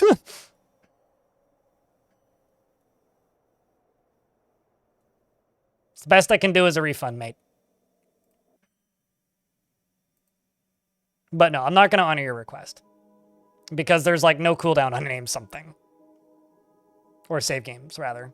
Just like I'm not going to give, like, Salty a dwarf for throwing 100,000 channel points into the chat right now, which, for some reason, I can't see. Why am I not seeing redemptions in the chat right now? What the fuck is happening with Twitch chat? Twitch, why are you breaking your chat? It was perfect. Stop changing it. You're ruining everything.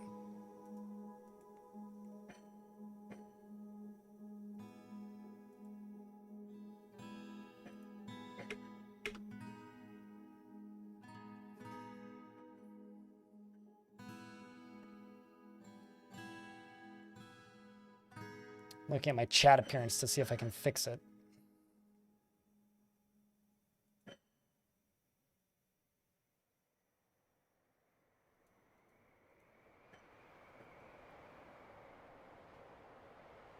Yeah, I should see everything. What the fuck? I don't know, man. Okay, well, anyway, let's just throw a lever down. That's what I meant by I shouldn't get distracted.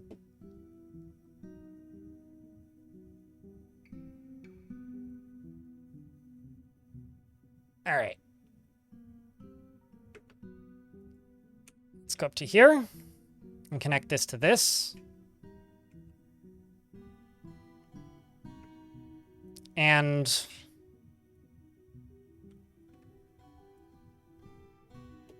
throw a doorway right here.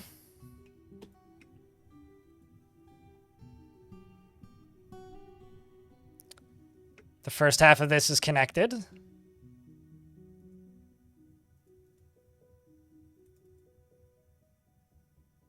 Waiting for a dwarf.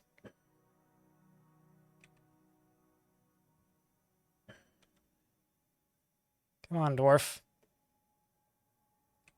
Got 2 days left. Why are you so far away? I mean, I guess your name is Snail, so kind of checks out.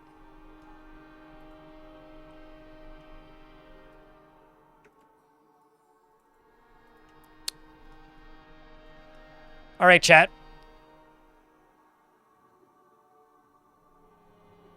There are no essential mods for Dwarf Fortress. In fact, I'd say it's best to just play the game vanilla. And then you will decide what mods you need. You don't need those silly, lore-breaking kobolds. That's for sure.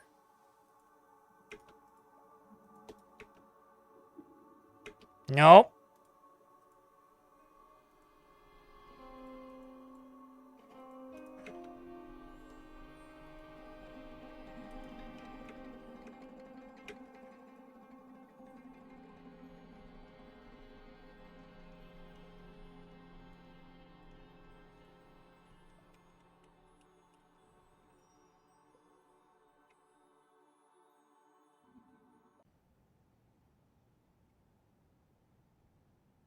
There we go.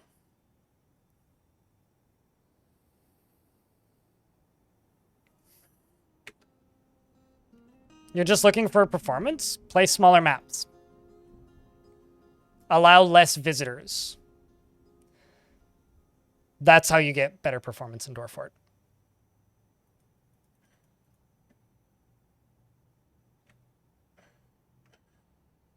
Okay, so now, in theory, we are ready for migrants. Then you get lower frame rate. Twister neck. 12-year-old CPU. Okay, so you need 3 things for better performance. Lower population, smaller map, and bigger computer. Any of those things will get you bigger pooter. Or any of those things will get you bigger FPS, but bigger pooter is the most important one.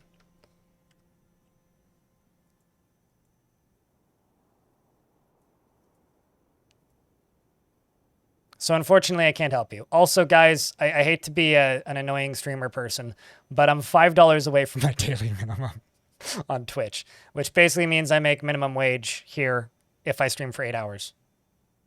$5. I don't want to be the $5 girl from forever ago, but we're almost there, guys. Just need 2 Prime subs. If you had it, you'd give it. I think you should save for a new computer, man. Don't worry. All right, well, that is our very central entryway in case nightmare happen. And then for down here,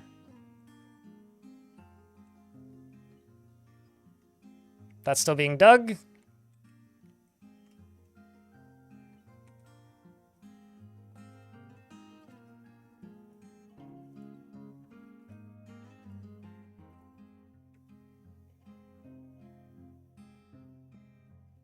It kind of is,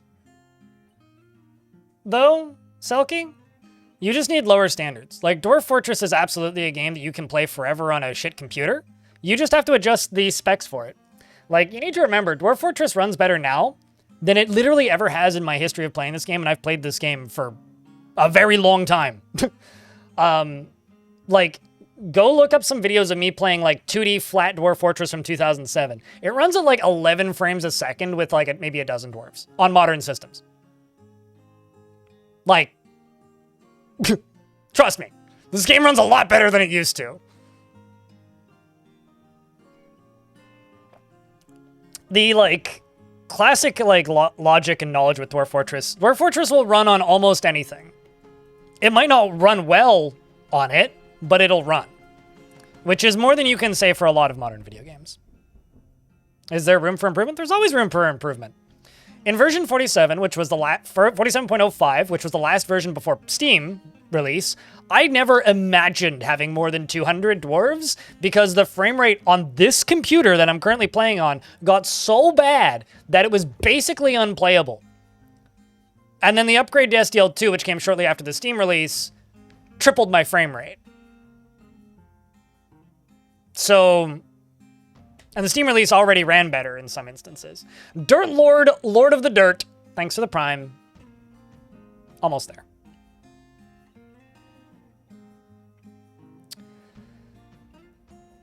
There's ways, but you have to mod your game. You want that notification, Entropy. That's the actual reasoning. Don't worry about it. That's a good thing that you have it there. Maybe one day you'll learn that. Do I still play on Linux? Yes. Is it better? Well, it's better because I don't have to play on Windows, so yes. But it's virtually identical, performance-wise. Cheesy Feline, thanks for the Prime. I mean, it would be, like, objectively worse if I had to play on Windows, because then I would have to be on Windows. But I don't have to be on Windows, so by that logic, yes, it is better. Is it better, like, for performance? No, there's no difference. It's the same game.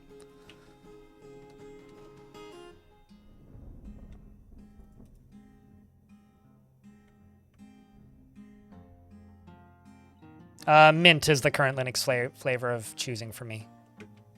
Okay, so I've got 2 more of these.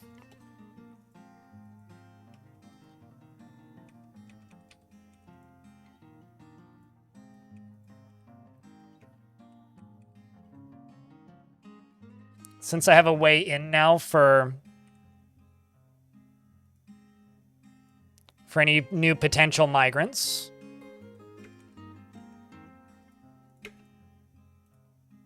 Because this is a aquifer, so I need to smooth these walls.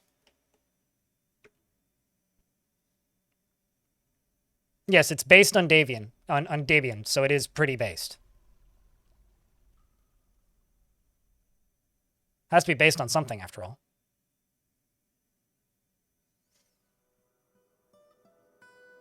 Could I explain why the sparring notification is good? Because you want to make... So if you schedule your training, you want to know that that scheduling is happening and something isn't fucking up.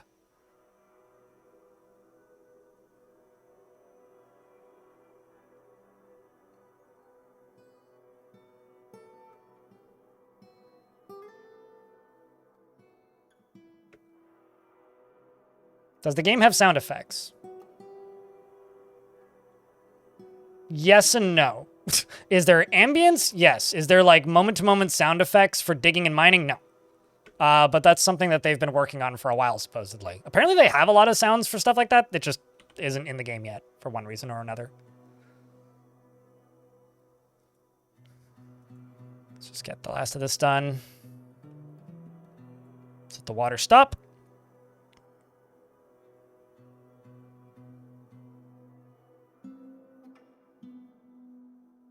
I've had the least issues with Debian-based systems compatibility-wise. By that I mean literally just Discord is fucky and everything else is fine. The elk abominable snow zombie is fighting with a titan apparently, and I guess is already dead. I guess is already dead. Or you're chasing it right now? Yep, he's chasing it. Go get him, Budsy. You got it. No, no. Just shooting at him. No, trust me, it's like other levels of screwy when it comes to Linux. Oh, shit. What? I didn't get a notification for this because I guess they're quote-unquote already discovered. Well, that, I guess, is convenient. I didn't really want this, but... Huh. Actually, this is really convenient. I could wall this off here. Wall this off here. Wall this off here and just have a cavern. Shit.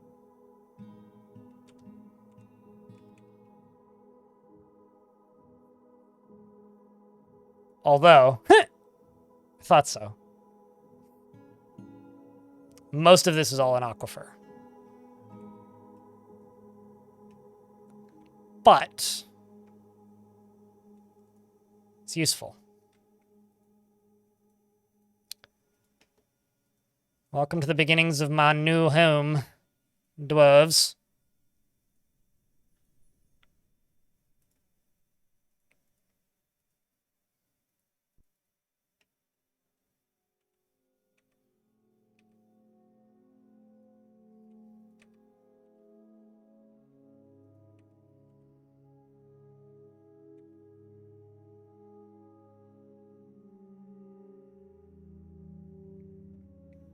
One-tile corridors are easy to block.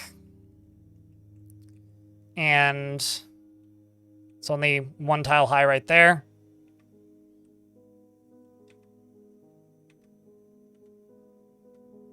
It's 2 tiles high here, but if I...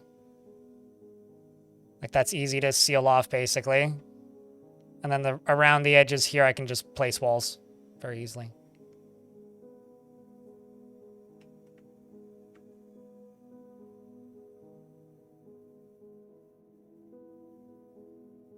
You're new to DF and you have a question. When you're digging your first entrance to the fort, you encountered a pretty deep aquifer, and after some time I was tired of smoothing the stones and building the walls, so I decided to make a well in the entrance hallway. There are 8 floor grates. 8 grates?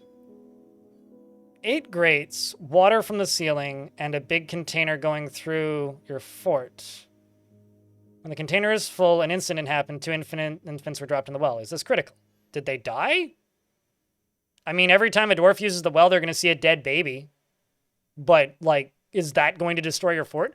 No. But, like, it's not great for morale. Like, I have a question. If every time you had to go get a cup of water and you saw, like, a bloated, gross corpse, would you be disturbed by that? Because, yeah, the dwarves will be.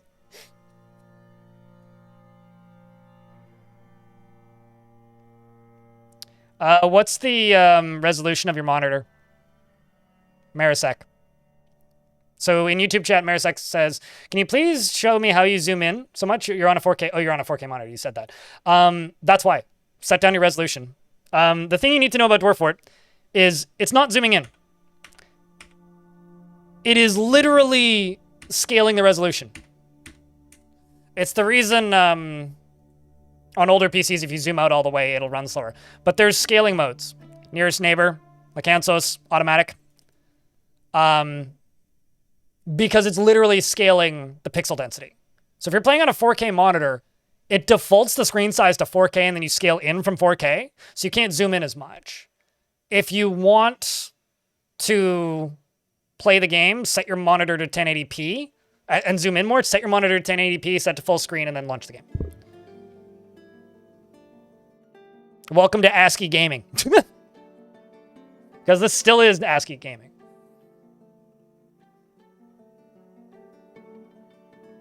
But yeah, that's basically it. It's like every single time they see it, they're going to be like, I saw so-and-so's corpse, and that's not going to be good for anybody's mood. Speaking of good for moods, we do actually have a dwarf here who's teaching engraving demonstrations, which that's going to be good for moods.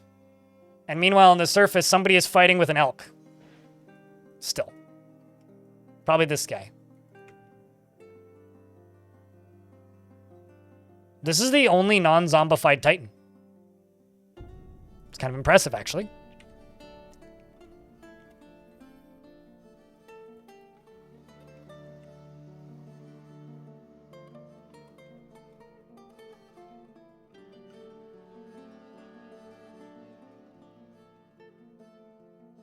That's fine, even if it gets a little damp down here.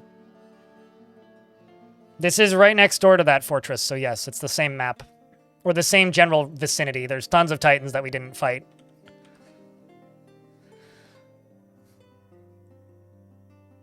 What am I cooking? Nothing. Maybe a stir fry for dinner, though? We found the first cavern lair. So I'm trying to get my livestock down here.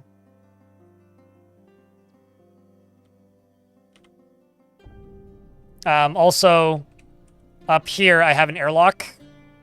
So I can maybe let some migrants in if the more advanced one doesn't work.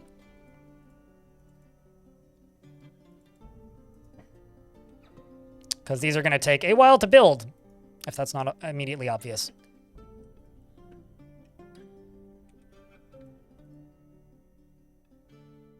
And you know what? Fuck it. Let's just get some blocks over here and pause this, because I got tons of mechanisms now. Go with blocks instead. And also some doors. And actually, door, and door. And hatch cover, and hatch cover.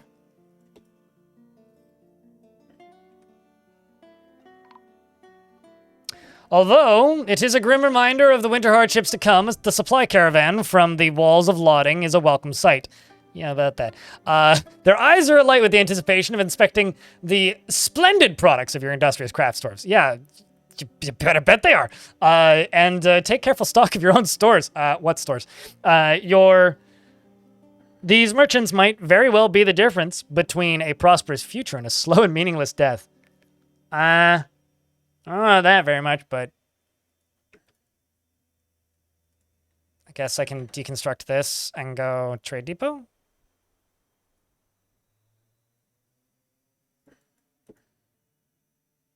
And then try and let them in.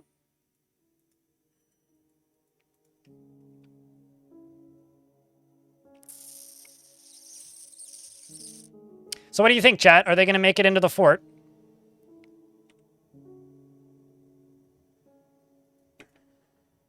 I'm also going to go down here and set all of this to blueprints.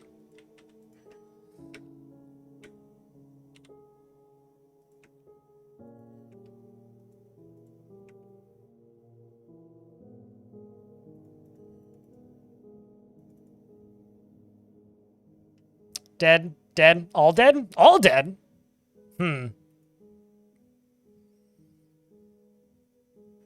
Well, we'll have to find out in a moment now, won't we?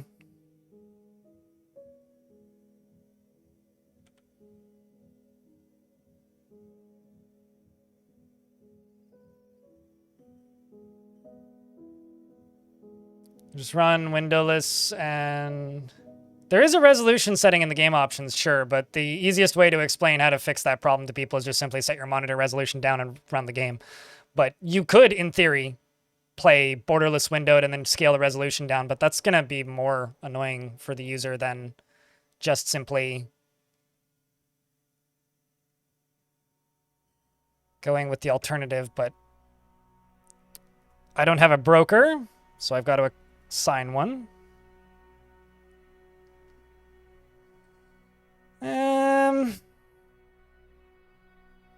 Let's set Hylam as the broker.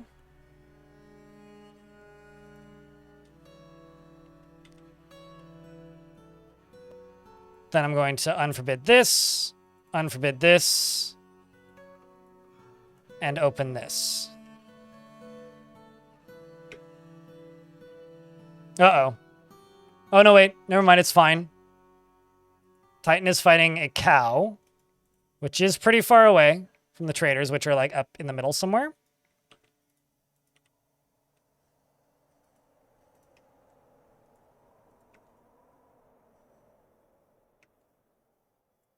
Okay. I'm gonna jump up to here. That opens. So now the outpost liaison is making a mad dash to the fortress. The soldiers are trying to make a mad dash into the fortress along with the traders.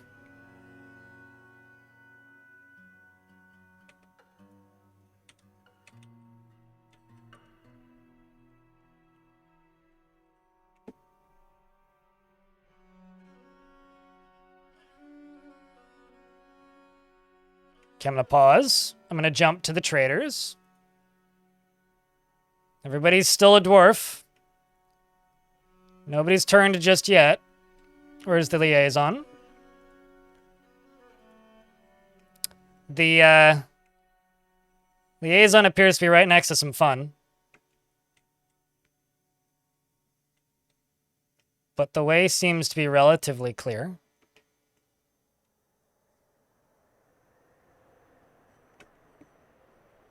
Plains Titan is just fighting with a reindeer still. The liaison has made it in. Uh-oh.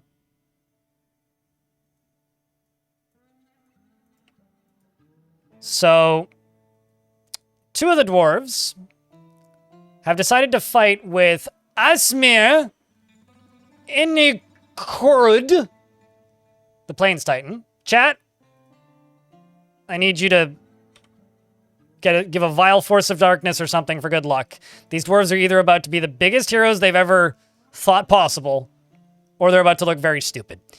And there's no in between. I kind of hope they become zombies, but like, you know. They are fighting with this Titan. Mace Dwarf bashes the Titan, Abominable Smoke Zombie, in the head, bruising the muscle. Although because it's a zombie, it's going to be way harder to kill. It's attacking the dwarves, but they're jumping away. They will also train. Seems that all of these dwarves are still clear. It is dueling around in circles. They will also learn. Seems over here is still pretty clear.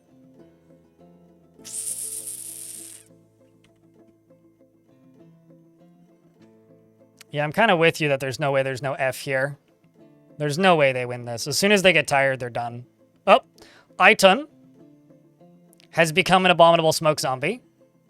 So we do, in fact, have our first zombie. What should we call this? Because I gave them nicknames last time. What do we think?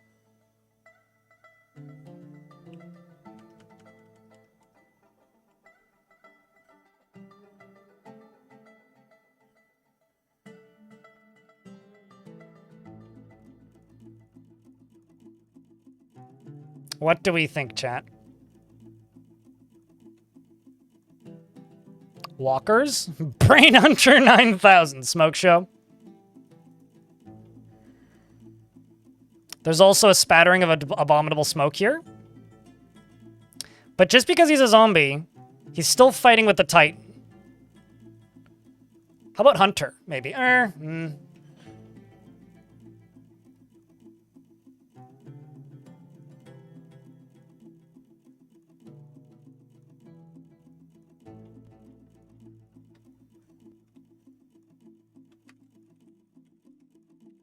Maybe Eternal Guard?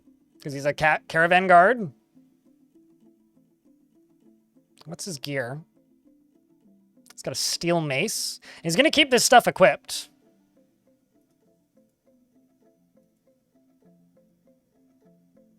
bashed him. Did he bite him? Smoke zone. The Titan abominable smoke zombie gores the mace dwarf in the left foot. That's what turned him. So gored him in the foot. And that turned him. And it seems that the traitors are running.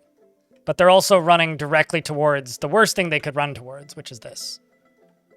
The fighting is continuing. Tekid, the axe dwarf, is still alive.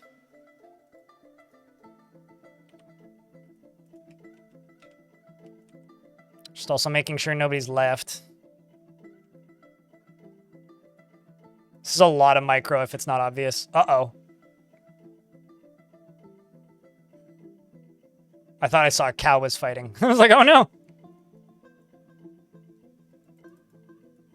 Okay, so zombie. This one isn't a zombie just yet.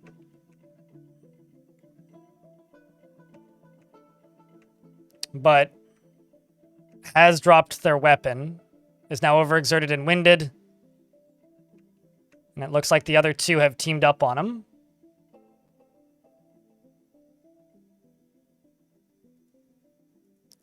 Tekid, you are a hero. Tekid is now dead. And it appears that this dwarf is still fighting with the Titan. Where have the traitors gone?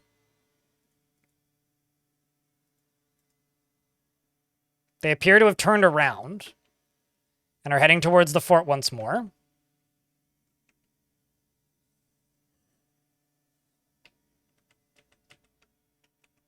Let's make sure nobody's leaving. Doesn't appear to be the case. Here they come.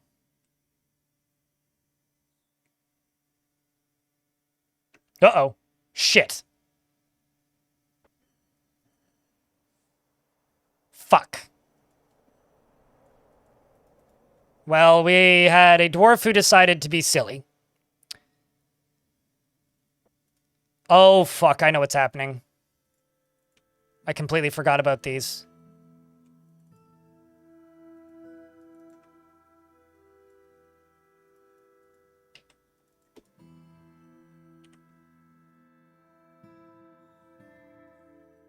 Well. Bring out your dead. Final is now opposed to life. Let's see if these traitors can get in.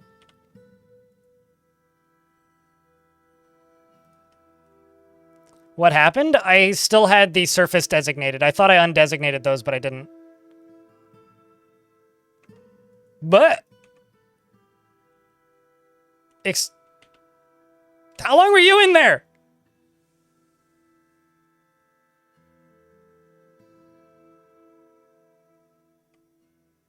Well,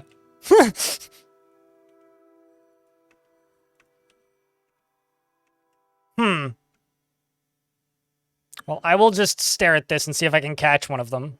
Hold on, where's that axe dwarf? Is he still fighting? Or that mace dwarf, rather. Yes, he is, and he's still fighting with this Titan. How about the merchants? Well, one of them's dead. That's unfortunate. And is now probably fighting with this smoke zombie. Where's Final? Is injured and is an abominable smoke zombie. I don't know if they're going to be Trapovoid now. They might be. So I think I'm going to call this trading failed. And pull this lever.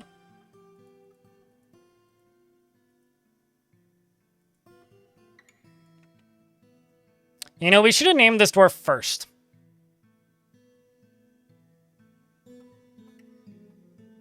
Not Final.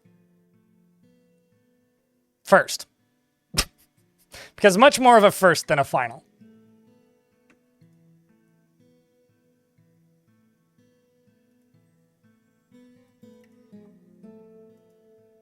But this guy is still fighting up here. This dwarf is trying to make their escape. But doesn't know the meaning of the words go around. Have you thought about trying that? Perhaps? I think maybe going around would be wise. Somehow is dodging all of these. You must be better than a dabbling dodger. The Eternal Guard has killed a Titan.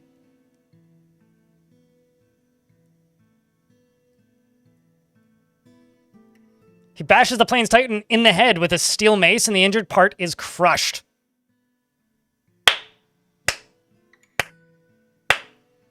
Hell yeah.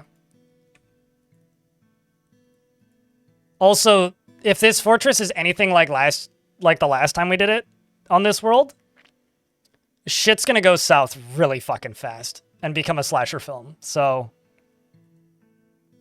let's see what he does now. He may also just go leave the map. Greetings, Founder. After meeting with the Outpost Liaison. I'm your liaison from the Mountain Homes. Let's discuss your situation. Help? Please help. Send help.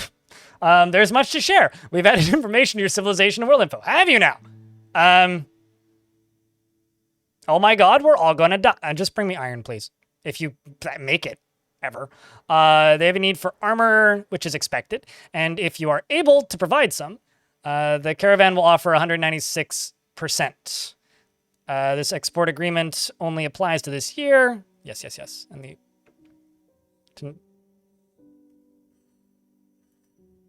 wait, did it say to this year? Bro, you need armor? I mean... Oh, right. Yeah, I forget that they do that. Wait, what? Oh, shit. This person must have been hit by a glob of that thing. Yeah, he did. So this dwarf has a fever because they got hit by a glob of it. So the Eternal Guard is going to leave the map now.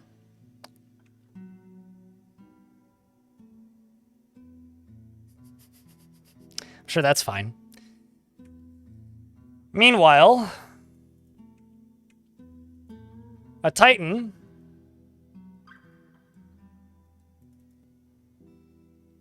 is still fighting with this smoke zombie cow. Also, some migrants have arrived.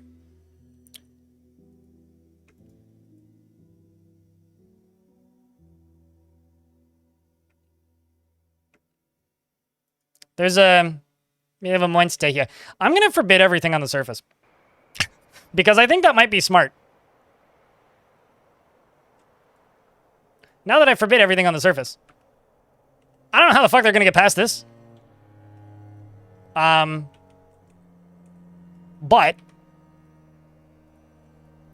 this is a possibility. So I'm going to set a meeting zone here. And if they're able to move north... Oh, never mind. One of them's already a zombie. They're both zombies. The bunny is also a zombie. The cat is also a zombie.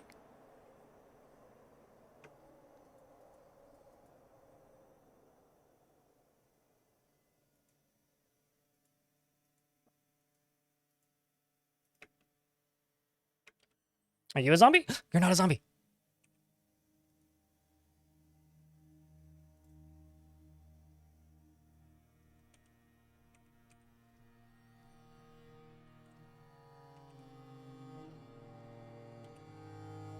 Okay, you're not... Oh, trust me, I won't let this be a Generations fort. I don't intend to play this any fort that long, ever.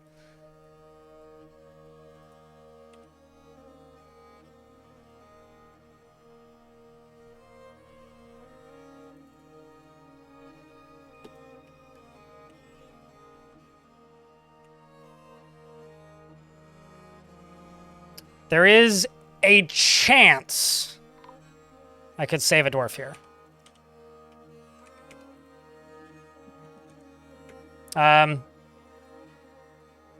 Maybe not. These two are just fighting.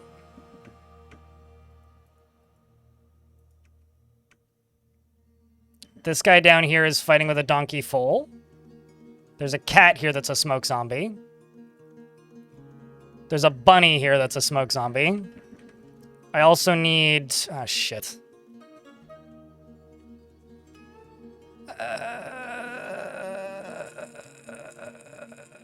Yeah, I could let them dig it. It's fine. This dwarf has become a zombie. This one isn't yet. But it's fighting with the bunny and the cat.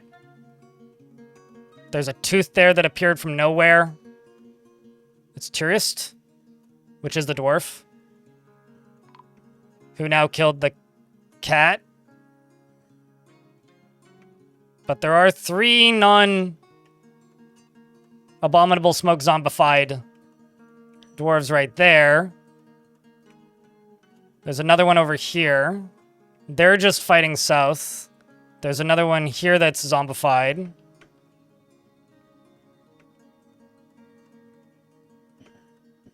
Moods are great, hey? I kind of wish that trading caravan didn't arrive, because that would have, like, saved me a lot of grief.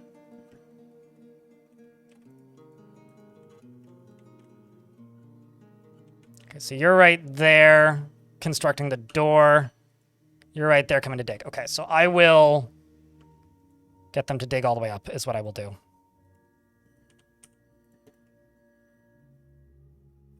Because just to confirm, this is all locked up. But I did manage to catch 2 reindeer some fucking how.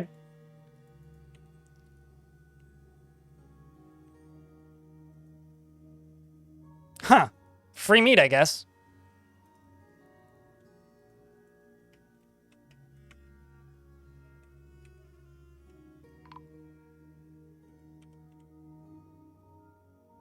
So there's just a zombie right here. He's just kind of, like, not fighting with them. And now these 2 zombies are just fighting. Okay, so you're gonna go die.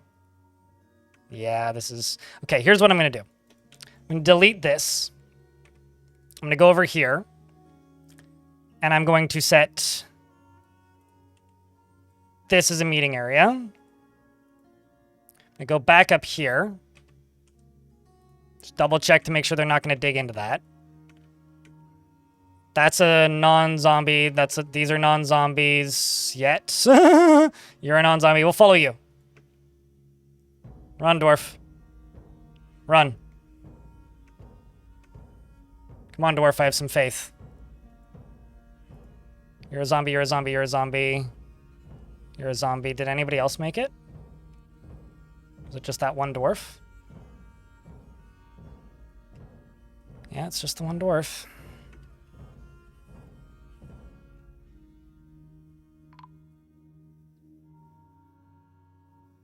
Oh. He stepped on the goo. He turned. They're all fighting. One may rise. The rest shall fall.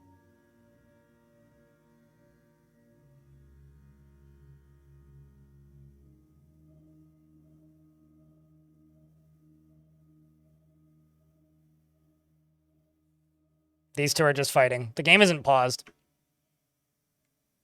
They're scratching each other? Oh no, they've stopped fighting. Yeah. Well.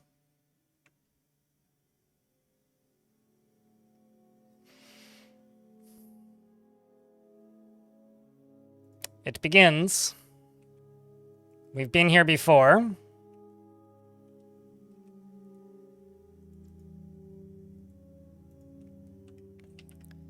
And I need...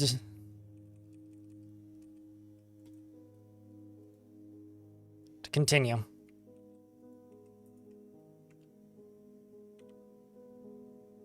Dwarves are all going to go get a drink. Frankly, I think they need it. And I've got to make 1, 2, 3, 4, 5 tombstones, I think.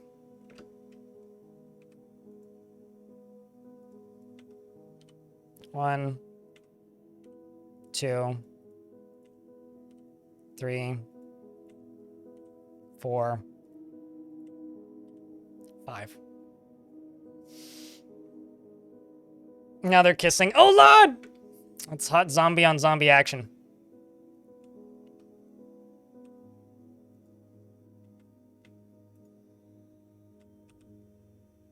So that's the first one. 2. And then this over here needs a drawbridge as well.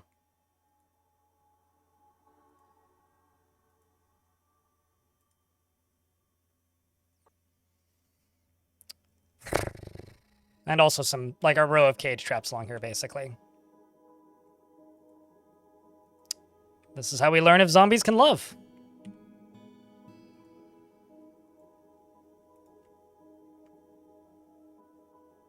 Hi, Shy. It's good to see you. Well, that went well. We had a 100% death rate. I hope it was entertaining. I tried. I really did. I'm just going to move my livestock down here. Get this area blocked off a little bit. And then we're going to kind of get back to it. Yeah. That's the plan, I guess.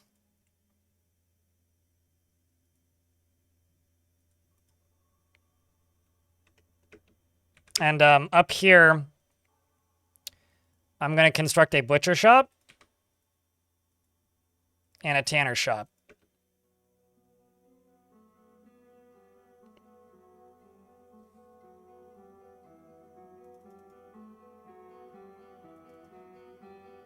And meanwhile, there's still a Titan fighting with a yak.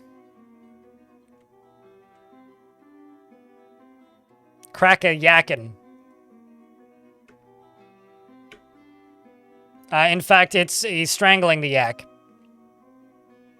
It's almost like we've been here before, chat. It's almost like we've been here before.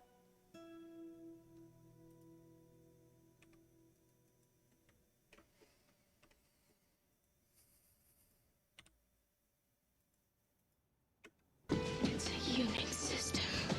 I know this. Is it really? And do you really? Okay, so that's dug out now. I do feel really dumb about letting that dwarf leave the way they did. But, you know. We all have our moments.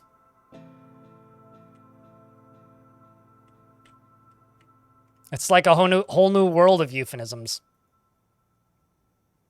Well, the good news is we'll get another migrant wave, and hopefully they don't all come from that angle.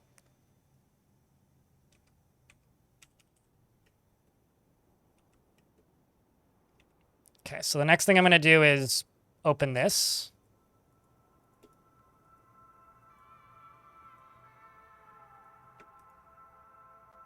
And check this top corner. That's still getting work done. So I'm not going to be able to go here. I'm going to need to, like, channel up, like, right here, basically. Because that's not actually going to be enterable. Because they've got, well, a body on top of it. So I'll probably just channel up right here.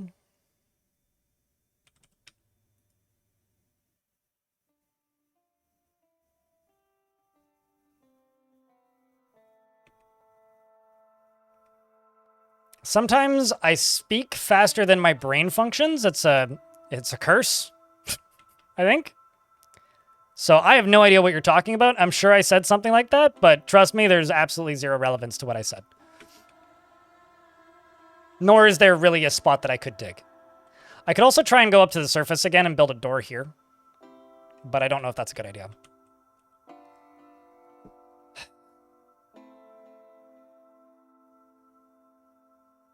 Don't feel dumb. It was his decision, not yours. I left it designated, so it was absolutely my decision. I could not disagree with that more. I'm in an ad break, so I can't really unpause. I'm gonna go rinse my coffee mug, so I stop trying to drink an empty coffee mug.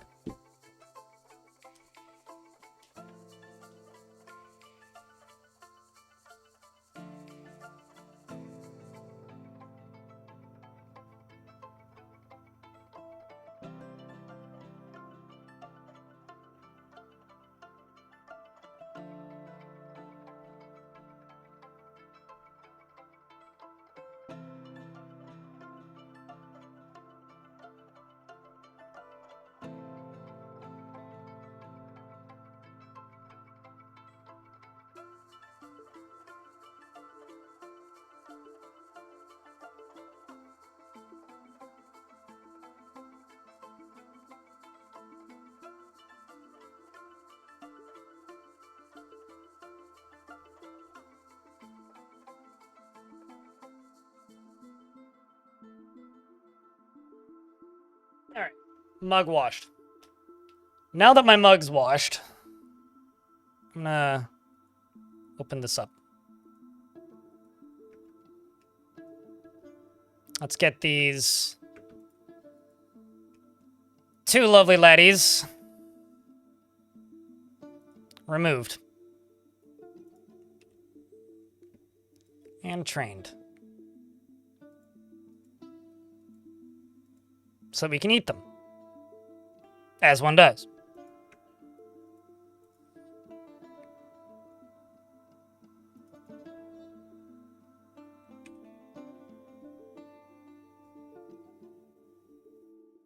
You got the mug you won from the last giveaway? Well, hell yeah. I mean, don't say thanks to me. Say thanks to the person who gifted you the mug. Weasel chalk map?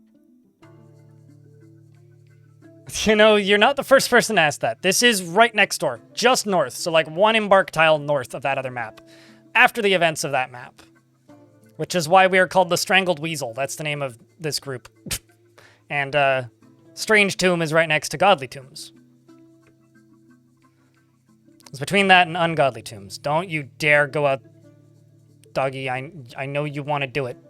Let's just pause all these real quick. Let's pause everything that doesn't need to be... Although, maybe finish that bridge.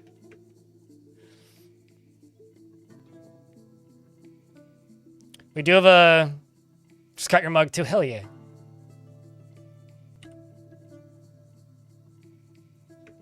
Probably help if I...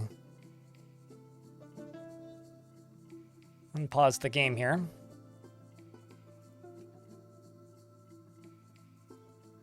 There we go. Tame that reindeer cow.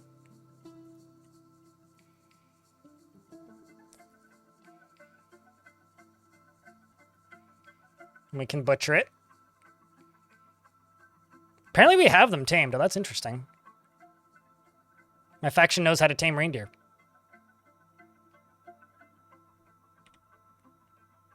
We're also trying to load 2 cage traps, which is fine.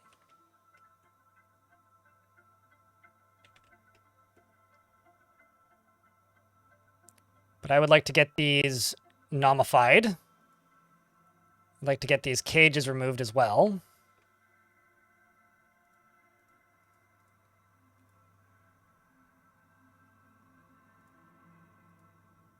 Just empty cages right there.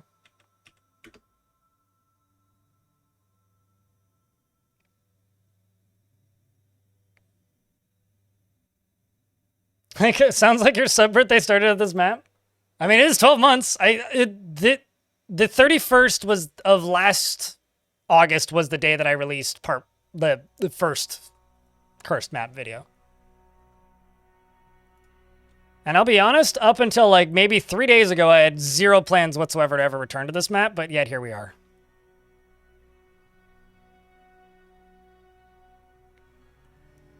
So now I wonder where Final is.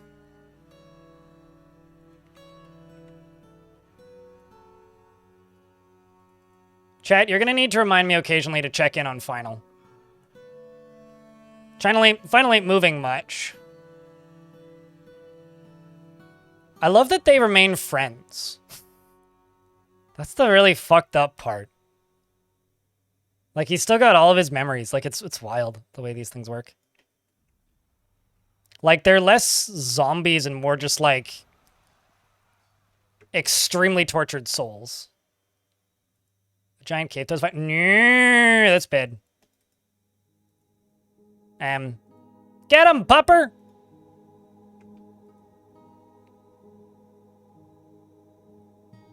Kick his ass! You too, Yaki! Oh, you're just standing there, not helping?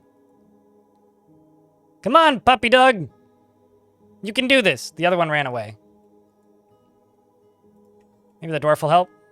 Nope. Well, I could put them all into a squad.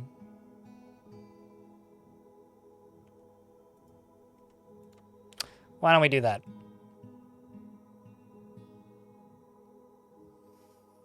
Wasn't it Arga who wanted to master a skill?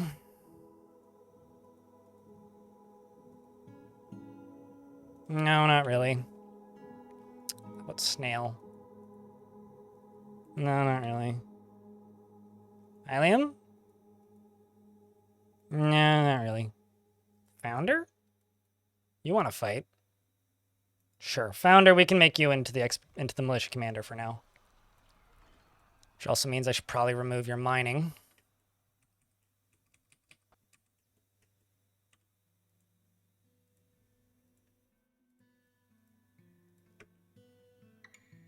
Go help. And seems like this dog is not assisting, even though it's an option. No, you're going to go sleep instead. Well, that's not very useful there, Dwarf. Can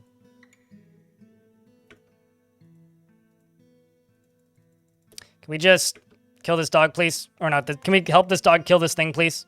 Like, just punch it. There you go. Now I can just delete this squad.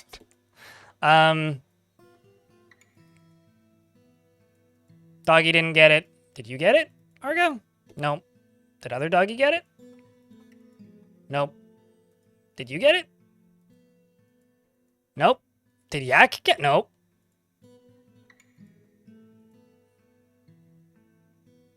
Tearing apart the head skin. Did unnamed doggy get it?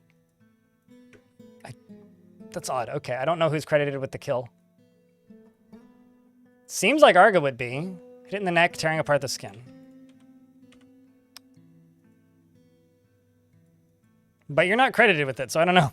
It's odd, actually.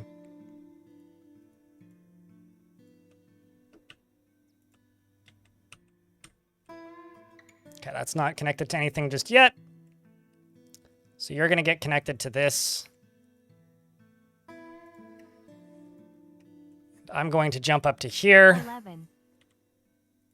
Go cage. Slaughter this. Ice Blue! Thank you very much for the 11 months. And also the tier 3. Died from blood loss. Yeah, but it still gets credited to whoever got the last hit in. So I don't know. I'm perplexed. But seems like the Mountain Titan is still strangling that yak.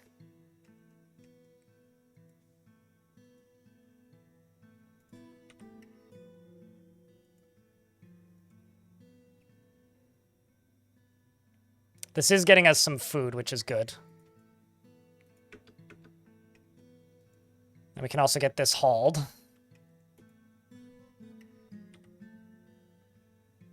But turns out I don't have many free dwarves, so.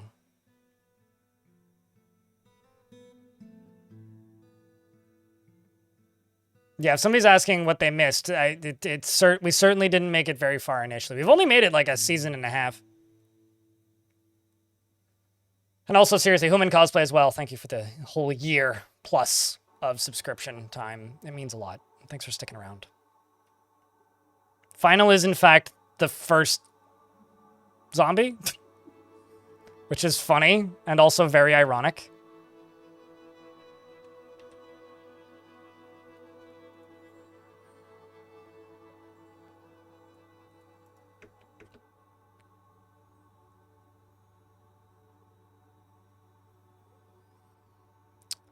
So, when do we think the next migrant wave arrives? Early summer? Spring, maybe? Could be spring. Probably spring. Probably spring. Bet it's spring. Let's also go up here.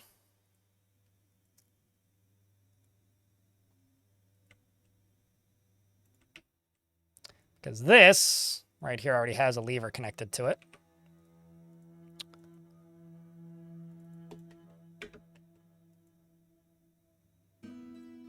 Let's deconstruct that. Now let's go engrave slab. Engrave slab. Engrave slab.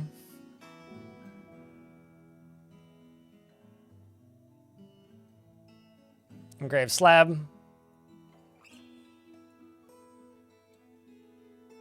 Engrave slab. The donkey foal, Zas, Ognet, Doran, and Geshud. Zas, Ognet, Doran, and Geshud. Oopsies. Zas, Doran, Ognet, Geshud.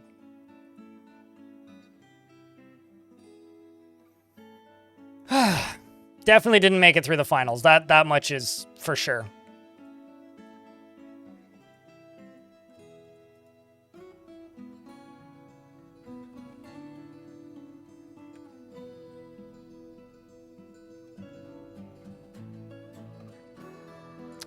Sure your zombie will do something. Even if it's like stand stationary and not do anything.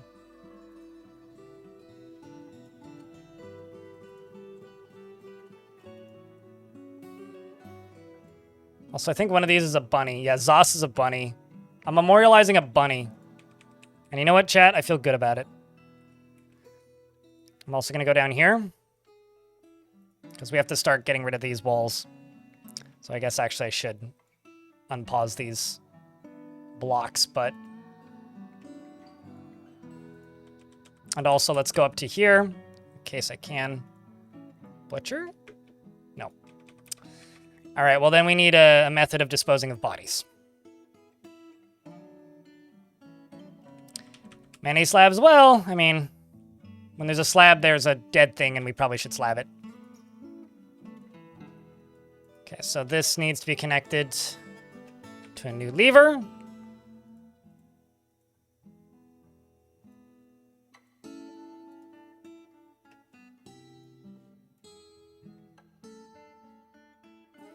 Yeah, just like cavies. Both cavies and bunnies deserve it.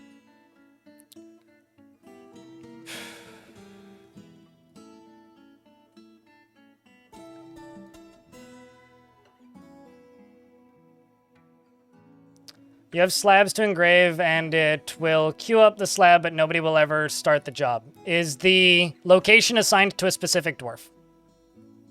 Like this screen. Second question is it outside of the reach of a burrow? Chat, ask questions that may help diagnose this problem. Yeah, that also as well. If you have engravers set to nobody does this, then nobody will be able to do it. Because that is an engraving task.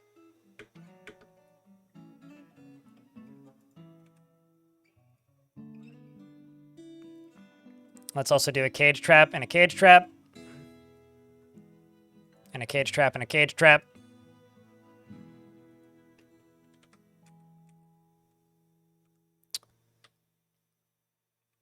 Then I will go down here.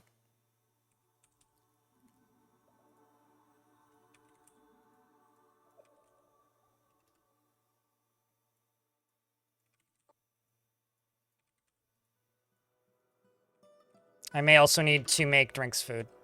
Make drinks soon, not drinks food.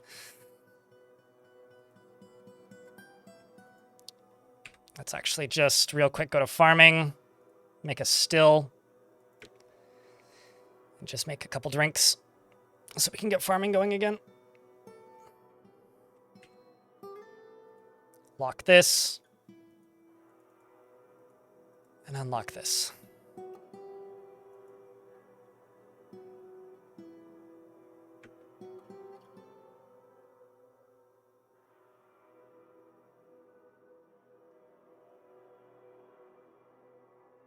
The engraver also died? Oh.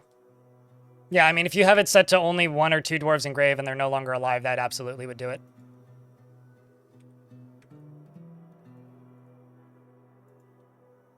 I realize this might seem like a waste, but I want those first few dwarves to be memorialized properly.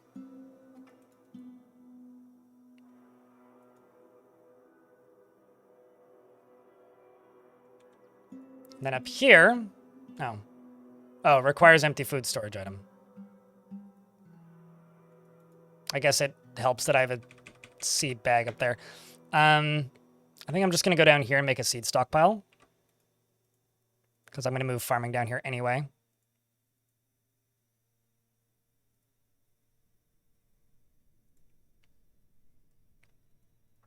Seeds, all. Barrels, none, just to save the barrels. I don't even know if I still need to do this, but...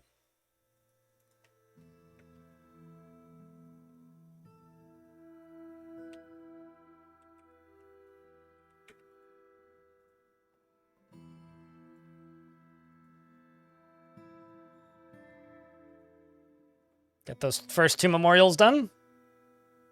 Yes, Fracta.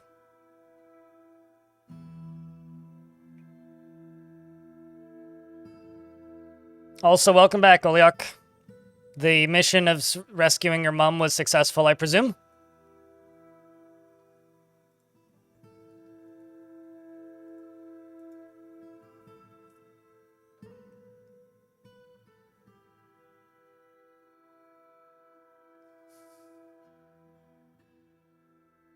Didn't reset the container options?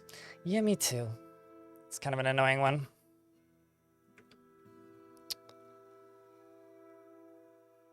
So what makes this the worst map? Type an exclamation point goal and watch the first 10 minutes of that video. I feel like you were there for that one, though. This is Godly Tombs, or just north of Godly Tombs. So it's the map with titans on the surface, murder rain that kills you when you touch it, and no real indication as to where the murder rain is.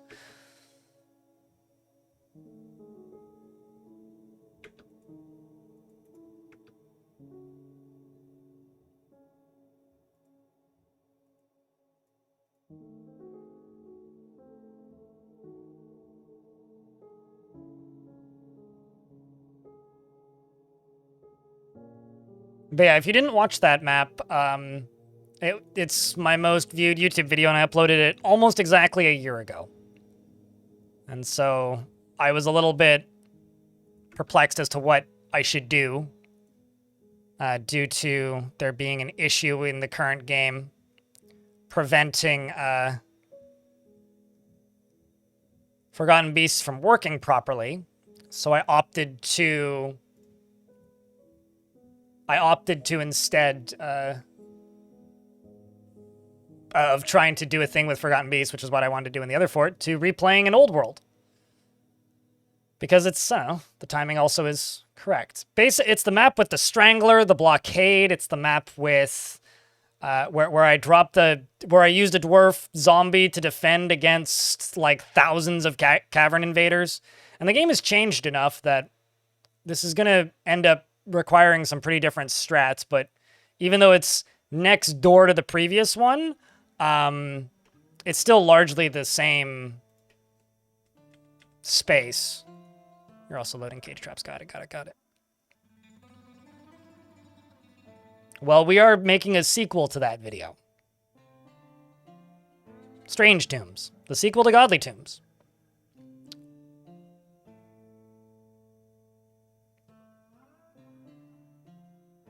And then maybe next year we could do a Here We Go Again Tombs. Followed by Tombs. Or Too Fast to Tomb. What about Forgotten Beasts in the current patch? If you generate a world since version 52.01 or 02, Forgotten Beasts will not have their abilities.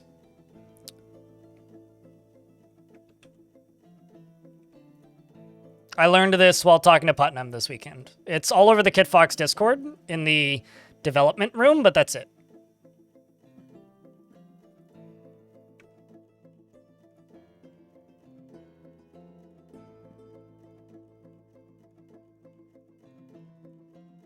I'm gonna go eat.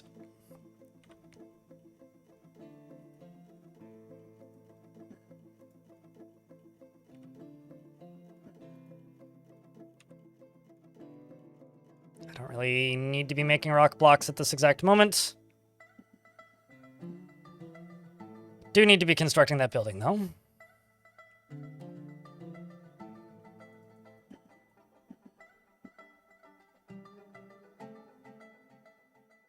Attack of the Tombs. There is also a chance that they can't actually get up here, so... Ah.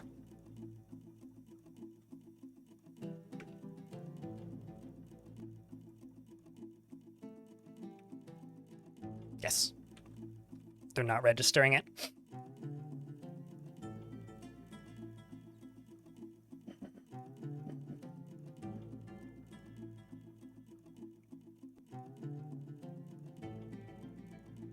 You know, has anybody here ever eaten tomb? It's like kind of a aioli sauce, but like made just with garlic. It's like whipped garlic, essentially. Or like basically like pulverized blended garlic. I think there's like another ingredient. It's like an oil, I think. But it's like basically making aioli, but... Crypt arrived damn 28 months.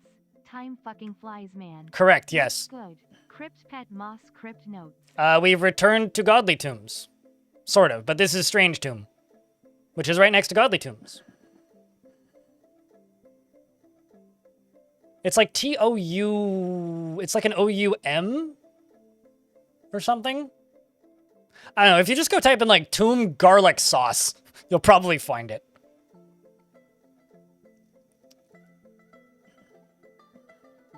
So I'm not going crazy. Yeah, it is actually a thing. Yeah, it's just a sauce, but like... I remember having it with like kebabs, basically. Or like shawarma. Lebanese? Yeah, that would make sense why I was having it with shawarma then. Or like gyro meat. It's like a Greek version of aioli.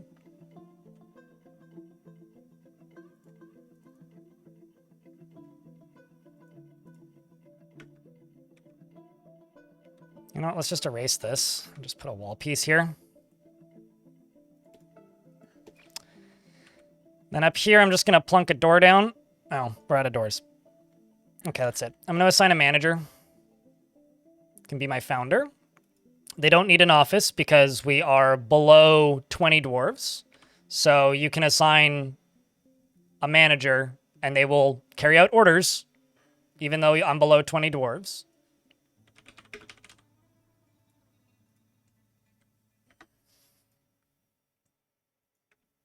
Currently, there's still a mountain titan trying to strangle a yak.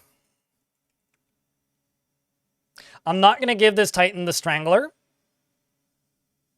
for one particular reason.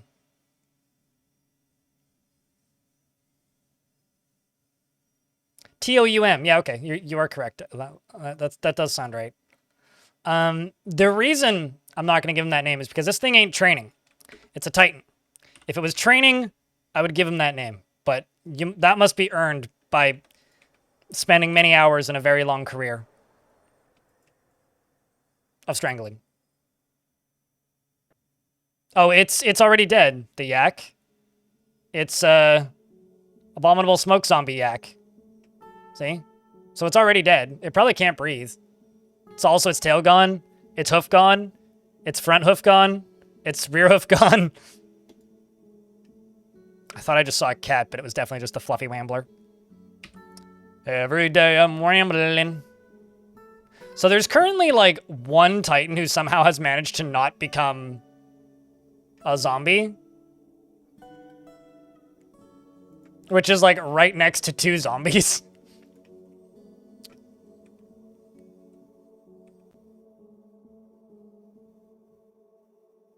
Those are wamblers? This is true. Those are in fact wamblers.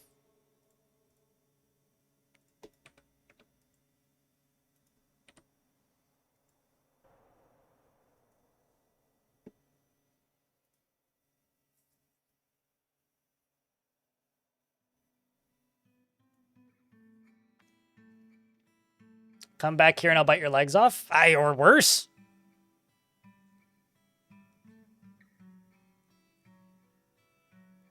Yeah, it could be this struggler. Struggler with a choking fetish. Speaking of choking, I'm hopefully not going to choke this, chat.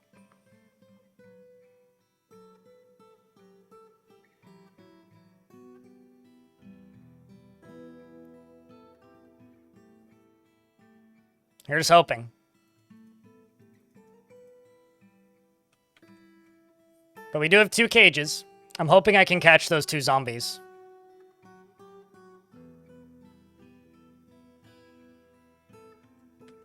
Waiting for the airline to drop your bags off. Oh no! Wait, did you fly to the UK since the stream started? Neezer? Because you were here earlier and you're like, sorry, driving, gotta go. The internet makes the world feel small, let me tell you. If you actually did.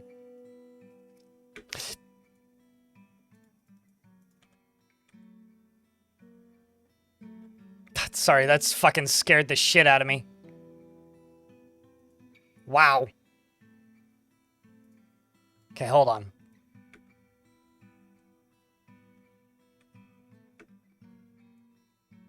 One turn at a time. There they go. Just trying to filter them out. Ha! I got them both down in here. Okay. So this corner is now not safe, but safer-ish maybe? And I'm about to find out if they're trap avoid. Because I don't actually know if they're going to be trap avoid.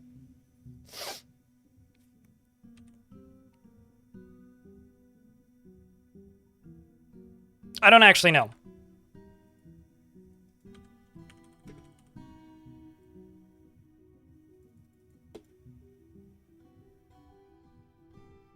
So I'm going to let this dwarf go all the way through here.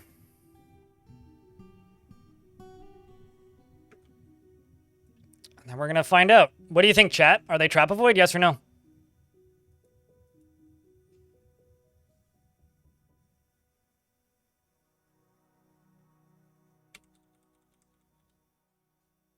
You were already here, but was chauffeur to the wife seeing her family. Okay, gotcha. Why am I hearing fighting sounds? Giant Olm is fighting. Stray dog shakes the giant Olm around by the head, tearing apart the head's skin. A very hardworking dog. Well, that's sad. Also, Selkie's dead.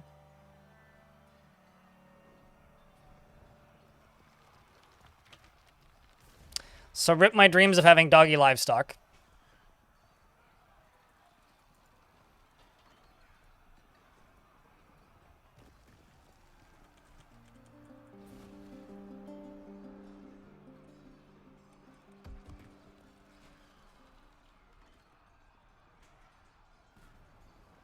Yes. Okay, so that's done. I can lock this. That's already locked. Yes, sure, today. Chat. We've caught our first 2 weapons. We have a chance. Brownies are done. Are you sharing Square Dad? Because I'll take one. Maybe like 1.5. Can I get big biggies? That'd be great.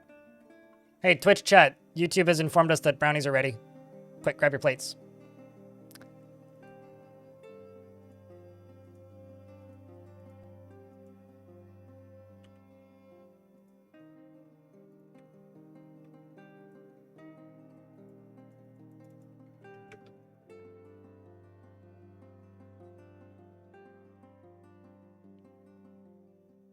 Now I'm just sitting here and waiting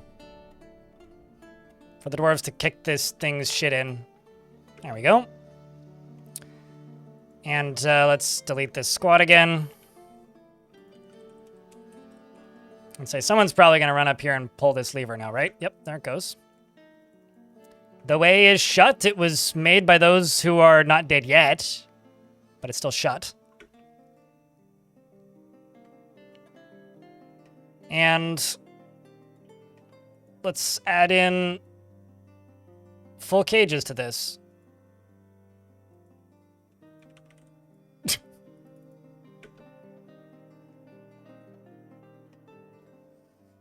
What, it was made by those who are not dead yet? Or just plain old simple, the way is shut? All right, well, I think the next priority, now that we have this set up, is to set up this side fully. It's already linked.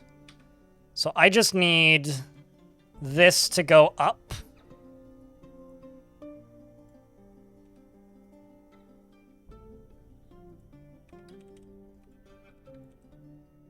And I need you to go up here.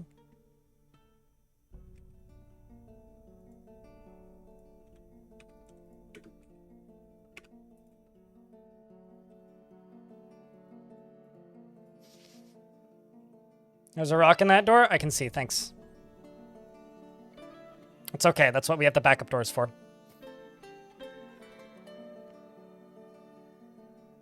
There's also, like, nothing scary up here, so this one won't be as big of a threat.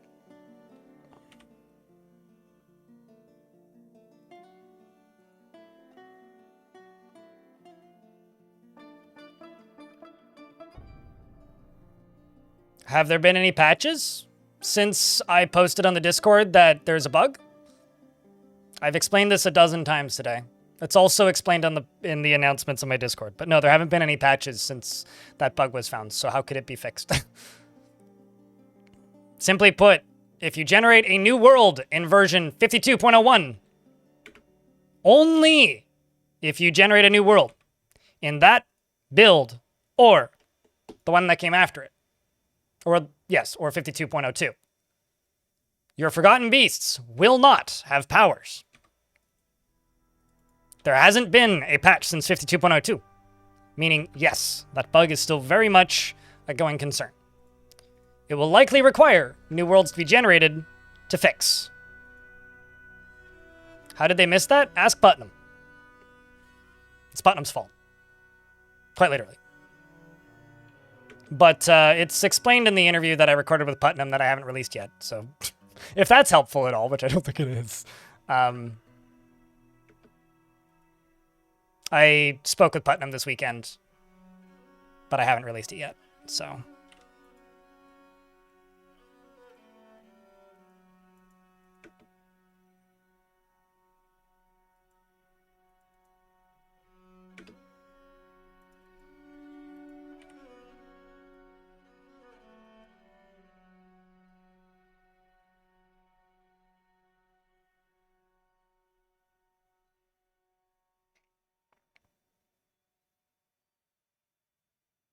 Blame us making rocks think? Probably.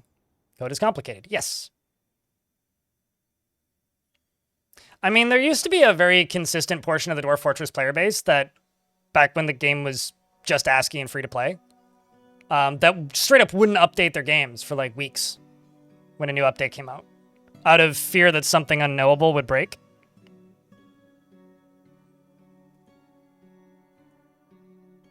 Or something that was impossible to account for would break. And then, like, it would take 2 weeks or something for Tarn to figure out what it was and fix it. That used to be a very consistent pattern in Dwarf Fortress development. But now there's the beta branch, and a fraction of the player base plays in there, but still not everything's going to get caught. So, you know, such is life.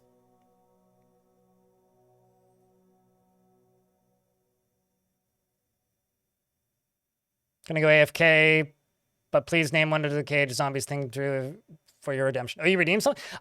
Redemptions aren't showing up in chat. I'm very sorry. I'm not seeing these, but that's literally because I don't have... They're not popping up in chat for some reason. Thing 1. Wait a second.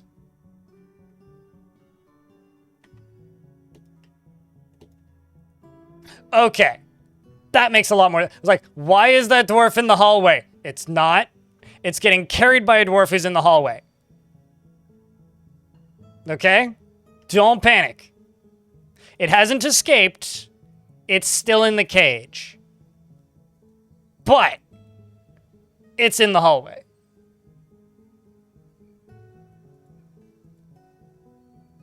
She personally disregards tradition and values self-control. And has killed a cat, a rabbit, and a dwarf. Good for you. Thing 1.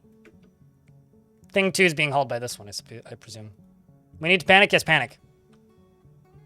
And definitely panic by throwing all of your money directly at your monitor. I mean, subscribing to twitch.tv/BLINDIRL. What? What a strange request.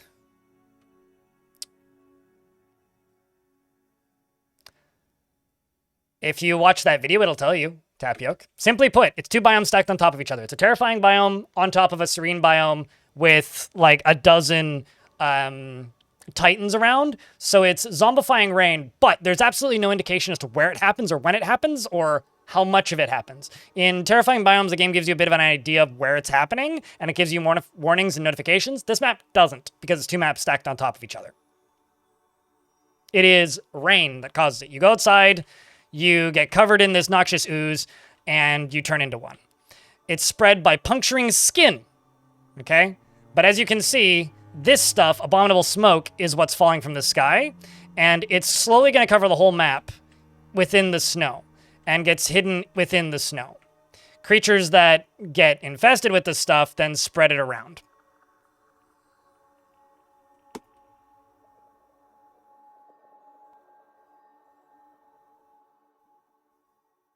Also, if dwarves pick up loot that is covered in it, yes, they get infested. But I'm not going to... Actually, I don't think they have anything on. Yeah, they just have some extremely damaged socks. I'm not going to take that sock out. Those socks out. Those socks are... Like, those creatures are not going to be touched. Trust me. Their loot is never going to be touched. I hadn't even considered doing that. My brain was so far in the other direction. The idea hadn't even crossed my mind.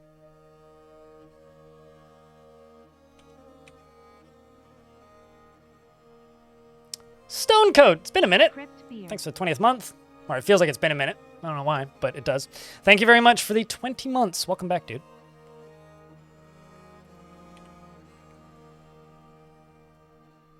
Is there a particular reason you're standing here with no job there, Dwarf?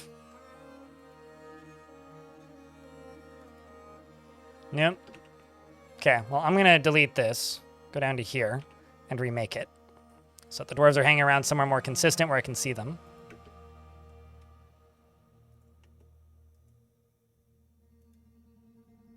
Let's also turn this back on.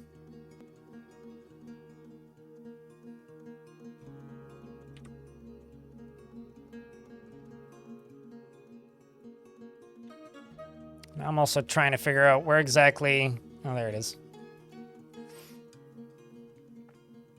I'm sure somebody will do it in a minute. Basically, no. I would recommend you watch my first video on this map, but basically, no. Quite literally, the surface is a quarantine zone, and the idea is you get off the surface as quickly as possible, because the rain is unpredictable and random, and it happens at random points in time, at random places in the map, randomly. So, could you build up there if you, like, covered the surface in lava? Sure, but by the time the lava dissipates and you can get to the surface, it's half covered in abominable ooze again. So, no. No, not really. The challenge here is getting dwarves off the surface and into the fort. And then also surviving underground primarily. And trading is also going to be fucking difficult. Okay, why are they not building this? It's in the burrow. It's not locked. It's not closed. I'm just going to rebuild this.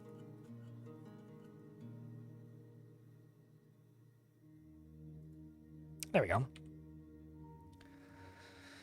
Weird. Is this map even playable long term? Read the title of the stream. Theoretically, anything is. A lot of luck's gonna have to happen.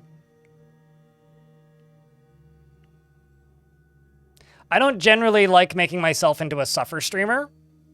This is one of the few maps that I've found that I do actually enjoy playing that very much fits that mold.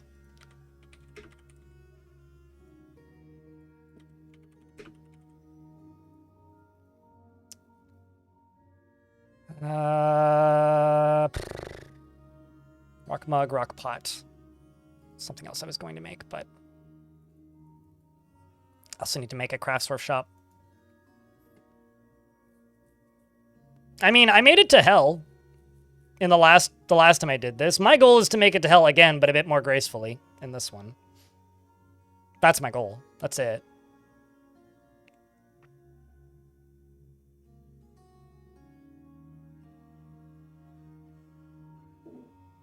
Okay, so now that I've done this, lock this door. Are you taking a nap? God damn it, snail!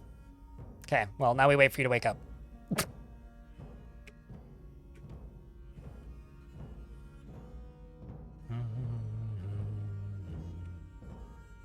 I was like, yeah, no, we'll get Snail to do this as soon as he's done building this and decide to take a nap instead. Well. Oh well. Earning his name, I guess. I suppose. I guess he's not named Bunny or Hare.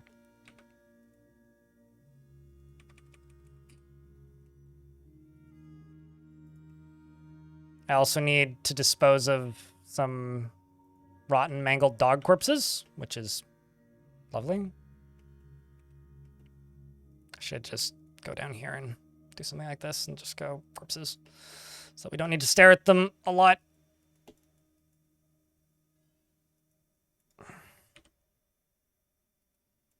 Meanwhile, these dwarves are all over here, learning about engraving, leading engraving demonstrations. I should just like smooth this, maybe on a lower priority.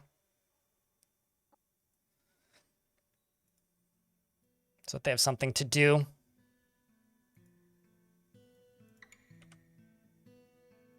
Okay, let's watch Snail, who hasn't woken up yet.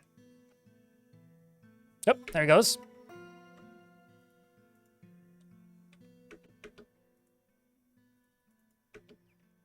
Then you run back this way. And now we have 2 ways in. 2.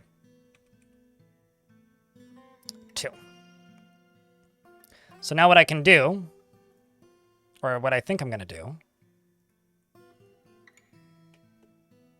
is I could go this way. I can make a new set of drawbridges. Or I can make some stairs going down from here.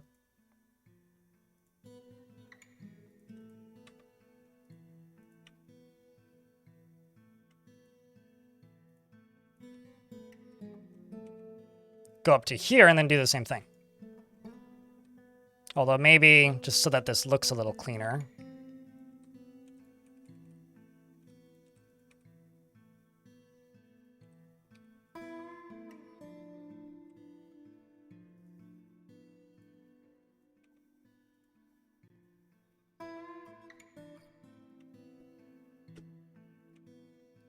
So they'll go directly underneath this, down here.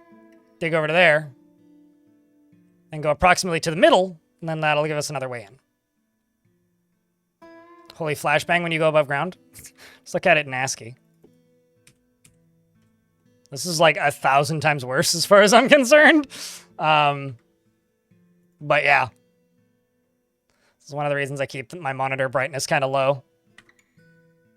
Although the nice thing about ASCII is you can actually see the density. Oh god, that's hard to look at. So you can actually see the density of the evil monster goo. You can see kind of where it's coming from, where it's spreading, and where it's mixing with the snow.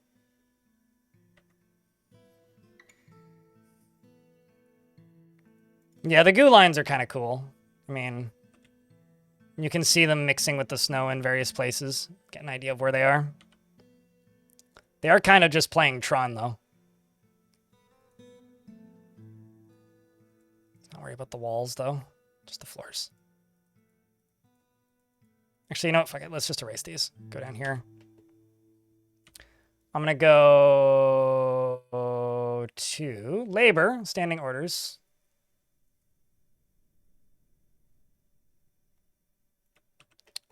Let's actually go down to here and set this to refuse as well. There we go. All these corpses can get removed now.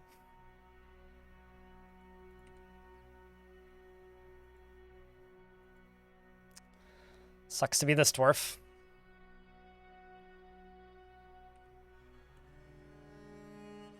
You're making a rock mug.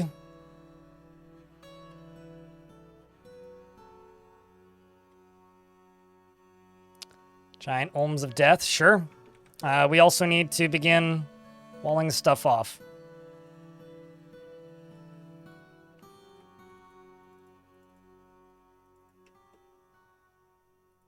I can't really put that there now, can I?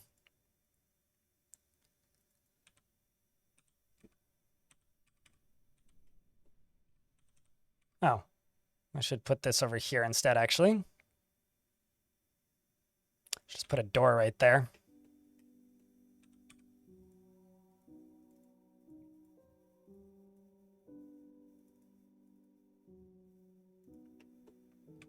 That's a little secluded, separated area, so that doesn't matter so much. Oh, that'll help quite a bit. So that up there can be sealed off pretty easily, but actually, let's seal off this top side instead. So let's go up here. And then we'll just need to seal off down here.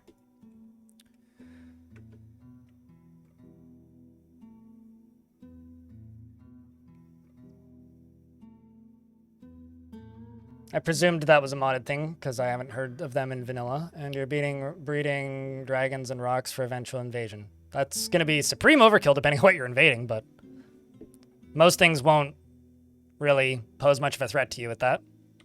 Although, it kind of depends on how big they are. If they're just like dogs, then dogs are effective, but they're not that effective.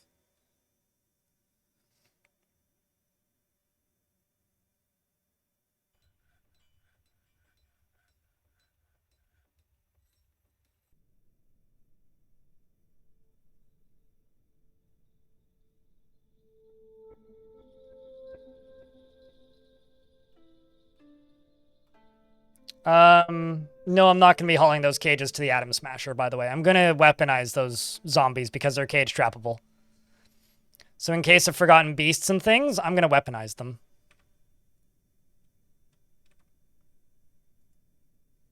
It would be a waste to do anything else with them, frankly.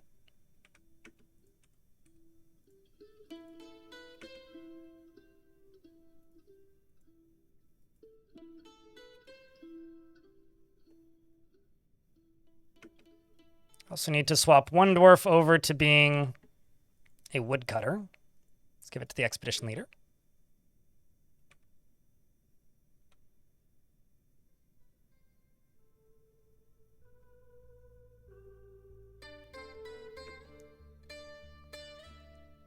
I still can't believe that there was a Titan in my fortress and I missed it. I'm still shocked by this.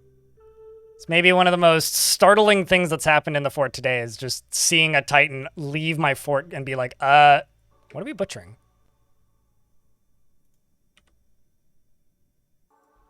Oh. Butchering the giant cave toad skeleton. I mean, sure, why not? We'll get bones out of it.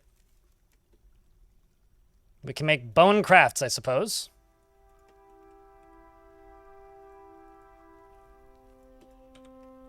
Let's just get this out of here.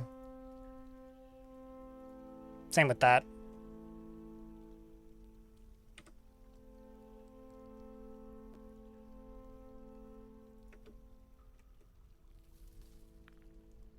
That's a sad day's letter N.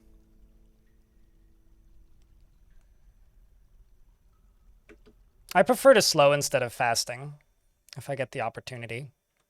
Really. I also have to fast pretty frequently. It's kind of annoying. By pretty frequently, I mean every other month, but hey.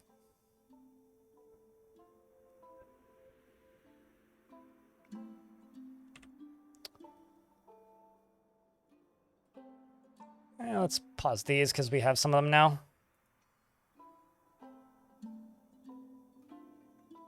Let's work on blocks instead. Storing item in stockpile? What are we putting in stockpile? Oh. No, that's zooming. Pretty different than fasting. About the size of giant wolves? Yeah, that's not super strong then. I mean, that's just basically a bear. A giant wolf is about the equivalent of like a grizzly bear, if I'm not mistaken. But I could also be wrong. I haven't looked at any of these cubic centimeters. Where's final at this point? Final is all the way down here. Has final killed anything else? Nope, just the two. I love that final just has a pickaxe. I should try and catch final, though.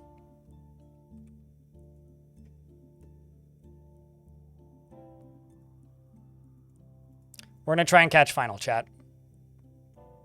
Maybe not at this exact moment, though. Let's just go down. Actually, where should we build? primarily. Should we build in here, which is where I'm currently kind of building? Or should we focus on making 2 more entryways like these? Or should I build below the caverns? Because the aquifer is pretty deep in this map.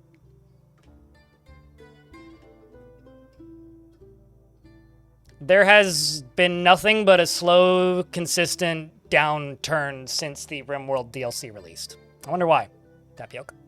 No, there has been 0 player count increases. Basically, since Adventure Mode release, there was a small jump, and then it dropped back down to where it was. We had a long discussion about this the other day, but, like, the only way there will ever be player increases is if somebody can figure out how to convince a lot more people to try playing the game. And I've given up doing that. I'm just simply trying to entertain and inform the people who already play. Because frankly, it's become borderline impossible. Also, we've got a ghost. Who's Stinthad.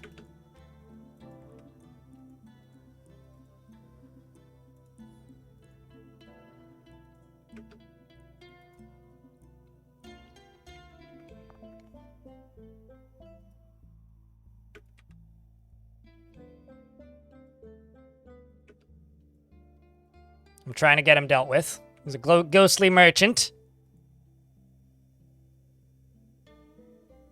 That isn't what I mean. If that was like, okay, whatever. I digress. No, I mean, if you could get PewDiePie to play the game, then that would be cool. But no, that's not what I mean. No, you need something that brings noticeable. I don't bring noticeable numbers to video games. So no, there's been absolutely no increase in player base. There's usually bumps around sale time when there's sales.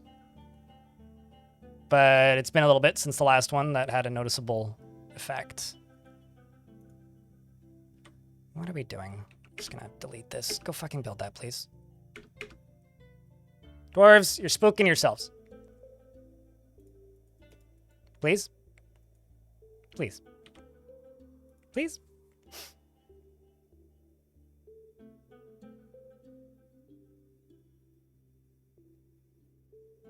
You? I was the first person with big number that I could think. Anyway, I don't want to talk about this. The whole concept of, like, the player bit count size of Dwarf Fortress is, like, a difficult subject for me. Because it's a problem that I have absolutely no idea how to fix. And it never ends in a public, fun discussion. It always just ends in what sounds like me talking shit about this game. But the reality is,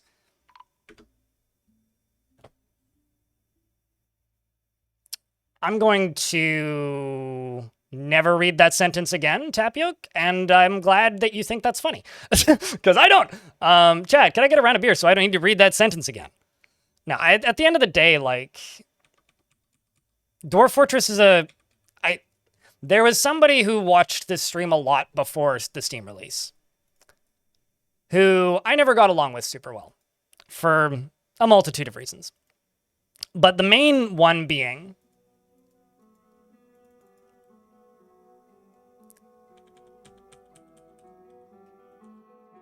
Dwarf Fortress is a game for an inherently niche audience, and it has this awful reputation of being a buggy mess. And until Dwarf Fortress outlives that reputation, Dwarf Fortress is never going to be a popular video game. It's as popular as it is, and it's probably not going to get any more popular. I would like the player count to increase dramatically, because that would greatly increase my income.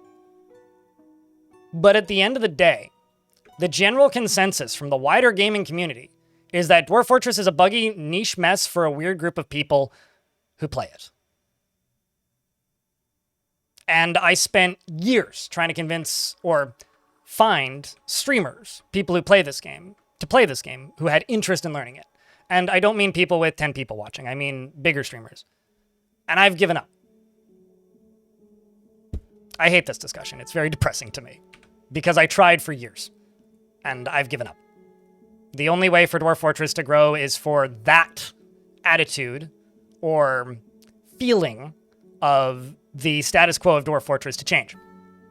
People need to stop promoting it as this weird, buggy mess and instead promote it for its strengths and what it's capable of Nobody writes about video games anymore because none of them have jobs, which some people gleefully party about.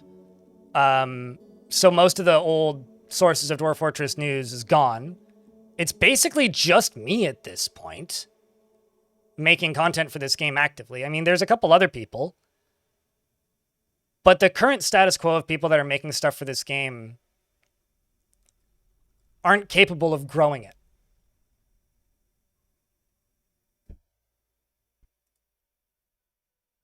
I don't know what you want me to say, someone over there. If you actually think that's funny in some universe, then we live in a different universe, I guess. So yeah, I don't know. I'm sorry to say it, guys, but it doesn't need to be a mainstream appeal. RimWorld doesn't have fucking mainstream appeal. It doesn't even appeal to the people it's trying to appeal to. Anyways, I don't want to talk about this. This is an awful conversation. I'm so fucking sorry. Let's go over here and do this. This.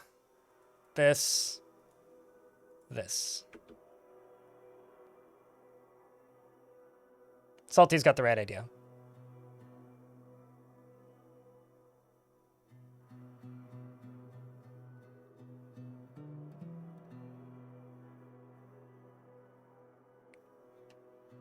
But yeah, at the end of the day, like, you know, we discussed this a lot last week, and I don't see the point of doing it again.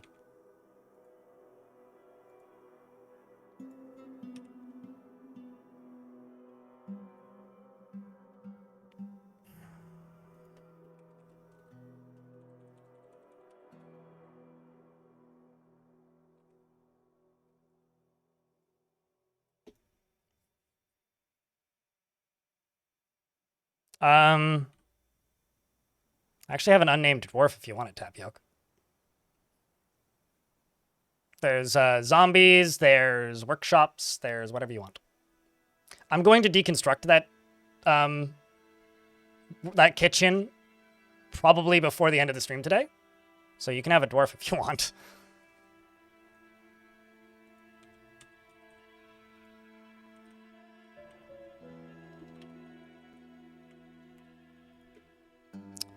Tapioca has finished up some work, and that was very satisfying. He feels urges and seeks short-term rewards, and only rarely tries to assert himself in conversation. He is very polite and observes the appropriate rules of decorum when possible. He's greatly pleased by his own looks and accomplishments, and he is somewhat quarrelsome. He is bothered by this since he values friendship. He tends to make a mess with his own possessions, and he has a noticeable lack of perseverance. He acts with a narrow focus on the current activity and has little interest in joking around. He has a tendency to go it alone without considering the advice of others, and he can handle stress. He generally finds himself to be quite hopeful about the future, and does not easily fall in love or develop positive feelings. Needs alcohol to get through the working day, and likes working outdoors and only grumbles mildly at shit weather. Let me just go here and place this.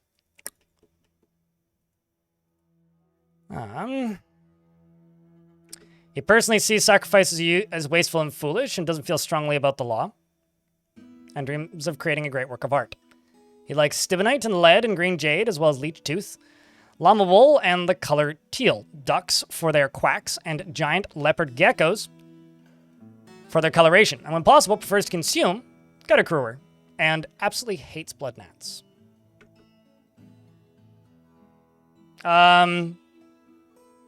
Not really true, Tibbe. If I lose any more dwarves, the fort's over already. So, I will be deconstructing all of these workshops, though. His ears have nearly fused lobes, and his beard is neatly combed. Also, when these dwarves die, they just become zombies, most likely, which will make them eternal. So, I would actually say that, like, Final's dead, quote-unquote, but is still alive, very much so, and still on the map.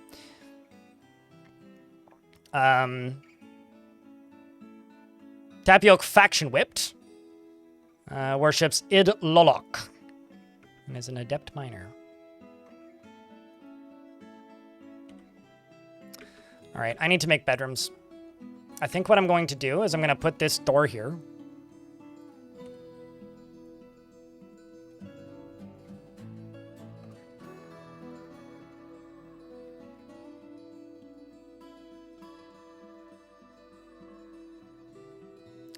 I mean, I would like to capture you, Final.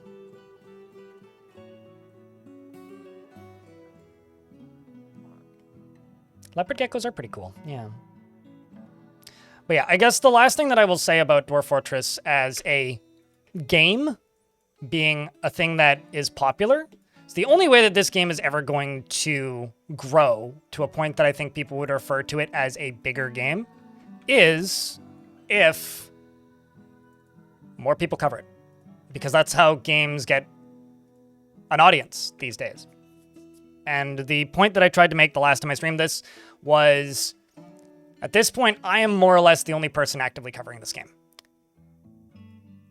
It's like me and Von Galactic and Krug Smash occasionally, but even Krug Smash has been burnt out recently and hasn't been uploading. So because of this, I don't know what we can do. Genuinely, I don't know what we can do, because there's nobody else left. Quill returns every 6 months to a year, maybe, and does a short series. But his audience is used to watching it, and it doesn't reach much further than I do anyway. So, like...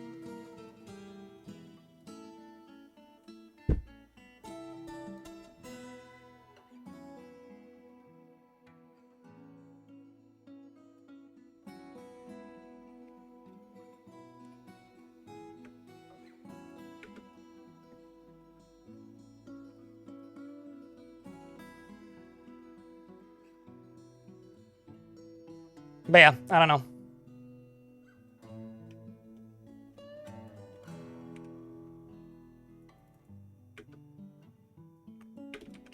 Let's get this ghost dealt with. Bim.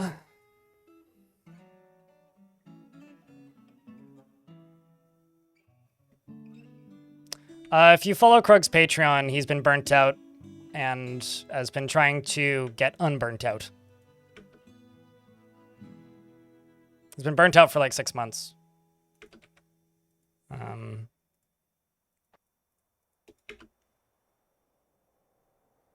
Basically, it's just, will there be a big increase in player base?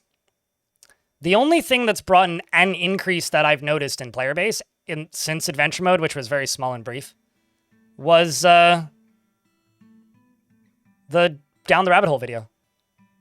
Quite literally, that's the only thing that I've seen that's made a noticeable dent, or a noticeable difference. And the biggest thing that's pulled people away from Dwarf Fortress recently is RimWorld's DLC. Because as much as people like to disagree with me that it's competition, it absolutely is. It 100% is. And it absolutely brings people away and moves them to RimWorld. In its defense, apparently that's a really good DLC, so it's justified. But no, there's been almost no press, almost no noticeable increase at all, and that's just the state of things, I guess.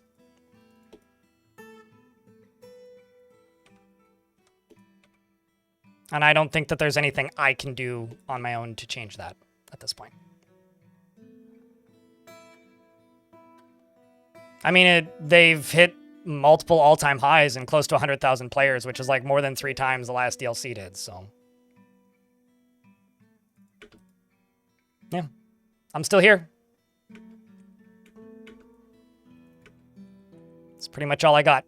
All right, we got another entryway now. So now there's 1, 2, 3 along the top side of the map for migrants to get in if something happens or if they arrive. And then as this dwarf leaves, I will lock the gate.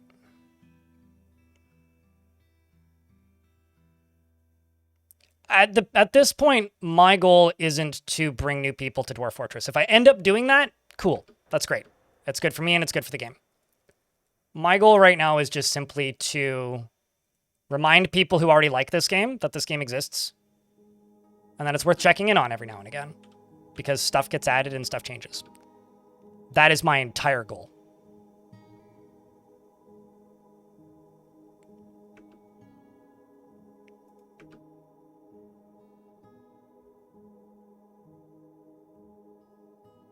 I unlisted that video, actually, Sandberg. I got tired of getting random hate comments out of nowhere.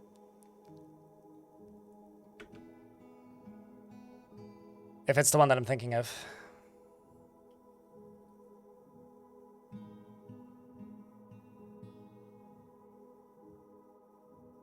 And opened an entrance at the map's entrance. That is brilliant. Lol, you never thought about that. Well, I mean, it's the highest chance migrants... I mean, this is where migrants arrived, was like basically right here, right? So this would be their highest chance of actually making it into the fort. I could also put a trading depot right here, because I presume traders will arrive in the same place. But I'd actually have to reopen this shit. Let's also go back down into here.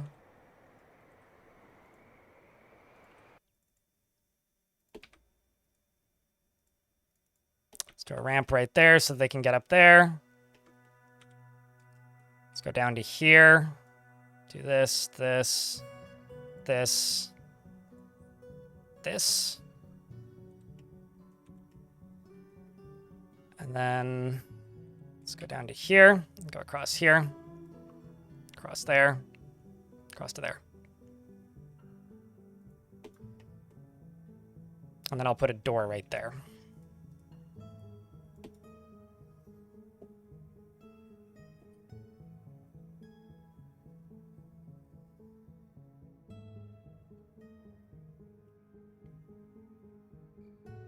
I'm glad it made its point to some people, though, Sandberg.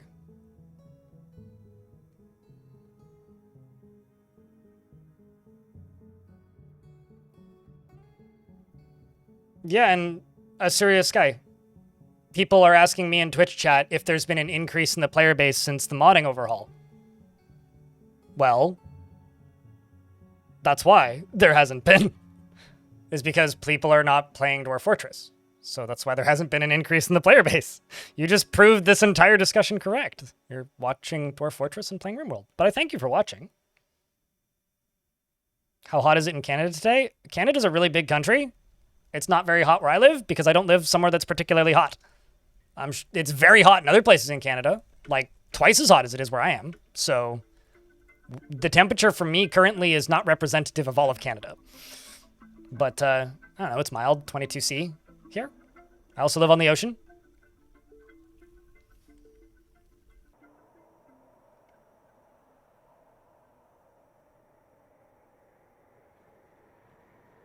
Well, I'm glad you enjoy the videos.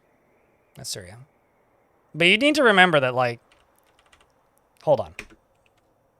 Like here, like, let me tell you exactly why it's never going to be a fair contest between RimWorld and Dwarf Fortress, and RimWorld can essentially unexist Dwarf Fortress whenever it feels like it. There's currently 4, 8, 12, 16, 20, 24, 20, 30. About 200 channels streaming RimWorld, and in the Dwarf Fortress directory, it's me and 2 other people. And I think one of them's actually in the wrong directory and actually streaming Dwarf Fort. But Battery's got something up on the screen that isn't Dwarf Fort. So, I mean, I'm sweating currently. But that's because I'm next to a warm computer that's blowing hot air at my arm. I like RimWorld. It's fine. It's a very good game. But the games are so intrinsically associated with one another because of RimWorld's marketing that Dwarf Fortress doesn't have a chance in hell, to the point where even the few catchphrases that were recognizably Dwarf Fortress are now RimWorld catchphrases and not Dwarf Fortress catchphrases. Losing is fun. I used to be able to put losing is fun in a YouTube title and get clicks through that for Dwarf Fortress. Can't do that anymore.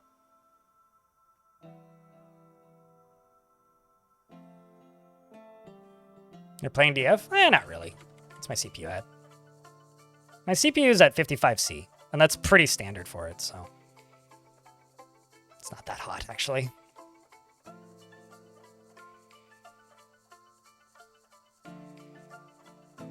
Like, I don't know. I really wish that I could be more positive on this subject, but could you mod the game to do that? I think that if that were possible, someone would have already done it. I think that you haven't looked at the modding tools at all. Someone over there. I mean, you could go tell people over at DF Hack to do that, but then you'd already have to install 2 pieces of software. But no, I'm extremely lucky. I'm very, very fortunate to be in the position that I'm at. But I will say, I'm a victim of my own circumstance, and it is kind of lonely here sometimes, and I wish that there was more people around. You know? I mean, like, there is that like Twitch integration mod or script, I guess, for DF Hack, which you could go around promoting, but I don't think that necessarily makes the game easier. It just names dwarves mostly and lets players interact. That doesn't really make learning the game harder. And, like, I kind of stopped watching Twitch streams outside of, like, a core group of my close friends. Oh, right. It's too close to the edge, so I need to go to, like, right here. Outside of a core group of close friends.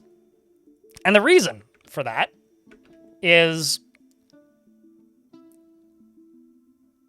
it turns out that when you're kind of known in a part of the internet for doing something specific, it's not that people will call you out for it. That's the wrong term. People will mention it when they see you. Like when you pop up. I went and watched a stream a couple of months ago. Maybe a little longer than a couple of months ago now. It's been a while. And the streamer in that channel goes, "Oh, hey, Blind. How's the Dwarf Fortress stuff?" And one of this guy's mods immediately responded and added him and says, "I don't know, dumb dead game." Well, I don't know, dead game. I don't know why I added the word dumb there. And then he looks at, and then the streamer popped up the directory on the stream and goes, "Oh yeah, kind of a dead game." That's the general consensus from the wider community. Is streamers, like I get emails every day about some random game that I do not care about that cite in the email that so-and-so streamer is streaming it. And if that's your, if like that's how games are marketed now, is if streamers are playing them. So there's no way this game is dead. If you look at the, okay, is it dead? No, far from it. Very much not dead. It's absolute bullshit that this game's dead. It's not. However, if you go look at, okay, I'm just going to go take a wild shot in the dark here. Risk of Rain 2 on Twitch. There's currently 4, 8, 12, 16, 20, 24, 28, 32, 36, 40 plus people streaming it with a total of 300 viewers, and the top 2 streams have 127 viewers and 60 viewers. That's a game that a streamer won't consider dead. Dwarf Fortress has 3. When I'm talking about a game being dead, I'm specifically talking about the viewing audience. I'm not talking about the player base. I'm not talking about whether or not it's still selling. I'm talking about, do people think it's streamable? Because that's how you market a game. You convince people that it's streamable and that they will make money streaming it. Dwarf Fortress has this current feeling around it that it's a dead game for streaming. And so I can't get more people to cover it. They have to decide, I'm going to try and grow with this game, which can be a valid strategy in the content creation side of things. But you're never going to get established streamers to do that. Unless there's somebody who is just so big that they can stream whatever they want, like Robaz, right? Who occasionally plays Dwarf Fortress once every 10 years because he's Robaz. And did the other week, and that was nice.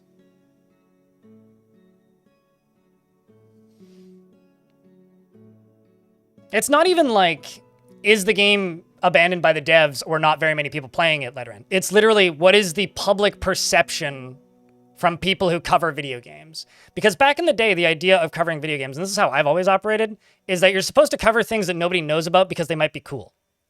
But the way the algorithms work, the way these platforms work, and the way this business works, you're not incentivized by playing random shit that nobody's heard of unless your name's Splattercat. You're incentivized to play the thing that people are already watching because they want to see somebody else's take on the thing they've already seen that they like. That's what the audience wants. It's like this problem that PC Gamer and like GameSpot ran into back in the day when websites existed. Remember when websites existed? Which was, oh, all of these people are vanishing from our site because they're no longer playing console games, they're playing games on their phone. But then you try and cover phone stuff, and nobody is looking at coverage of phone stuff. Because there's a billion games coming out a minute. Most of them are shit, and they're all free to play, so who fucking cares? Just go try them anyway. Nobody watched that coverage.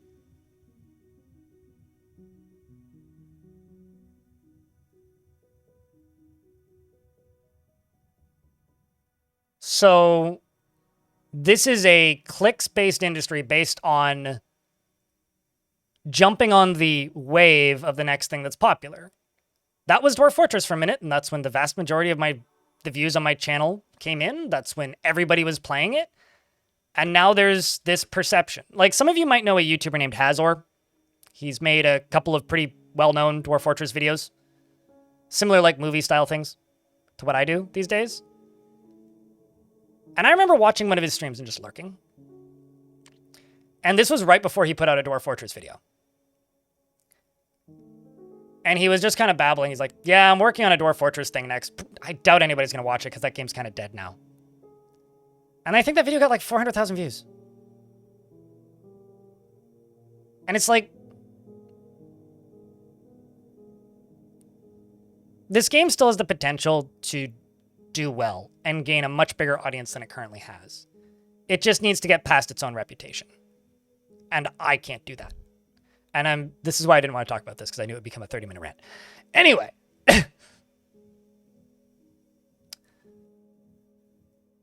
Every new game, big streamers change their fan base every month, and viewers coming and going along. Well, everybody kind of sticks to their own. It wasn't you who started it later on.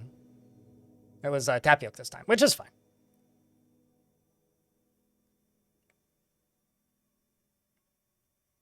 Dwarf Fortress is a cult classic, like YouTube chat says. You know? It really is, in a lot of ways. I need to make some bedrooms for these poor dwarves.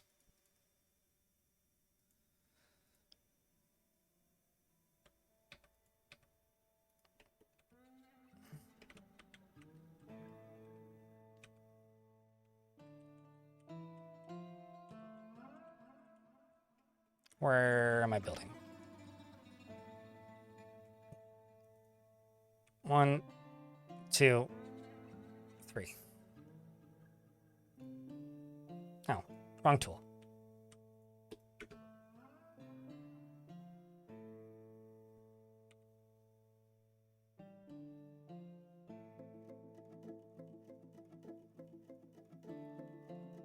Still building these walls.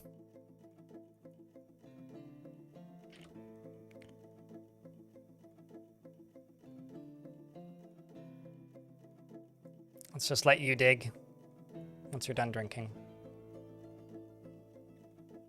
Quite the wet place for bedrooms. It's below the aquifer. It's also one layer beneath the water, and I'm not going to dig under the water anyway. I'm settling one layer below the caverns, but this map is really thin.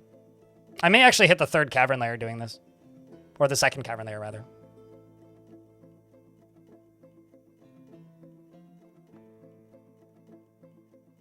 That's also a genuine problem that this game has to get past, is that most of this game's competition that are way more heavily played than this game are harder than this game.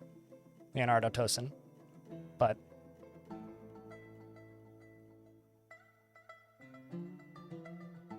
it's also because I'm largely the only channel with up-to-date information on this game, Leonardo, but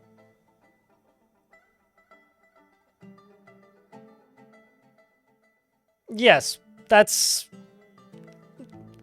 Can we just say that these are two different discussions? Dwarf Fortress is, like, not even remotely comparable in the same sentence as,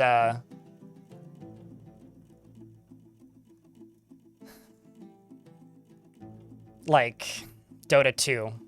Dota 2 dead game references are very different than Dwarf Fortress dead game references.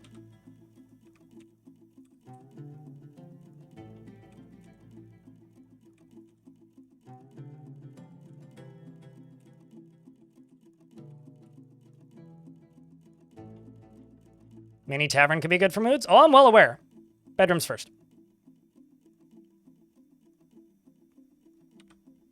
I have 6 dwarves. I can only really do one thing at a time to help moods. I also don't have a ton of time left to go to dinner.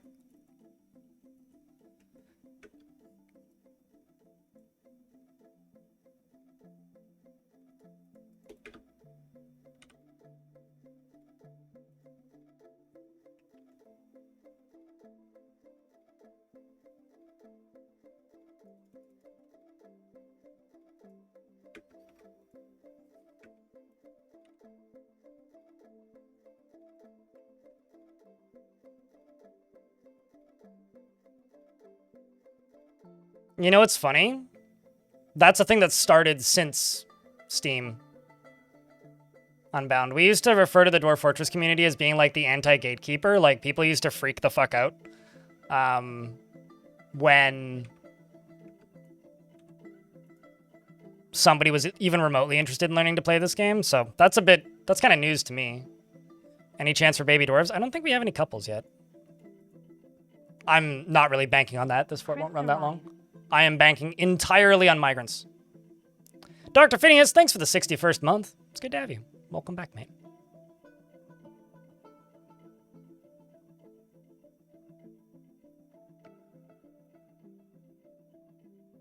Just a different time? I know a few streamers who do. But do they pull 1,000 concurrent viewers and can they convince 15 of their friends to also play Dwarf Fortress? Because if not, then it's outside of the scope of this discussion. Yes, other people stream this game. And I probably know every single one of them, including the one you're referring to. But that's out of the scope of this discussion. And this is actually why, like, I kind of regret talking about this, because people get... Offended is the wrong word. Indignant? No. People think I'm talking shit about the game or other streamers, which really isn't the case.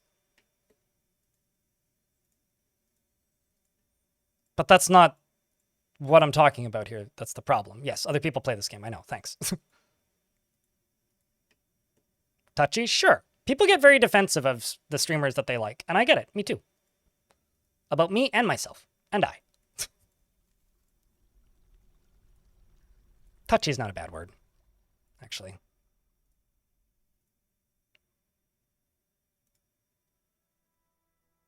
Can I go? Yes, I can. Let's go that way. Oops, went too far.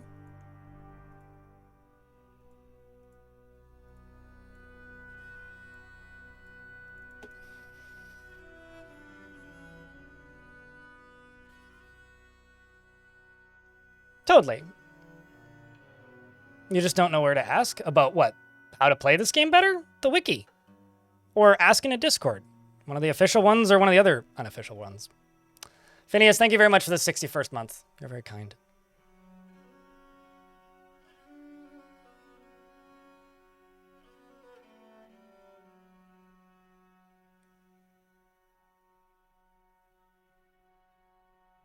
But if you're trying to learn this game, the best way to do that is by participating in one part of the community. It doesn't need to be mine. It could really be anywhere in the community. You just need some group of people that talk about this game. And they'll be willing to help. Although, I will mention that this is kind of not the first, but the first in a while that I'm hearing about the Steam user base of Dwarf Fortress being unwelcoming. That's kind of wild to me, actually. Like, if that's a thing that's actually happening, that's very new to me. It's impossible without the wiki or help. I mean, Minecraft isn't impossible, but you're certainly going to make your life harder. 1, 2, 3, 4, 5, 6, 7. Okay. Let's make 10 beds.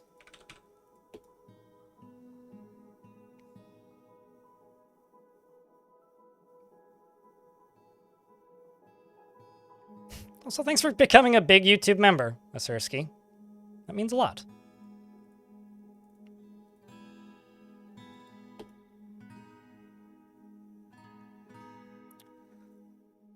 Steam is a mixture of troll and bots. I mean, if we're talking about like the Steam forums specifically, take that about as seriously as you take the gaming forum on 4chan. Like, there's fucking nothing welcoming about Steam. Just in general. That's like almost every game on Steam. Doesn't really matter. But yeah, if we're just talking about Steam's discussions, then that's fucking duh, in my opinion. But it's a bit brutal, but it is the case. Snails making beds.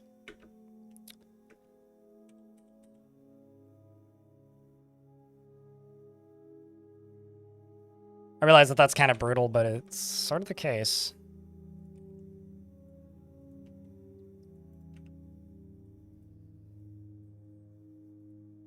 Okay, so this is going to be assigned to Hylam.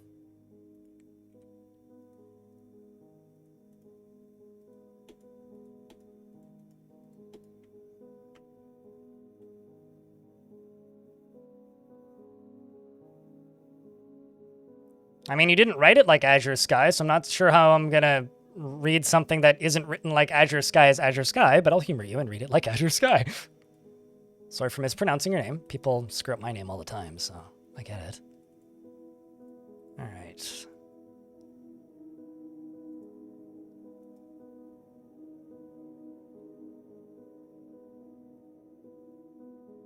Going and bitching that the game doesn't have big enough titties or there's a nobody. Some things don't even need to be said.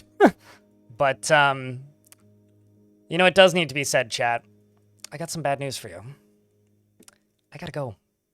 I have to go meet up with my older sister and my mom and my dad. We're going out for dinner because they're in town and they have to head home, and apparently we have a booking at a restaurant. So I gotta go. I gotta go. Wonder if the DF wiki is kept up to date? Oh, absolutely. Yeah. I mean, there's always portions of it that are slightly out of date, but find me a wiki that doesn't have some out of date sections. The Dwarf Fortress wiki is very actively updated. We will be continuing this fortress tomorrow. So if you want to see me try and siphon a few visitors through these awkward passageways, tomorrow will be the place to do that. I'm just going to pull this lever so I don't forget in case a building destroyer walks on the map. But I'm kind of amazed we got this going as far as we did.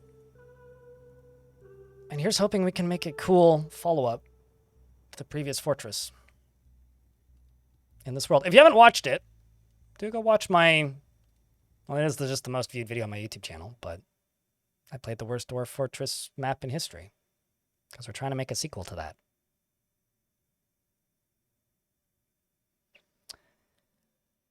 YouTube chat.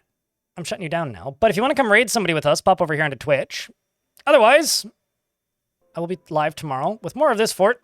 Same Dwarf time, same Dwarf channel, and hopefully the music works. Twitch chat, we're going to go raid somebody. If you want to go raid somebody with us, stick around. Maybe you'll find somebody new.